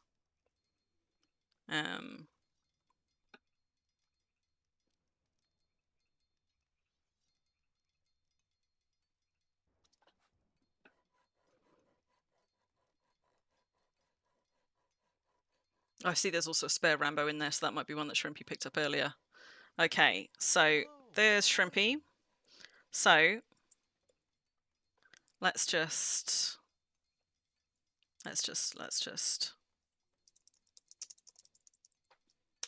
ready to lead. In fact, I'll move them in here. Wait, in here and stop leading them, because that way at least they won't run miles away. So stop, stop, stop, and stop. And then she should now be able to... Why isn't she able to lead? Oh, because she hasn't got her rope. There we go. Now we'll lead the cat safely out. So that's Shrimpy with his rooster and 3 sheep. And given that the arena has just stopped... whoops. Nearly sailed right past my own deed. Nearly, but not quite. Not quite. Let's just turn Melfi's back. Now that the sort of the threat of needing more tame slots is over, what I'm actually going to do is I'm going to hand this one off to Crim because she's now got her tame slot back. So I've relogged her, which I think means... I don't know if she logged out of the game fully. She probably didn't as she came straight back in. Sorry, not Crim, Eshri. So let's just hand this back to Eshri. Eshri can go put it in a boat, and then I can bounce that one over the border as well. So pet, give. She's given away her pet. Olivette's now not leading anything. which means that she can probably finally log out. And let's just go and put this one safely in a boat. You don't have a heart, so does that make you safe from GMs? I don't think so, Madoon. I think they'll find one in there somewhere, even if it's cold and dead. Right. Right. Wait, hang on. Let me just correct Melfus's path, because he's beached himself.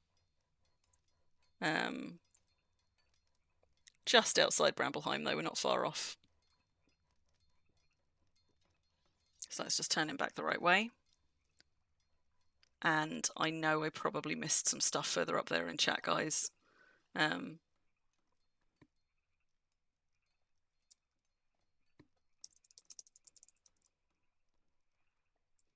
So I will scroll back up in chat for a minute and just see. Not that one, hang on.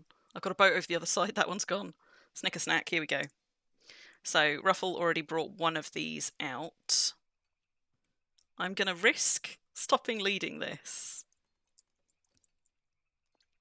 And hope it doesn't run off. Okay, we're alright. Did it quite fast. I think I have already taken a Rambo home. But I think the one that I took home, tell you what, let me just check, because Melfus is still in the boat. The one that I've got is aged.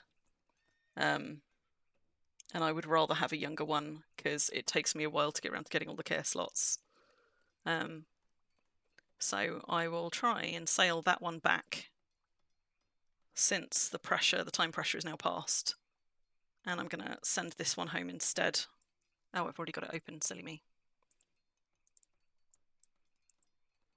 So I've already got a Gordon Ramsay in here ready to go home. And a Barbara Streisand. I do in fact have just one space left in here, which the cat can go in. That's nice and neat. Because it's Crim that tamed it. God, I can't see past all these boats. Because it's Crim that tamed it, it's Crim that needs to load it. So let's load that one. Load that one. But now that it's loaded, anybody can take it home. So disembark over there. And we can wait to take that home when Melfus turns around and comes back. 8 slots in your care alts and also 4 more coming very soon. Yes, but I've also got some tunes premiumed up for Christmas to do some care slotting on. So we'll get there. But bear in mind, we've just had the Lunalong, and I still got all the Lunalong mobs. So I think at home at the moment, back at Brambleheim, I've got I reckon I've got about 30 creatures that need caring for right now. So your care slots and mine. It's going to be a lot. Oh, okay. So there's something. Here we go. Kendra Shea's running something in local. It's like she's inviting people to submit haikus. So if anybody wants to go play. And Morg's Faith is offering out pizzas. Slices of pizzas. Where does one get one slice? Oh, I think they're actually giving them out. Let's line up and get some pizza. Good thing you did 12 then. Yes, and I think I've got 5 care slot tunes premiumed. So that's going to be another 15 to 20. Although actually it's not, because they've already all got one thing cared for. So actually that's going to be another 10 to 15 slots. So that's what I mean. Like, they'll all get used up. Don't worry about it. Okay, Melfus is safely back.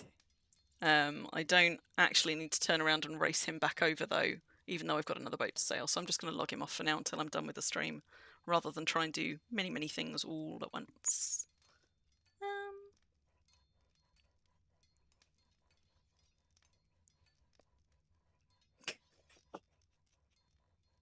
What if we just want to whisper in Kendra Shea's ear? So we're queuing up for pizza, but I'm not quite sure what's happening. I think... Are we queuing up? I don't know. What's the link to the Impalong? I tell you what, I will pop it back in the chat again. So, and while we're on a rare moment of pause, I tell you what we can also do. I've got a very brief news screen for any of you that are still kicking around and haven't already gone to bed. You know what? It's only 10 past midnight. It's not too bad. It's not too bad. But let's just do a little quick news segment while things are quiet. So where do you get the pizza from then? I thought that I assumed that she would trade it to you. Am I missing something then? Do we just taste from this chest? Oh, I see. We just take them straight from the chest. Okay, hang on. Portion. So we just take one of these, right? Eat or take. Let's take a little one. I don't need a big one. Num num num. Yeah, quick news segment. So for anybody that hasn't already seen it, there is a slaying tomorrow on release. There's a Cyclops slaying which will get you potions of leatherworking. I want to say leatherworking. Now I'm questioning myself. But I'll pop a link in for that as well. So it's at the usual place. But if you have never been to a slaying on release before, it's at Bruce's Flying Circus. It is indeed a potion of leatherworking. Yeah, okay. Yeah, so that's the affinity one. And that's the take one. They weren't set up like this earlier, which is why I was confused. I thought we were queuing. I don't need affinity ones. I've brought some affinity booze with me, and in fact, I've just relooked. All of my affinities seem to have dropped off now. Oh wait, it's because I'm on Eschery. Crim has already got a bunch of affinities up. And actually, now things are quiet and down, I can probably log Crim back on, because we don't need to still be on Eschery now. Eschery's done her job. But yeah, so there's a Cyclops slaying tomorrow at 9 PM server time. For those of you that are in the UK on the same time as me, that is 8 PM. Over at Bruce's Flying Circus around N13. So everybody is welcome. If you've never been to one of those before, all of the loot gets rolled for all the people who are in attendance. So there'll be a loot list. You can only put your main on it. Please don't put alts on it as well. They run a pretty tight ship there, but you can go and get some vicarious blood whether or not you want to actually hit a Cyclops. And maybe somebody knows better than me, Bun or Ruffle maybe. You get a title from most of the uniques the first time you slay one, right? What do you get from a Cyclops? Something like, is it something like Giant Slayer or something like that? So if you've never slain one of these before, it's a good opportunity to go and get that title added to your collection. Right, I'm going to log Crim back, then I'm going to leave my news screen, and we're going to go back to seeing what's what. Okay, so Crim's just coming in. Giant Slayer, yeah, that's what I thought. Right, let's switch back to Crim, hopefully, who is just outside the arena still, which is of course now quiet as anything. I could probably tell you, in fact, because it's going to be in my titles list, isn't it?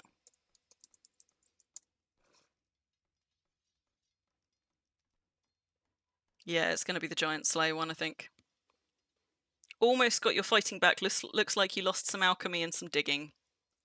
Digging, at least, is quite fast to get back. Do you have a lot of alchemy skill? It always sucks losing some skills when you die. That's the reason I switched to Path of Knowledge. Like, a couple of times I lost something off one of my 90+ skills. I was pissed. So I switched away from Path of Love.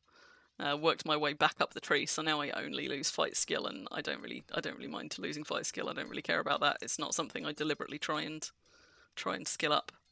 Now I think I just ate on Eschery, so her food is full again. So I might as well give the rest of that pizza to Crim. There we go. Yoink. And now that the arena's finished, I can also log Eschery back into a low-res client, because one of the things that will have caused that crash of all things is partly the amount of things being spawned in local and the amount of people and stuff in local, but also trying to run 2 high-resolution glossy clients plus a bunch of scavenger mode clients at once does tend to put the system under strain. So since we no longer have arena action, I will keep Eschery around so that her favour can replenish. But she doesn't need to be on a high-res client anymore. We don't need to be on her on stream anymore. You're waiting until you can enchant some grass. Yeah, and I've got Eschery on Path of Love, so I used to have both Eschery and Crim on it, so I had two that could enchant grass, and I did the majority of the majority. I did about 2/3 of the Brambleheim Wildlife Park before I then switched Crim away. To be honest, I'm not very good at getting the rest done, even though Eshri can enchant. I'm out of the habit, so I sort of forget that that's the thing I'm supposed to be doing. Now, whilst we were having all of that arena action, Shrimpy traded me one of these maps, and I kind of want to go and put it somewhere so we can just have a look at it. Can you just place these on the ground? I suppose we can, because we've got pickup perms out here, although I'm not going to be able to see it on the ground there, because that paving's getting in the way. I'm not going to be able to place it on a building, because I think you're going to need perms for a building. Where can we put it where we can actually see it? Somewhere where there's lawn, maybe? There's some lawn. I don't know if we can we get to it through here? Let's see if it's easier to see on lawn, because it doesn't, you tend to lose them in paving. God, like even the lawn's making it tricksy. There though, we've got like a rare spot where it looks like, oh, it's not rendering properly. Damn it. Okay, can we just open it this way and look? There we go. So that's your commemorative maps. I was going to try and put it on something so you could see what it looks like on the ground, but evidently it's struggling to render at the moment. So these are the sort of like one of the souvenir pieces for this year.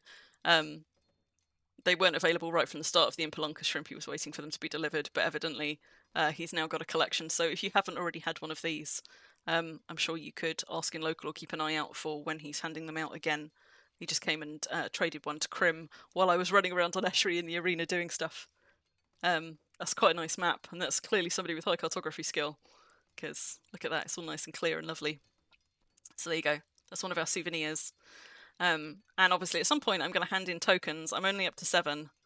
I reckon I could definitely get it up to 10, and I kind of want to see if I can get it up to 15, not because I want the 15.1, but just because I quite like scavenger hunts, I quite like exploring and finding stuff. But I will be getting myself one of those Blackmoor Skull Cups as well, because I love a piece of commemorative memorabilia from events and things. Now I'm just going to run Eshri back to the arena. I'm also going to turn her sound off because we don't need double sound from 2 tunes. We'll just get sound from Crim. I can really feel my voice going though. Clearly still not drinking enough.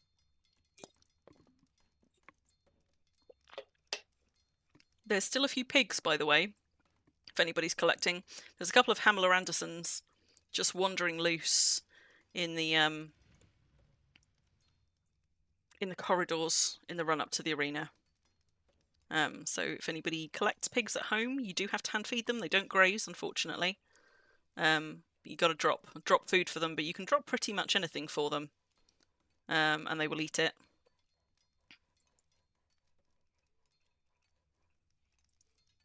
Let's eat some of that pizza that we've just been gifted. And is it going to fit in a picnic basket? It's probably not. No, it's not small enough. Oh, it might be small enough. Oh, but it still won't fit anyway. God damn it. You know what? Picnic baskets are weird. I don't know if lunchboxes are also like this. This food compartment can hold a maximum of 2 kilos of food, but it's also funny about what kinds of foods. So like the pumpkin pies, for example, are quite a big model. So it will hold 1, but it won't hold 2, even if their combined weight is under 2 kilos. But some things, like you can stick several sandwiches in there as long as their combined weight is less than 2 kilos. It's just some items it won't let you put multiples of. And clearly one of these 2 things, either the breakfast or the pizza, is too chunky, even though their combined weight would put them safely under the 2 kilo mark. So, yeah. Did I put the slaying? Yes, I did put the slaying link in there. Good, good.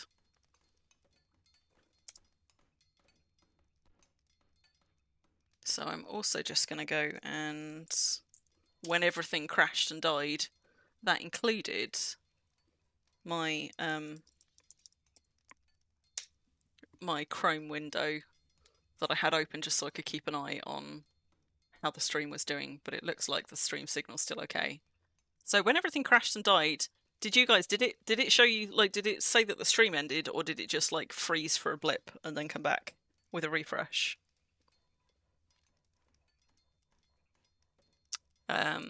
Baby's asking anybody who has butchered in the arena but not buried to please leave the arena because prox perms are preventing them from picking up a bunch of stuff that's there.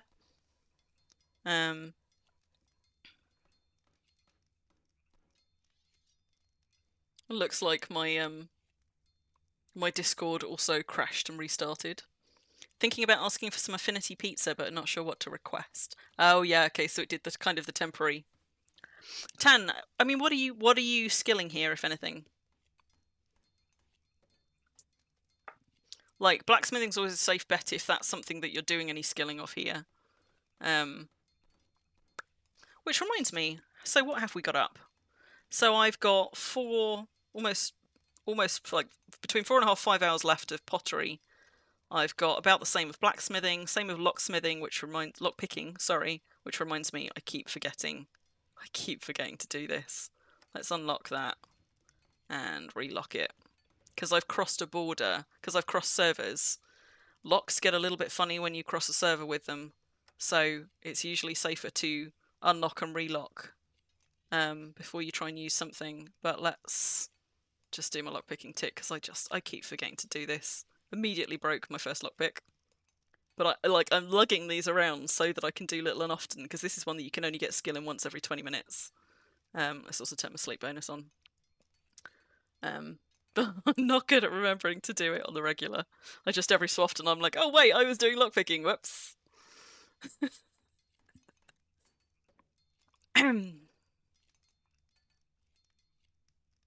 Ragnarum's offering out yellow potions if anybody wants one. So what I'm looking for is I'm waiting for the timer to pop up here. Basically, I'm going to get a little green pop up here when I successfully get a skill tick. And that means I can stop and do something else. Anything you can find within your mostly low skill set. I mean, so what was there? There was a few things, a few ones that when we went and looked at the imping stations earlier where there were several things at low skills. They might, of course, have just mown through those whilst we were all involved in the arena. But the reason I suggest something like blacksmithing is because if you're doing any blacksmithing at all, there will continue to be backlogs for blacksmithing, even if they've gotten through everything there now, although I bet they haven't. That's one of those ones where you're never going to run out of blacksmithing stuff to do for long, if at all, at an Impalong. But if there's stuff that you're particularly working on, like leatherworking or something, even though there's less often stuff there, maybe that would be a good one to pick. There it goes. So let's cancel those. And while I've got my sleep bonus going, let's just go and have a look and see if any of the imping stations don't have anybody at them. I don't really want to join one where there are several people working, because I'll bugger up their queues where I'm only half paying attention. Is anybody doing jewelry smithing like right now? Don't know if Dragon's just come back to do it or if just come back to pick up some stuff. Trouble is, because event moves so fast at these, it can be quite hard to see. You have to watch quite carefully for quite a while. You're still not done with toy making? You've got to watch quite closely for a while to see if a certain thing's being done. You can also look to see if any damage appears on these, but that sometimes you can be waiting a while. Like I'm seeing lots of weaponsmithing, armor smithing, and blacksmithing stuff happening. Not yet seeing any jewelry making tinks, but that doesn't mean that it's not happening. Yeah. I'm conscious that I've still got my sleep bonus running. I think that jewelry smithing is currently up for grabs, if that's one of the things that you've been kind of semi-skilling. Tan. There may also be a blacksmith forge left unguarded. This has got some lower quality items. With a couple of very skilled toons there who are doing imping and probably focusing on the higher quality imps. So there's probably some blacksmithing that could be done right now for anybody that wants it. What I might do though, because I'm at that point where I'm like far enough through a stream And it's been go, go, go that, like, my batteries are running down. What I might do is just quietly sit here and do some papyrus imping while I've got my sleep bonus up. Because otherwise I'm just going to wander around like a headless chicken, looking in all of the containers and not actually doing anything. I just need to check whether I've got water. Baby says they're going to be having a yellow potion contest. You can receive 2 and take 1 or both. And if people end up with the same appearance, you'll be given a what potion? A 3 RS. 3 is 3. A what potion? Is anybody passing that? Because I don't know what that means. Oh, you'll be given a third. I think that's a typo. I think you'll be given a 3rd potion. I don't know. Some kind of shenanigans that's going to happen. Right, I just need to fill this up. Get some water and then I can go and do some papyrus imps. I think that this fountain's still empty. But that one over there, I think that one's got water in. Does the imping... Yes, so the imping lasts throughout the event. The imping is effectively the main event here. So mostly what people are here to do is to imp and enchant stuff, but there's also a bunch of other stuff besides. So people will be imping, there will be stuff to imp and stuff being imped all the way through to Sunday next week. Not Sunday, tomorrow. So this Impalong runs for another week through to the end of next weekend. And there will be people imping and enchanting throughout. There will also be stuff to imp and enchant throughout. So anybody who hasn't yet arrived or has only just arrived, still plenty of stuff to skill on, plenty of people to get your stuff imped up. Look at that little pig running around. So yeah, so it's still plenty to do, and still plenty to get done. Why am I not close enough to drink from that, or did I just click the wrong thing entirely? There we go. And I've got some cloth there. It's not great quality, but it'll do. It's also not enchanted. So I'm just going to go back into the arena building so that I'm in range of sermons when the sermons go off. Mats for the forges, they are in the sleds, Tan. So there's a public supply sled just here, the bright red one. And there's one of those on every floor. That's where you want to be for your lumps. I think fuel for the forges, I don't know if that's in there. I think you generally just ask in local. If one of the forges looks like it's running out of fuel, pop something in local and ask if staff can top them back up. Because I think staff are doing that. I haven't seen...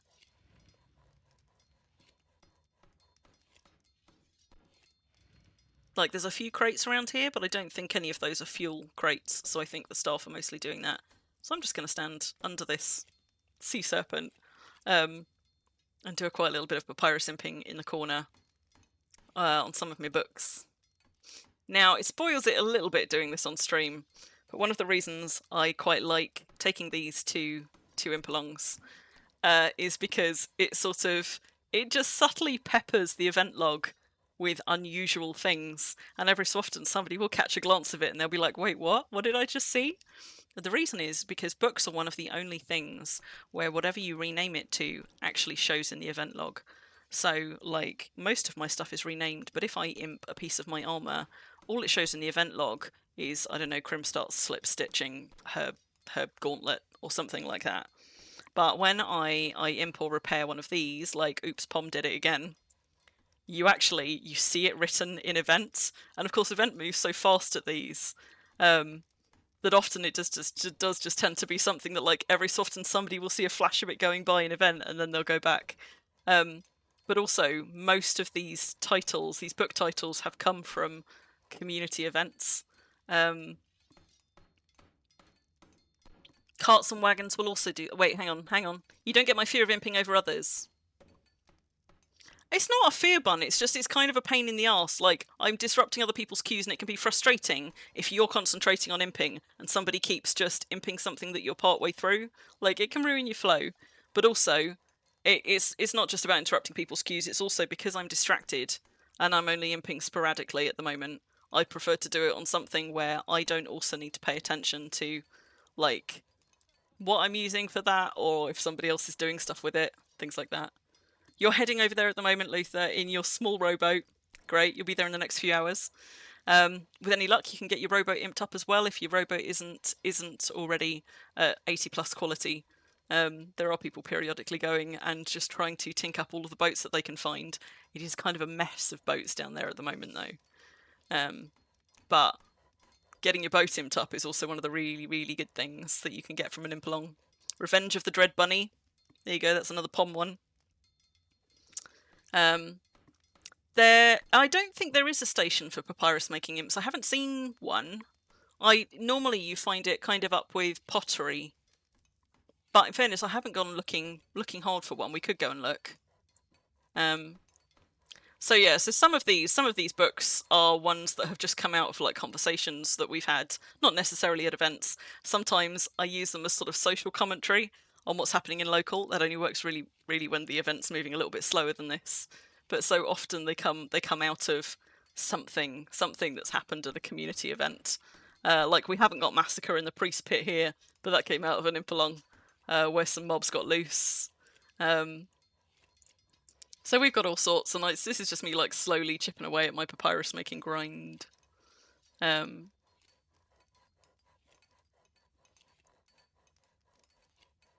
Yeah, I don't necessarily think it is something that people should worry about at an Impalong. What I would say is, it's also less of a thing to worry about if you're doing as Myra says. If you just focus on one item and imping up that item, it's less of a problem. If you're somebody who, sometimes like me if I'm honest, tends to be a slightly more chaotic imper, where instead you'll imp a stack of things, or several stacks of things, to just fill up a queue, then you're more likely to find that you're accidentally interrupting somebody else's stuff. And it's just a courtesy to, like, I try not to. I'm not saying that that's what everybody has to do. I try to be a courteous imper, which means paying attention to what's going on in event first. And doing that kind of imping, I don't concentrate well on it when I'm also streaming and when I'm tired, particularly towards the end of a stream.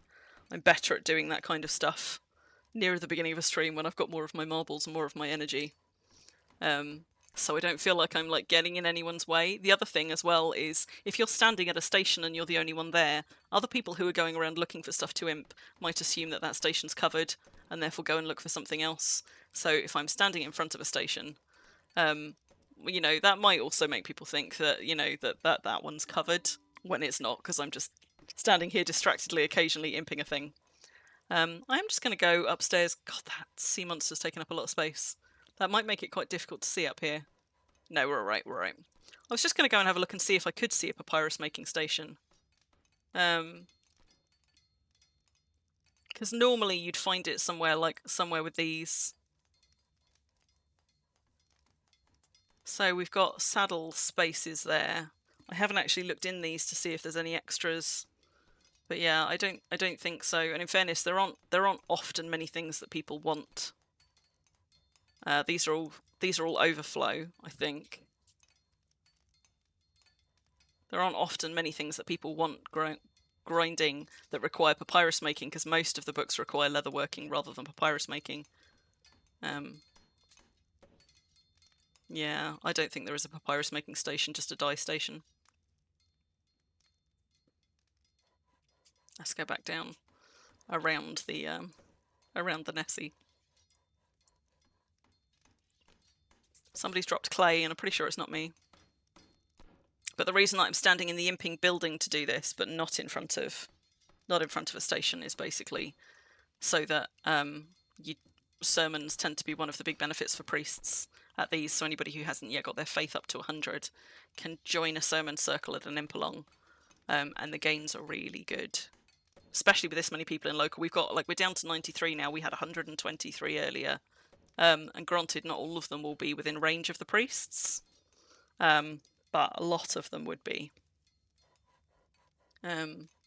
So there's some really, I've got 3 priests up to Faith 100, and a significant proportion of their faith gains came from things like Impalongs. Submissions for the haiku contest are going to be posted later.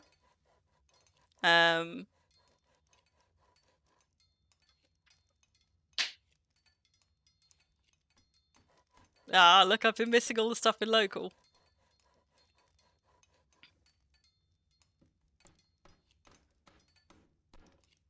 I don't know what happened with the yellow potions thing. Has that been and gone? I don't know. Maybe the potions thing's still happening. Ruffle's asking about it. Dropped clay. Maybe that... No, Madoon. No. No poopins, thank you.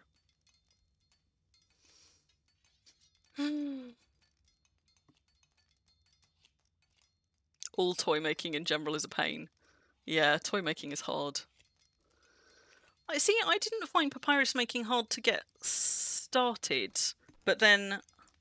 I don't know, how did you start? Because I just started with books and I just kept going. And like, I think I probably had already got about 10 points of skill or something from making paper and papyrus. But it was Serafina that inspired me on this track actually, like almost 2 years ago, like Mardi Gras 2024. She whipped me off to show me her library. And I was like, oh my god. Like, I kept kind of meaning to, but it was just the kick I needed to actually start doing some papyrus making. And mine still isn't great. It's not something that I skill hard, because I don't skill anything hard. It's just something that I like to quietly chip away at in the background. And one of the things that's quite nice about doing it at Impalongs is I get to get new titles to add to my library. But also sometimes it just gives people something to smile about when they catch sight of it in events. So this is by no means my whole library. I just bring a couple of backpacks worth with me to tinker away at. And as you can see, I'm not particularly paying attention to like which quality I'm doing. This is not a concentrated grind by any means.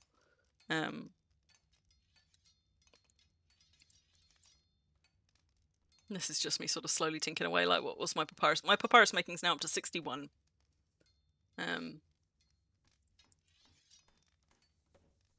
99% pumpkin. Good night, Madoon. I'm getting pretty close there as well. Okay, so Kindra asked to delay it for the haiku. Cool. So they're finishing up the haiku one, and then they now seem to be doing the yellow potion one. Just scrolling back up in chat. I know that there's going to be some stuff that I missed completely here, but just going to scroll back up and see if I missed anything that's still something I can respond to. One-eyed monster slayer.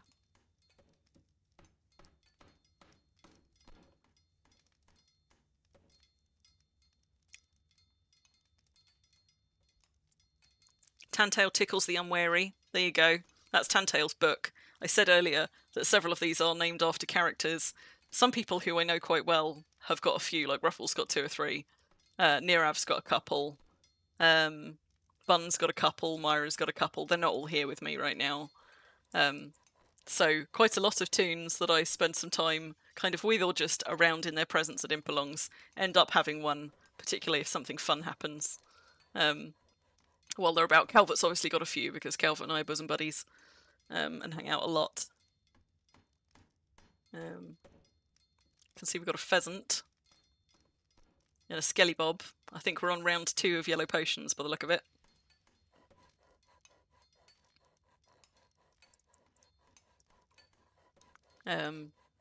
But yeah, like the thing that, like the charm of having pretty colourful books racked up on bookshelves, you can size room them as well to get some variation in sizing, with fun names, is the thing that kind of like made me get my arse in gear and actually start doing some papyrus making, and it's just something that I gently chip away at from time to time when I want to.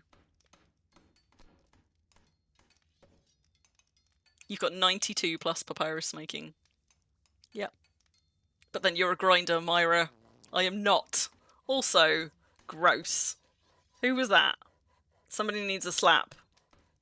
And I don't really want to go trying to scroll up through event to figure out who. You haven't tickled anyone yet. Only a champion. Really? None at all? Or do you mean not so far today?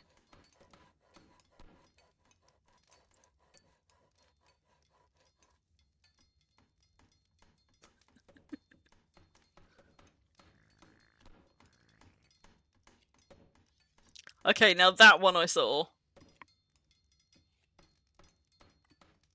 If we end up with a lot of people farting in local, that definitely might be time for me to wrap up the stream, because I fucking hate that sound.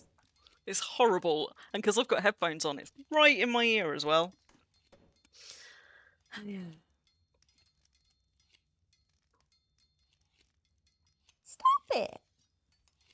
Not so far at Blackmoor. It doesn't sound like Utan. Not convinced. I've got a, speaking of tickles, I've got a thicket worth tickles with sickles. I'm trying to think where that came from. I mean, that came from an Impalong as well. I'm just trying to remember which one. Would it have been a friend along? Maybe? A lot of these I can place precisely where they came from, but some I can't. Like Funbun loves a pun along. I feel like that was probably a friend along one. Not on your game this week. No, me neither. Me neither.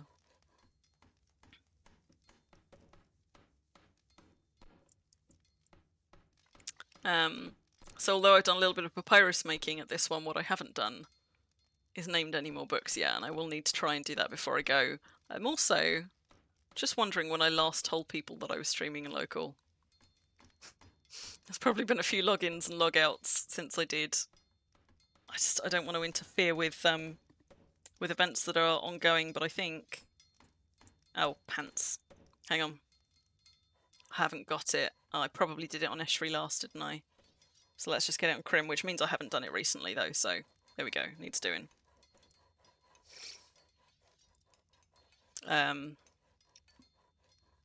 Just so that, you know, nobody's caught unawares. But I can feel my batteries just like fast training. Like I'm lacking the social batteries now to keep track of like the events that are being run in local and things.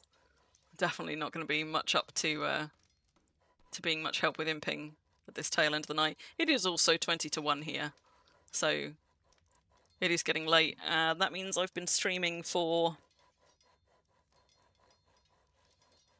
5 hours-ish. We must be on a 5-hour ticker now. Weirdly, I think you guys can see how long I've been streaming for, but I can't.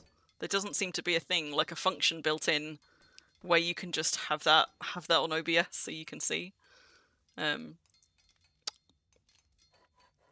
You telling tales, Bun? Well, let's not draw attention to it, because otherwise everybody will start up again. Maybe that was it. Maybe we're done. Maybe we're done. Almost 5 hours. Yeah, that's what I thought. And I'm now out of drink. And I definitely haven't drunk enough today. And it's been quite intensive. I suppose only the arena was really intensive. Like, we started out with the tournament. Hello! Got a cat begging for food. We started out with the tail end of the tournament. And then we had a little Explore of the Deed, and then we had arena shenanigans. Don't do that, Myra. Don't do it. Don't do it. It's just such a horrible sound. Like, it genuinely, like, this isn't me, like, fun cringing. It makes me feel sick. It's horrible. Which is why people start doing it enough and I just tend to nope out. I'm like, nah, I'm done. I'm done. I need a book named Calvert's Guide to Not Backing Off Cliffs. I think that might be too long a title, unfortunately. Might have to come up with another way to do that. Hang on. Because I think, unfortunately, there's a load of things where the perfect title is just a few letters too long. And I think we're going to get stuck halfway through backing, maybe? Or, no. There you go. So, like, for example, one of these is a shorter title than I wanted it to be. So this one, I wanted it to be The Weaver's Dream of Eclectic Sheep. And you can't. I wish they just gave us just a few more letters to play with. Or that the number of letters that you could have increased as the quality went up or something. Because there are so many titles which are not quite the title that I wanted, because the title that I wanted was just a few letters too long. Ruffle wins by star vote. What did you win? What did you win, Ruffle?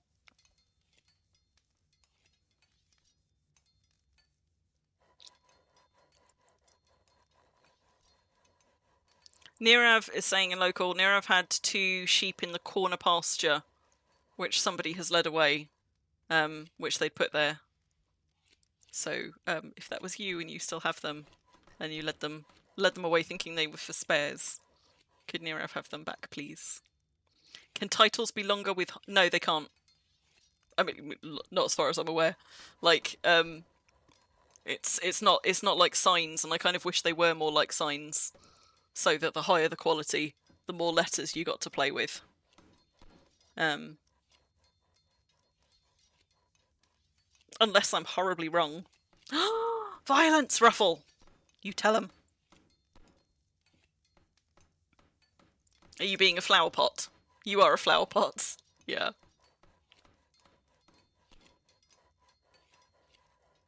I mean... You won a nice rare medium mole? Wait, was that...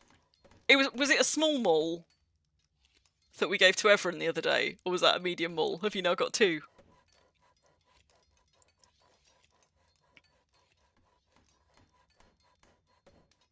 Flowers do like to be ruffled. There you go, there's one of the new fancy cart skins if you hadn't already seen them.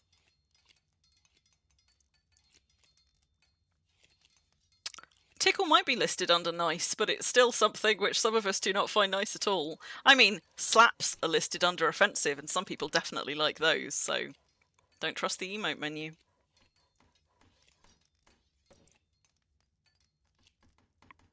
Small mole for Everin. Okay. Now you got a set.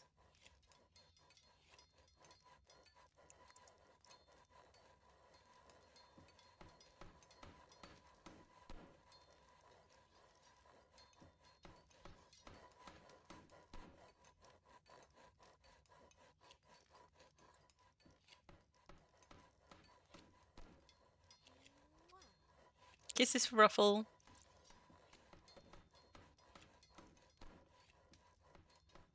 I'm about to be kissed by a flower pot. There you go.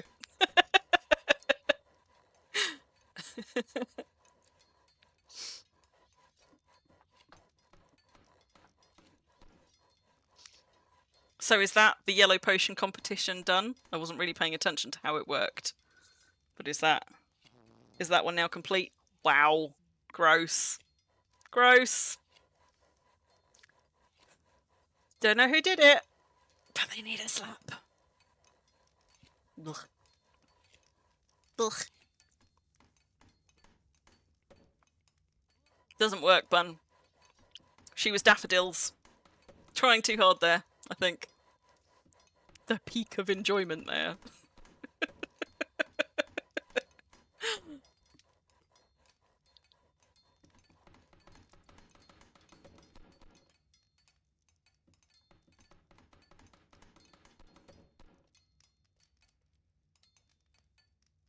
But yes, so taking submissions for new book titles. Because I haven't yet sat down and done some, and I probably should.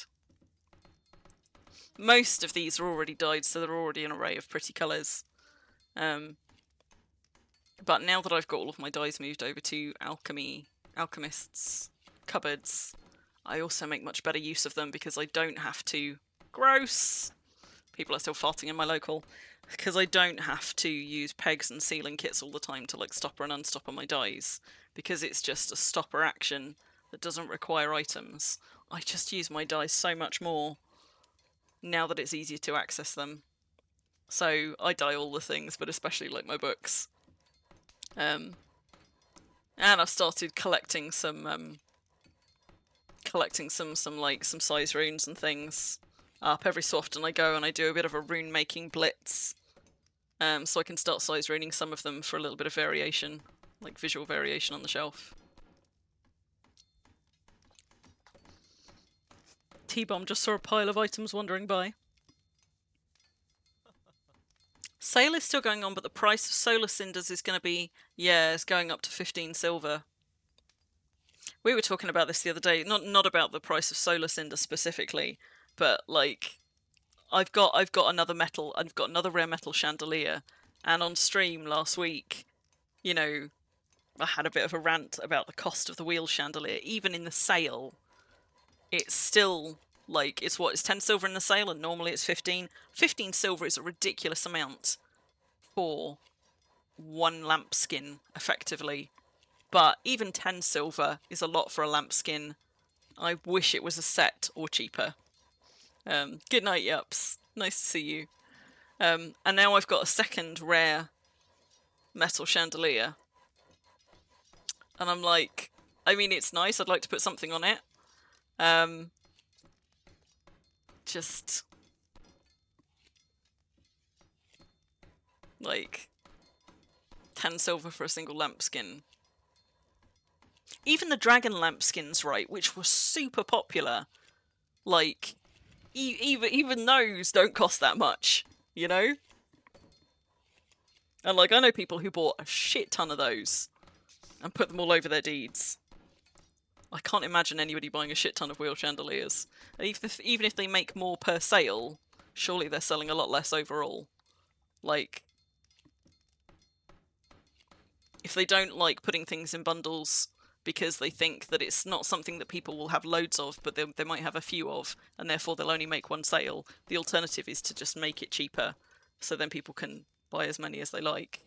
But I really wish that they bundled more items than just the gift box skins, and rethought some of the pricing on things. Like the chair is at either an all-time low or as low as it's ever been. Like the chair is down to, or was down to 4 silver in the silver shop. But normally it's like 12 for a single chair.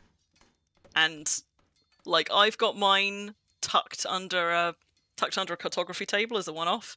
But, you know, generally speaking, for chairs, particularly for chairs like that, you want a few of them at a table, it looks like it should be part of a set. Weird thing to sell individually and for such a high price. Yeah, there's some really nice skins in the shop right now, and I'm not going to lie, I went and bought a whole bunch. Including some that I already had just because I wanted a spare. I'm not against skins, full stop. I know you've had this rant from me before, so I won't have it again. Like, I get that that's a way for them to make money in the game, and I'm quite happy to throw money at this game because I love it.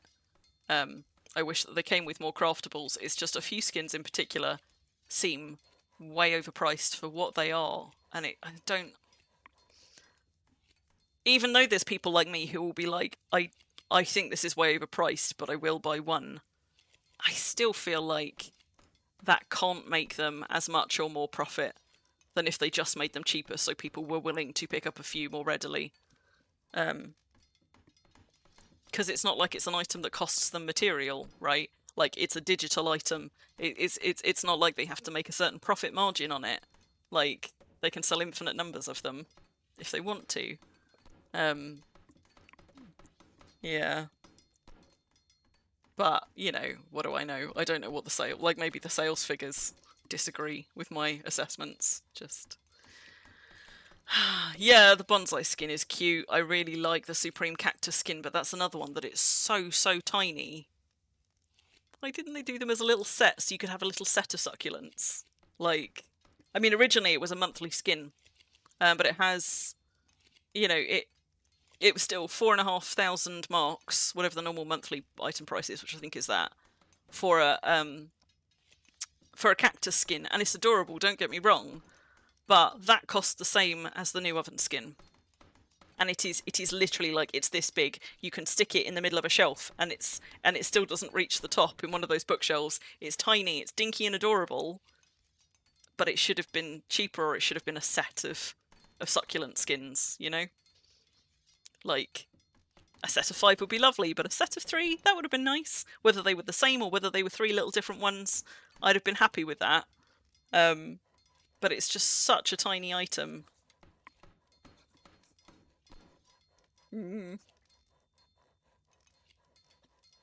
But on balance, I do like the new oven skins. I like the forged skins. I can see why some people don't like them, but I like them. They're neat and tidy. I like that their chimneys are shorter and that the smoke doesn't reach as far. I like that they're a much more even surface so that you can nest them into other furniture items or potentially put them both as part of the same continuous set. For those of you that saw the mana stream, one of the mana streams that Calvert and I did a while back, with a little bit of size ruining, you can make some really nice like kitchen counters that all slot seamlessly in with that oven piece. So you can make a much tidier looking kitchen with that, and presumably now also a much tidier looking smithy. I like that they brought the cart skin out as well. I'm glad that they fixed at least a couple of the quibbles that people had with it quite quickly. Not sure that we're going to get the fix for the fact that the animals aren't attached to anything and their legs are too close to the wheels, but at least now you're not sitting in somebody else's lap from the driver's perspective, and the lanterns can now work with them. I'm glad that recently they've started doing more large items for skins, because if you're going to invest in vanity stuff, you want it to be stuff that people see, you know? And we had several statuette skins, like loads and loads of them. I'm like, why is it another statuette skin when it could have been something else? So I'm glad that we've gone to some kind of like higher profile, larger items that people can actually show off. I also think kind of like the raft of tool skins, for example, they feel kind of wasteful, you know? Like, they might be quite nice looking, but for the most part, nobody ever sees you using a tool except for like a brief moment when you're at an imping station. At least weapons, like, people are seen carrying around weapons and shields. Those are really nice personalised, like, ways to personalise your kit. And they can be nice visible things. But so many of the skins that we have are for things that you just don't get to see. At least the drinking horn is something you can attach to your hip slot. But like the mallet skins and the hammer skins and stuff like that, and the shovel skins and the pick skins, like, how often do people actually get to see them? I guess if you're somebody who plays in third person, you get to... That's adorable! What? I guess if you play in third person, you get to see them. If you play in first person, you generally don't. Like, if I do anything with my pick or my shovel, I get like a flash of it on my screen, and then that's it. Then it's gone. But other people don't generally get to see it either. And like, if you're buying vanity skins, it's because you want to be able to show them off, surely. Also, Crim does the skins rant. I know. I'll stop. It's because I'm tired. I got myself on a rant. I always do that, don't I? I'm like, you know what? I've had a rant about this. I'm not going to do it again. Oh, and then I don't have exactly the same yes. rant as last time. I just have a Magnificent. related rant for 20 minutes. I'm done. I'm done.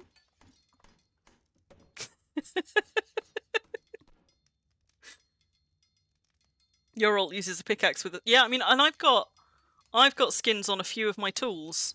Because I have those skins, like, because I probably got them from like care slots with monthly points to burn or something. Like, I use them, it seems kind of wasteful, like when there are so many more high profile things that we could do, but I'm not going to get suckered back into it. That feels like a trap. Said I'm done, so I'm done.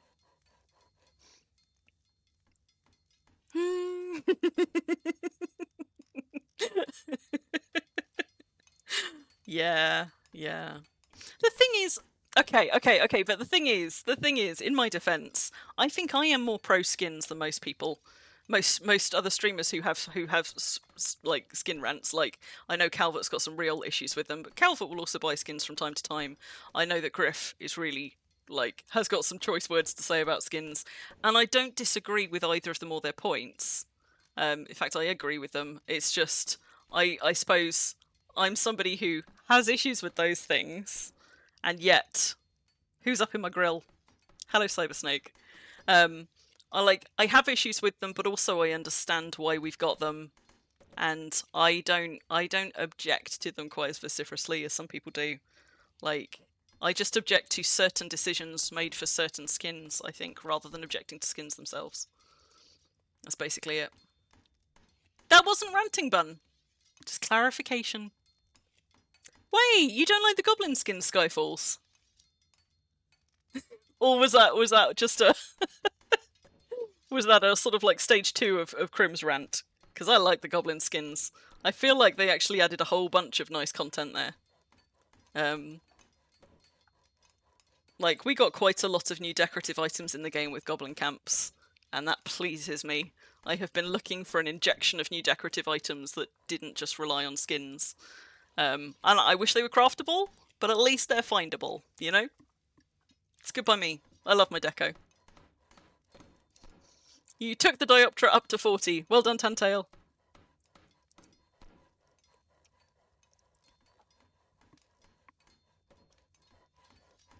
Yeah, spyglass. I kind of wish that we had spyglass on the move. Apparently, I'm getting. Hello, bun.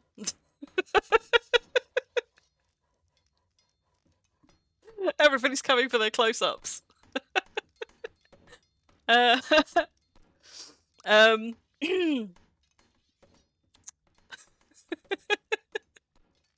What was I saying? Spyglasses, yes. Yes, there's a couple of like quality of life utility tweaks that I would really appreciate for spyglasses.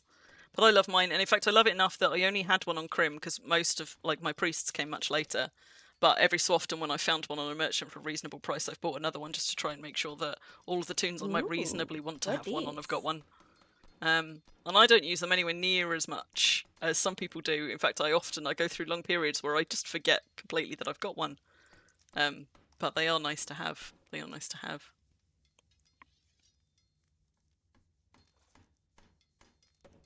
Goblin stuff's a bit like archaeology. Sometimes amazing, often... Yeah.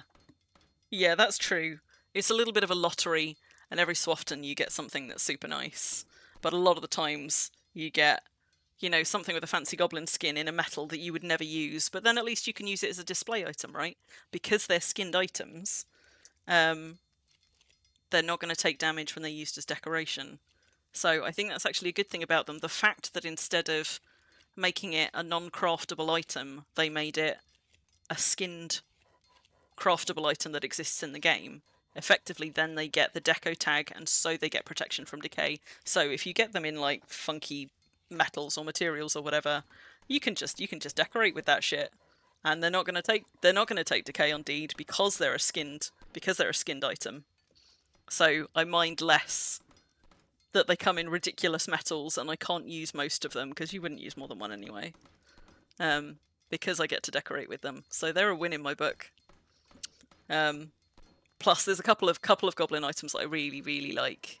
I really like the little sconces, the braziers, I can't remember what they're called, the torch lamps.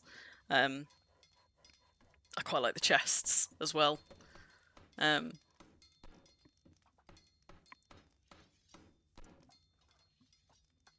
But yeah, it is a little bit hit and miss. And if you do, like, once you've done a few camps, not in a massive crowd, you've probably got most of the items covered. You've got a few chests, you've probably got 2 or 3 of some of the goblin skinned items, and maybe only 1 or 2 of the others. But you've probably got more than you would want.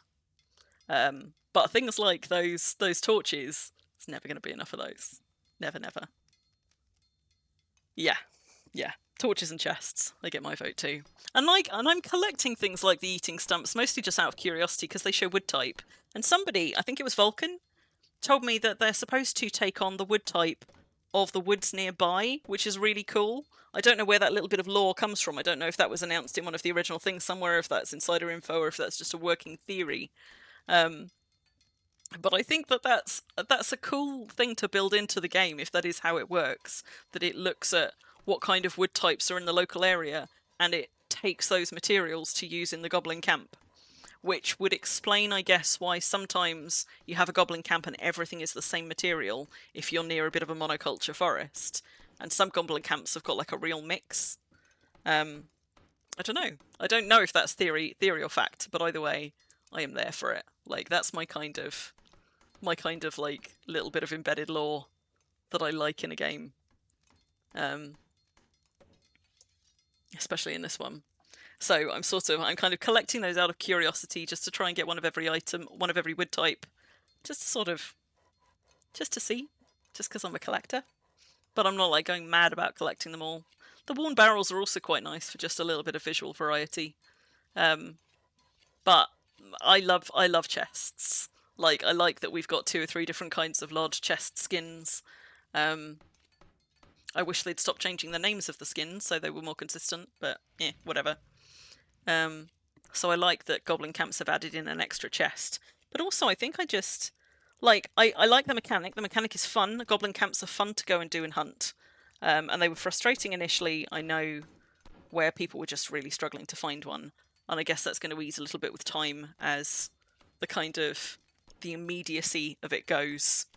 You know, people will eventually get to catch up with that content if they haven't already. But actually, goblin camps introduced a shitload of new stuff into the game. Like, we got several new, effectively new creature types, several new decorative items, most of which are lootable. That's great in my book. We haven't had anything like that added for a while, right? That kind of proper full collection of new items and creatures pumped into the game. That's pretty unusual. So that gets a big thumbs up from me. Big plus. But yes, I'm never going to have enough of those torches. So I'm going to be collecting those till the end of time. Because they're cool and I like them. I wish they were slightly less flamey than they are. And I'm sad that with the Flames update, they did also seem to have broken my gold hanging lamps, which used to have a gentle little flickering flame, and now have that goblin torch lamp whoosh.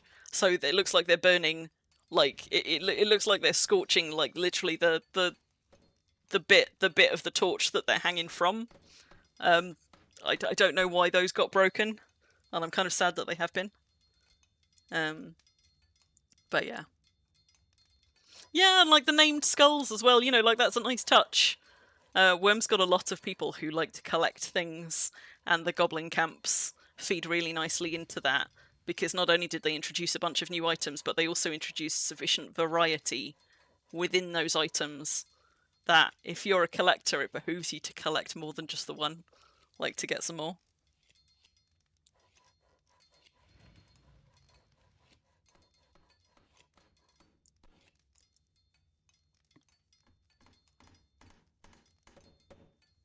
Apparently there were some issues with the sermon sheet, but it has now been addressed.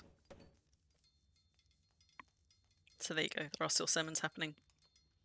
I feel like I have still got a couple of items kicking about here, either in for imping or enchanting, that I haven't yet collected, and I'm trying to think what they would be. I've got a Dioptera over in Blacksmithing 4. That might be the last... What are you doing, Bun?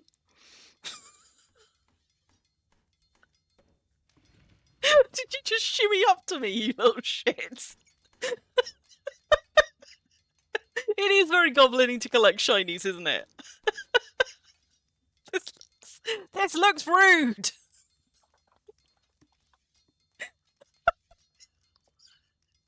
What do you think you do?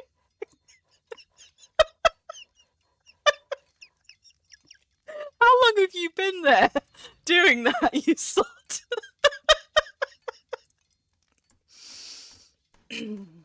Long overdue. Long overdue. I just suddenly caught sight of his hat clipping into my screen. I was like, you sod. No. No, Myra. None of that shit. No, no, no, no. Oh! No! A long time. I just wasn't noticing. I was just too busy talking about goblin stuff.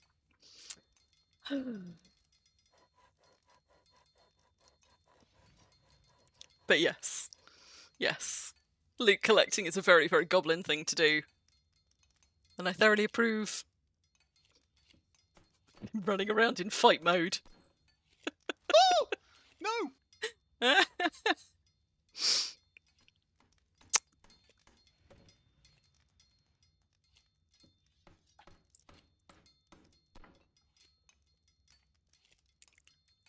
Yeah, so I think I've still got a rare Dioptera in Blacksmithing. But I think that's it. I think I've got everything out of enchanting. Goblin glee. And obviously I've picked my chessboard up earlier, which Myra tinked up for me. Thank you very much, Myra. So I think I've only got one item left to collect. You know what, I'm so worried. Unless I'm only dropping like 2 or 3 items in at an Impalong, I don't trust my memory. I'm always worried about leaving something behind. And I find going around checking all the stations looking for stuff with my name on it really stressful. So whenever I come to an Impalong and put stuff in forges, I make myself a fucking list. Like, I know exactly what I've brought, if it's rare, and what material it was made from, just in case it gets moved to overflow or something, and somebody's like, and I need to tell somebody which of the many ones it is there. And then, like, but I also, like, I tend to make a list, and then I tend to make, like with columns in it. It's not quite a spreadsheet, But like, so I know which station it's in at the moment. So like, if I want to go and like look down my list, I can see exactly which station everything was left in, and then which ones I want to move it to if it also needs enchanting after that. And then when I pick them up, I just cross it through, so I know exactly what I've dropped at an Impalong. Otherwise, I end up dropping things willy-nilly. Like, I'll leave some of my Drake hide in a you know, in an imping station somewhere or something, because I forgot that I just took them off and threw them in leatherworking after I came out of an arena. Yeah, I absolutely have to keep lists. I don't check it many times. It's just every so often, like once a day maybe, I'm like, right, what do I need to go and pick up and move? Now you regret not packing your tent and rolls. You needed to get a replacement needle imped because you lost the other one. I always come to Impalongs thinking I've only got a couple of things I really need to imp this time. And then something happens, like for example, I buy some things on the merchants nearby and I'm like, oh, we could get that imped up while we're here. Or then on one of my many trips back home to drop animals off, I find something which was too big to put in a container, so I just called it Imp Me and left it like in front of a table. I'm like, oh crap, I forgot I was meant to get that one imped as well. So I often end up bringing like a couple of extra things along that I hadn't included in my original set, but trying to get which impers are naughty or nice. Oh, do you know what, my jaw is aching now. Clearly that's a sign I've been talking too much. Speaking of which, we are coming up for Christmas though. So speaking of naughty or nice, I was like, I don't know, back in the autumn I was like, hey, we should do some sledding over Christmas. Either in our actual sleds or like tobogganing in rowboats down somewhere steep. I don't know that I've got the energy to set it up in time. I think we are due for some snow in Worm between Christmas and New Year. It's not like I've got a course set up. I would love to have a drink ruffle, except I drank all of my drinks. I finished them all, I did not bring enough. Oh, yeah. But yeah, it remains to be seen if I've got the energy to put some Christmas shenanigans together for stream. Obviously there's going to be a Christmas event, an archaeology event, and maybe some other fun stuff as well, which I'll try and catch on stream. Bun and I have got some more treasure hunting to do sometime soon. Do better. I will. The problem is I've been meaning to wrap up the stream for like the last half hour and I keep not doing it. Ruffle and I are going to go out glamping next Saturday. Bun and I have got to squeeze some treasure hunting in sometime soon. And in the new year, you might get a Bun on camera on stream. Because he threatened to on our last treasure hunt. And I know he's been looking at webcams. Just saying. So over Christmas I might have to just have a little play and make an overlay that will let me have a second person on cam. I know Stablam's quite keen to come out with Bun and I one time, so we might get Stablam coming out and streaming together with me on Twitch while we go out, maybe doing treasure hunting or something like that.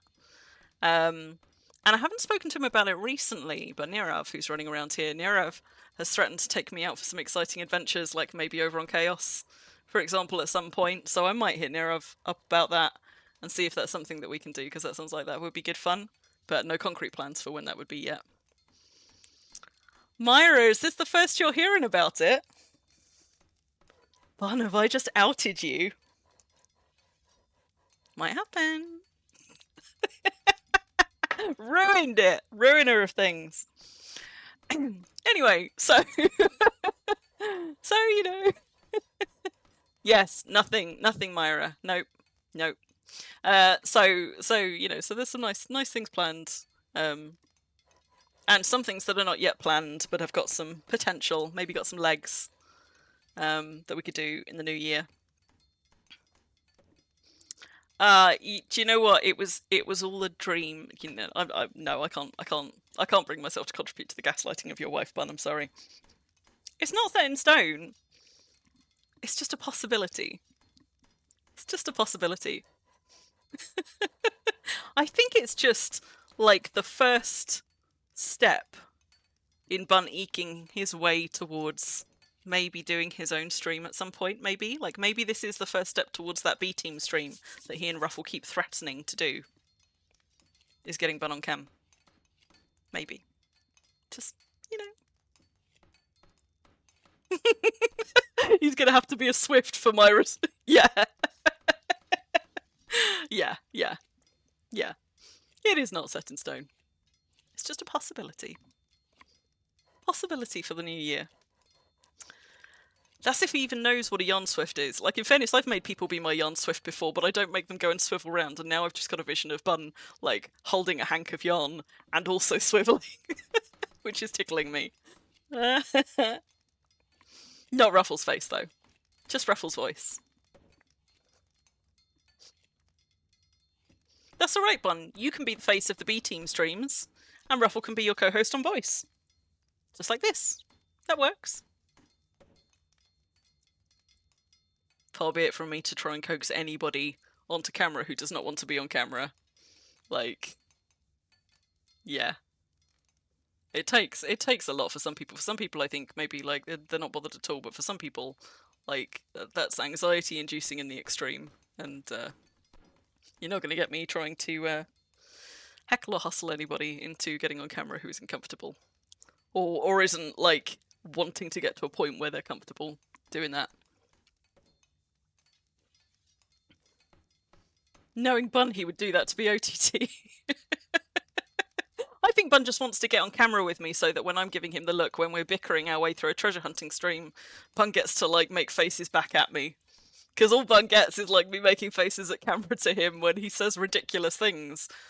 Like, commenting about me spreading my legs for him, for example, when we were out sledding. I think he just wants to be able to, to make big expressions back at me. Crafting segment? Could be a crafting segment. Yeah.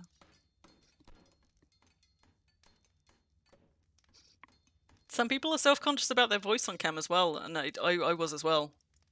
Not on cam, you know, on voice, on stream. I sort of... It's weird hearing yourself. Because you never sound the same on a recording as you sound in your head.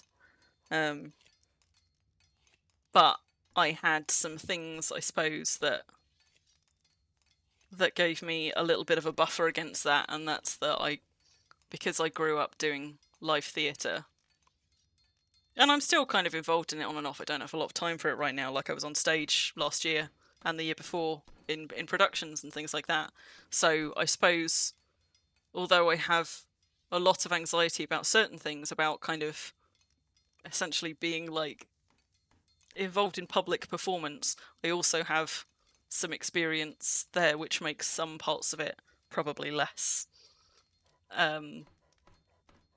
less horrifying to contemplate for me than for some people. Also, for my job, I talk to a lot of new people all the time. I sometimes end up running training, running presentations, like not if I can help it, but I have a job where I have to talk to a lot of people on camera a lot of the time, meet a lot of people, make a good impression first time, have to be able to kind of talk a lot, talk for a while, and talk knowledgeably about things.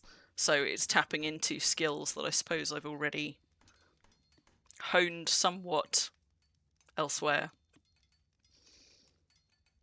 Which doesn't mean to say that I necessarily do it well, but it's not quite as fear-inducing for me as it might be for some. As long as Bun isn't modelling. Well, I'm hoping that Bun's camera is not going to be so large that we're going to be able to see all the way down to those shorts, because those were genuinely horrifying. I assume you're talking about those knitted briefs, shall we say. The, yeah, thanks Robbie. Thanks, Robbie. The willy warmers. Yeah, no. That's for only worms. That's for a whole different stream. Explaining it just doesn't hit the same. Yeah. That lack of being able to gesture and make expressions, and I think that was it. Like when I decided, when I was cajoled, persuaded to consider starting streaming by people like Bun and Myra and Calvert, and to a lesser degree Ruffle, who's always been a supporter but less of a cajoler. Like, when I started thinking about what I would want to do if I was streaming, I realised quite quickly that if I was going to stream, I really needed to be somebody who got to use my face to communicate. Because it actually, although I have a lot of anxiety about being on camera, it makes it less stressful when I can also use my face to convey meaning, and I'm not just relying on my words. Because, like, when it's all on the words that I pick and all on the tone of voice, you know, when I've got less tools with which to make myself be understood, in a way the communication itself feels harder. Whereas when I get to use all or most of my suite of tools to convey meaning, that actually makes the communication itself less stressy, even though the being on camera itself is adding a different kind of stress. But it's been good for me.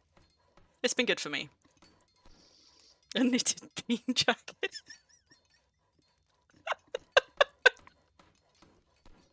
Delightful phrasing, Tantail. I'd put it on a book if I was not adamant that I never wanted to read that again. Nope.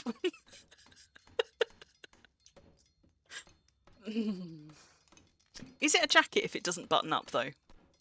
Surely that makes it more like a pullover, so to speak. Asking for a friend. Like, I feel a jacket has to, like, open up or zip up or something, and... You know what? Never mind.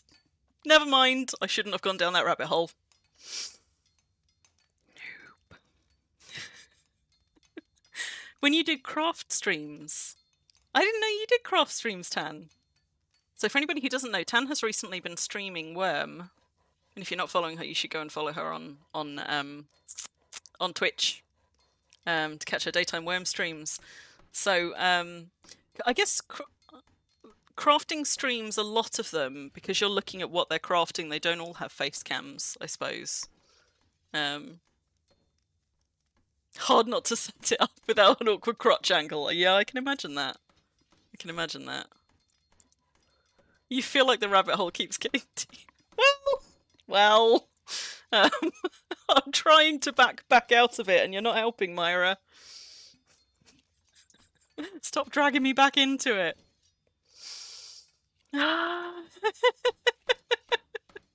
Bunny's supposed to be asleep.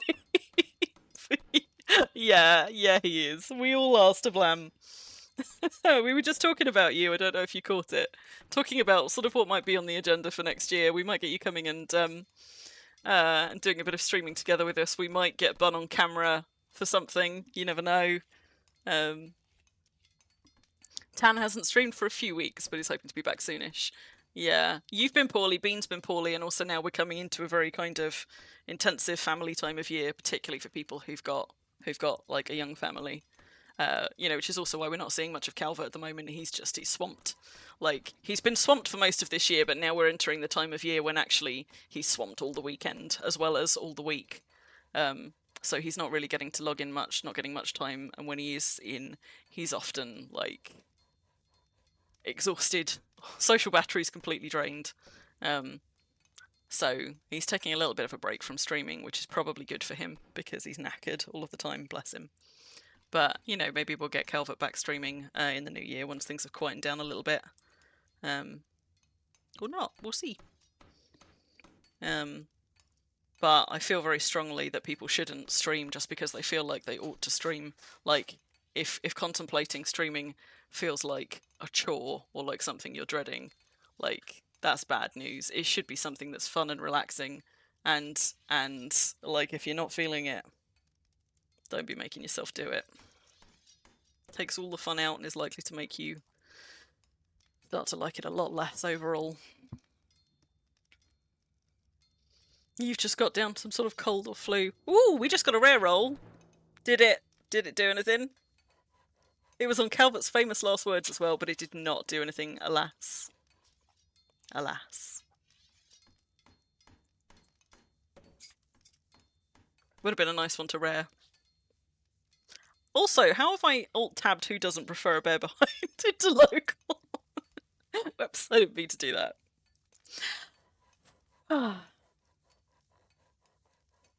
Ruffle, you'd be excited to... Okay, but in fairness, a lot of streamers, like most streamers, I think, are not as chatty as me. I am a particularly chatty streamer. And you've got everybody on a spectrum, right? You've got people who are really not very chatty at all. Just sort of like chill, quiet commentary. You've got people who chat a little bit, who just sort of, you know, sometimes they'll be a little more chill. And then you've got people like me who just don't know how to shut up. So there's a whole spectrum there. Might be that there's somewhere you can find that you're comfortable on it. I guess I suspect people who want to be, who are interested in streaming, but are worried about not being chatty enough on stream. I think part of the barrier there is sort of finding a level of chattiness that doesn't take too much from you, but also doesn't feel like awkward silence. And I think that there's sort of understandable anxiety that people have, and I have it too. Like sometimes I'm like, I could do a much more chill stream, but I don't know, when my anxiety starts kicking, but I'd be like, I need to be more entertaining. My Skyrim streams, in fairness, were more chill streams. They were much more relaxed, because Skyrim is a game where there is much more to interact within the game, kind of like that watching the gameplay is more fun in Skyrim, right? Whereas watching the gameplay in Worm is hard to make it fun. Like, there is some fun stuff to watch, but a lot of Worm, let's face it, is not much fun to watch as an observer. So I feel like Worm has a... Like, it feels like there's increased pressure for some people in Worm to make up for that in other ways, like by being more actively entertaining on stream.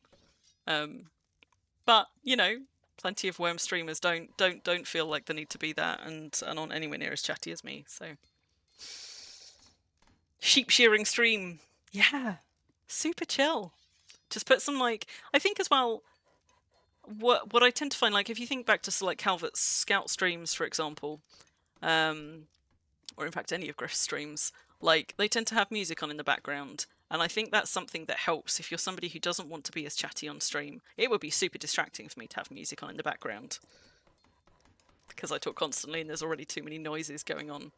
But I think that those gaps, if you're having a less kind of a chatty stream vibe, one of the ways that people kind of make that not feel so much like an awkward silence and like I need to be more entertaining is by having music on in the background, or having something to just kind of like set that chill tone, and also mean that even when they're not talking, there's also something else to listen to.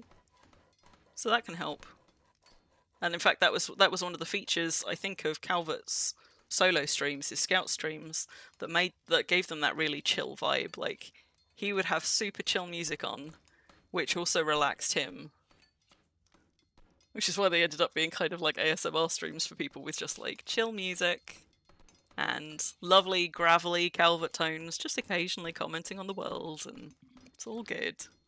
Whereas, noticeably, yeah, like, I mean, streaming is almost never no effort, but maybe like low effort streaming, you know, just chill streaming. Stablam was, I don't know if he's still here in chat, Stablam was saying the other day, like, I could stream more days, why don't I stream more days than Saturday? And the fact is because, like, mine are not low effort streams. Mine require quite a lot of prep.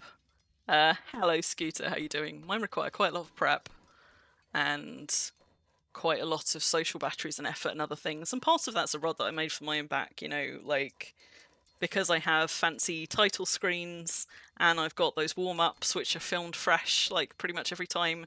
All bar one have been different than every single other one, with music, and I've got news screens, and I've got like closing screens. I switch between all the markets and things, like, and I enjoy doing that, but it also means that there's quite a lot of prep work involved in mine, and also I don't tend to just stream whilst I'm doing a thing.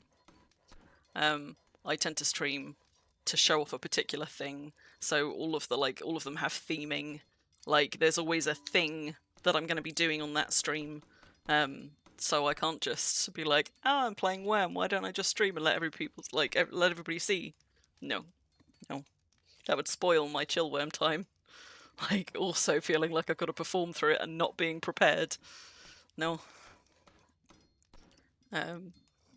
And sometimes that makes me sad that I can't just, like,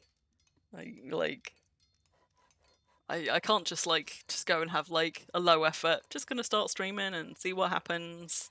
I find it too stressy, I think. Which is not, like, defeats the object, you know? So little prep, no fancy title screens, no fancy this or that. The thing is, I enjoy the fancy stuff. Like, I wouldn't have done it if I didn't enjoy doing it. Like, that's me all over, but it's just, even though I enjoy it, it requires more time and prep. But even if I wasn't doing all of those, streaming does drain my social batteries. And I enjoy it, but I have limited social energy. I run out of words, I run out of face. I reach a point where I'm like, no. Like, I'm getting there now, like, it's noticeable now, like, five and something hours into a stream. Like, we're now at, like, 1:30 in the morning. Like, my batteries are solidly wearing down. I am powering down. Like, my jaw is aching. Struggling to concentrate on too many things at once. Tired ranting that I got suckered into, even having said, oh, I'm not going to rant about this thing, and then I ranted for like 20 minutes. Soft ranted. I don't tend to hard rant about most things. But yeah. You just need quotes because you say dumb stuff. Yeah. You don't do much offline because without Master and Bud telling you what to do, you'd be lost. Yeah, I mean, that makes sense to Blam. Like, at the beginning of something is a great time to be streaming more of it because you can benefit so much from other people's wisdom, but also because, like, you get to hang out with people, and particularly in a game like Worm, where maybe you don't have many immediate neighbours, streaming is a great way to actually get some of that feeling of being, like, part of an alliance or a community, or, like, you know, and like, having neighbours without them being right next to your deed physically on your server, which is one of the nice things about it. Soon 6-hour stream. It's not soon going to be 6 hours. Okay, it is kind of coming up for a 6-hour stream. Which means I should probably wrap up the stream. It's been going for a while now. You're free Friday nights now as well, because your game finished. Well, there you go. You've got an extra night free, Ruffle. It's a soft rant, not a hard rant. See, that's still too long a title. I'm pretty sure... Do you know what? Let's turn my sleep bonus off. I'm pretty sure that even that one... Not going to get most of the way through it. I feel like there should be one about... one of the many, many cock puns that we've had recently, but on the other hand, maybe it shouldn't. Oh, look at that! You actually can make a book title, so there you go. That's something like your character limit. How many can I go? No, that is in fact at the character limit. So however many characters that is, that's what you got to limit your book titles to. So 9, 10, 11, 12, 15, 25, 30? 30 characters? 2, 3, 4, 5, 6, 32 maybe? Some.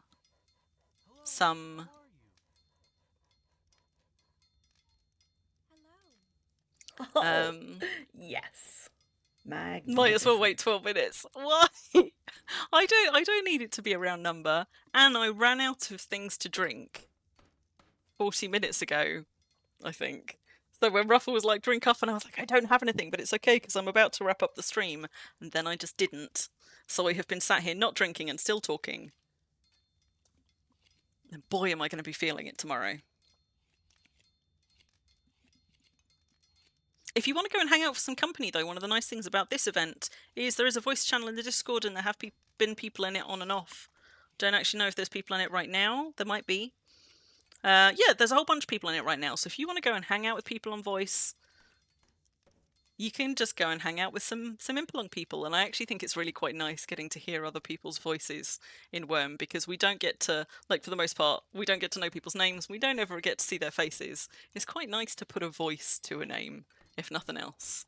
So if you're feeling a little bit sociable, if you've still got some social batteries left, maybe you should go and do that. I will get some water for bed. I always take water up to bed, but also I can't go straight to bed after a stream, no matter how tired I am and no matter how much I've run myself down. I need to, like, defrag and wind down. It's normally at least an hour before I actually get into bed, although I tend to log off quite fast. So I'm going to finish up my stream. We're not going to make the 6 hour mark. I'm not going to hang on just to get to 6 hours. I'm going to wrap up the stream. Come to the slaying tomorrow on release if you're about.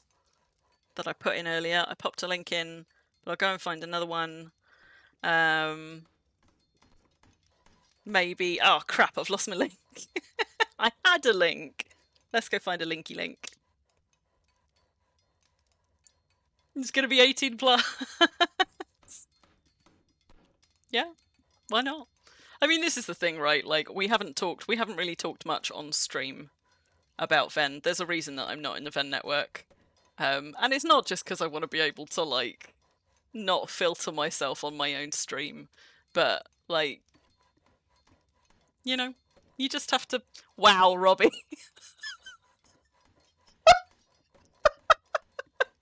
But I also don't want to filter you guys, because you make me laugh. Like, my life is full of adult humour. One of the privileges of not having a family or small children, you know, is that I don't have to filter in that way, and I quite enjoy this being a space where I also don't have to filter in that way. In fairness, they did, after I gave them some feedback on their initial rules that they put up for Ven, they have relaxed some of those. Like, for example, they don't have to be family friendly now to be in Ven. You just have to have like a mature themes tag or a whatever. If you've got adult content, you just need to flag it up as that. So there are some tweaks that they made to mitigate some of the concerns that I had. Didn't mitigate all of them though, but you know, thoroughly supportive of other people being Ven streamers. You know, it's a nice thing to have and do. I wish that they seem to be more actively supporting them than I'm seeing right now. But we'll see. You know, maybe these things take a little bit of time to develop. So, I mean, Robbie, yeah, Robbie's not shy. Robbie's not shy about those things. Robbie's the reason that we had a whole conversation about great tits in the Coterie channel over the last 24 hours, and then Calvert posted like a gif that was so egregious that I deleted it, and I was like, no, we're not having that. That's too far. But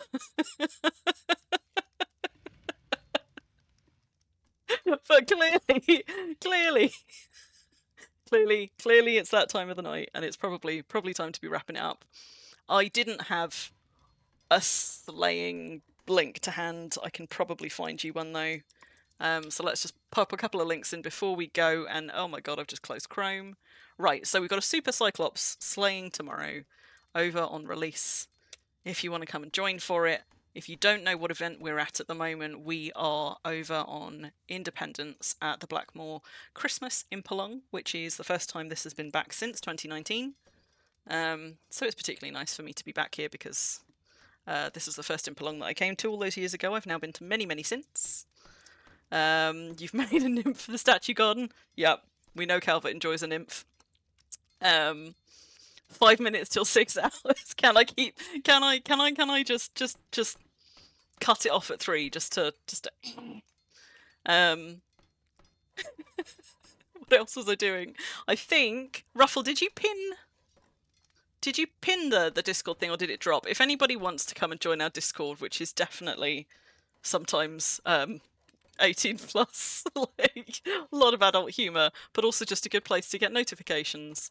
If particularly because Twitch can sometimes be a little bit sluggish if you want to catch future streams, we have a Discord over there that anybody is welcome to join. And if I can find it, I'm also just going to pop a link in for the Blackmoor Discord, because if you haven't joined it, there is an Impalong Discord you can go and join, and that is where, as I said, there's people in the voice channel if you want to go and hang out and just chill and chat to people and have a little bit of social time. Can I find it? Sure, it's going to be somewhere on here.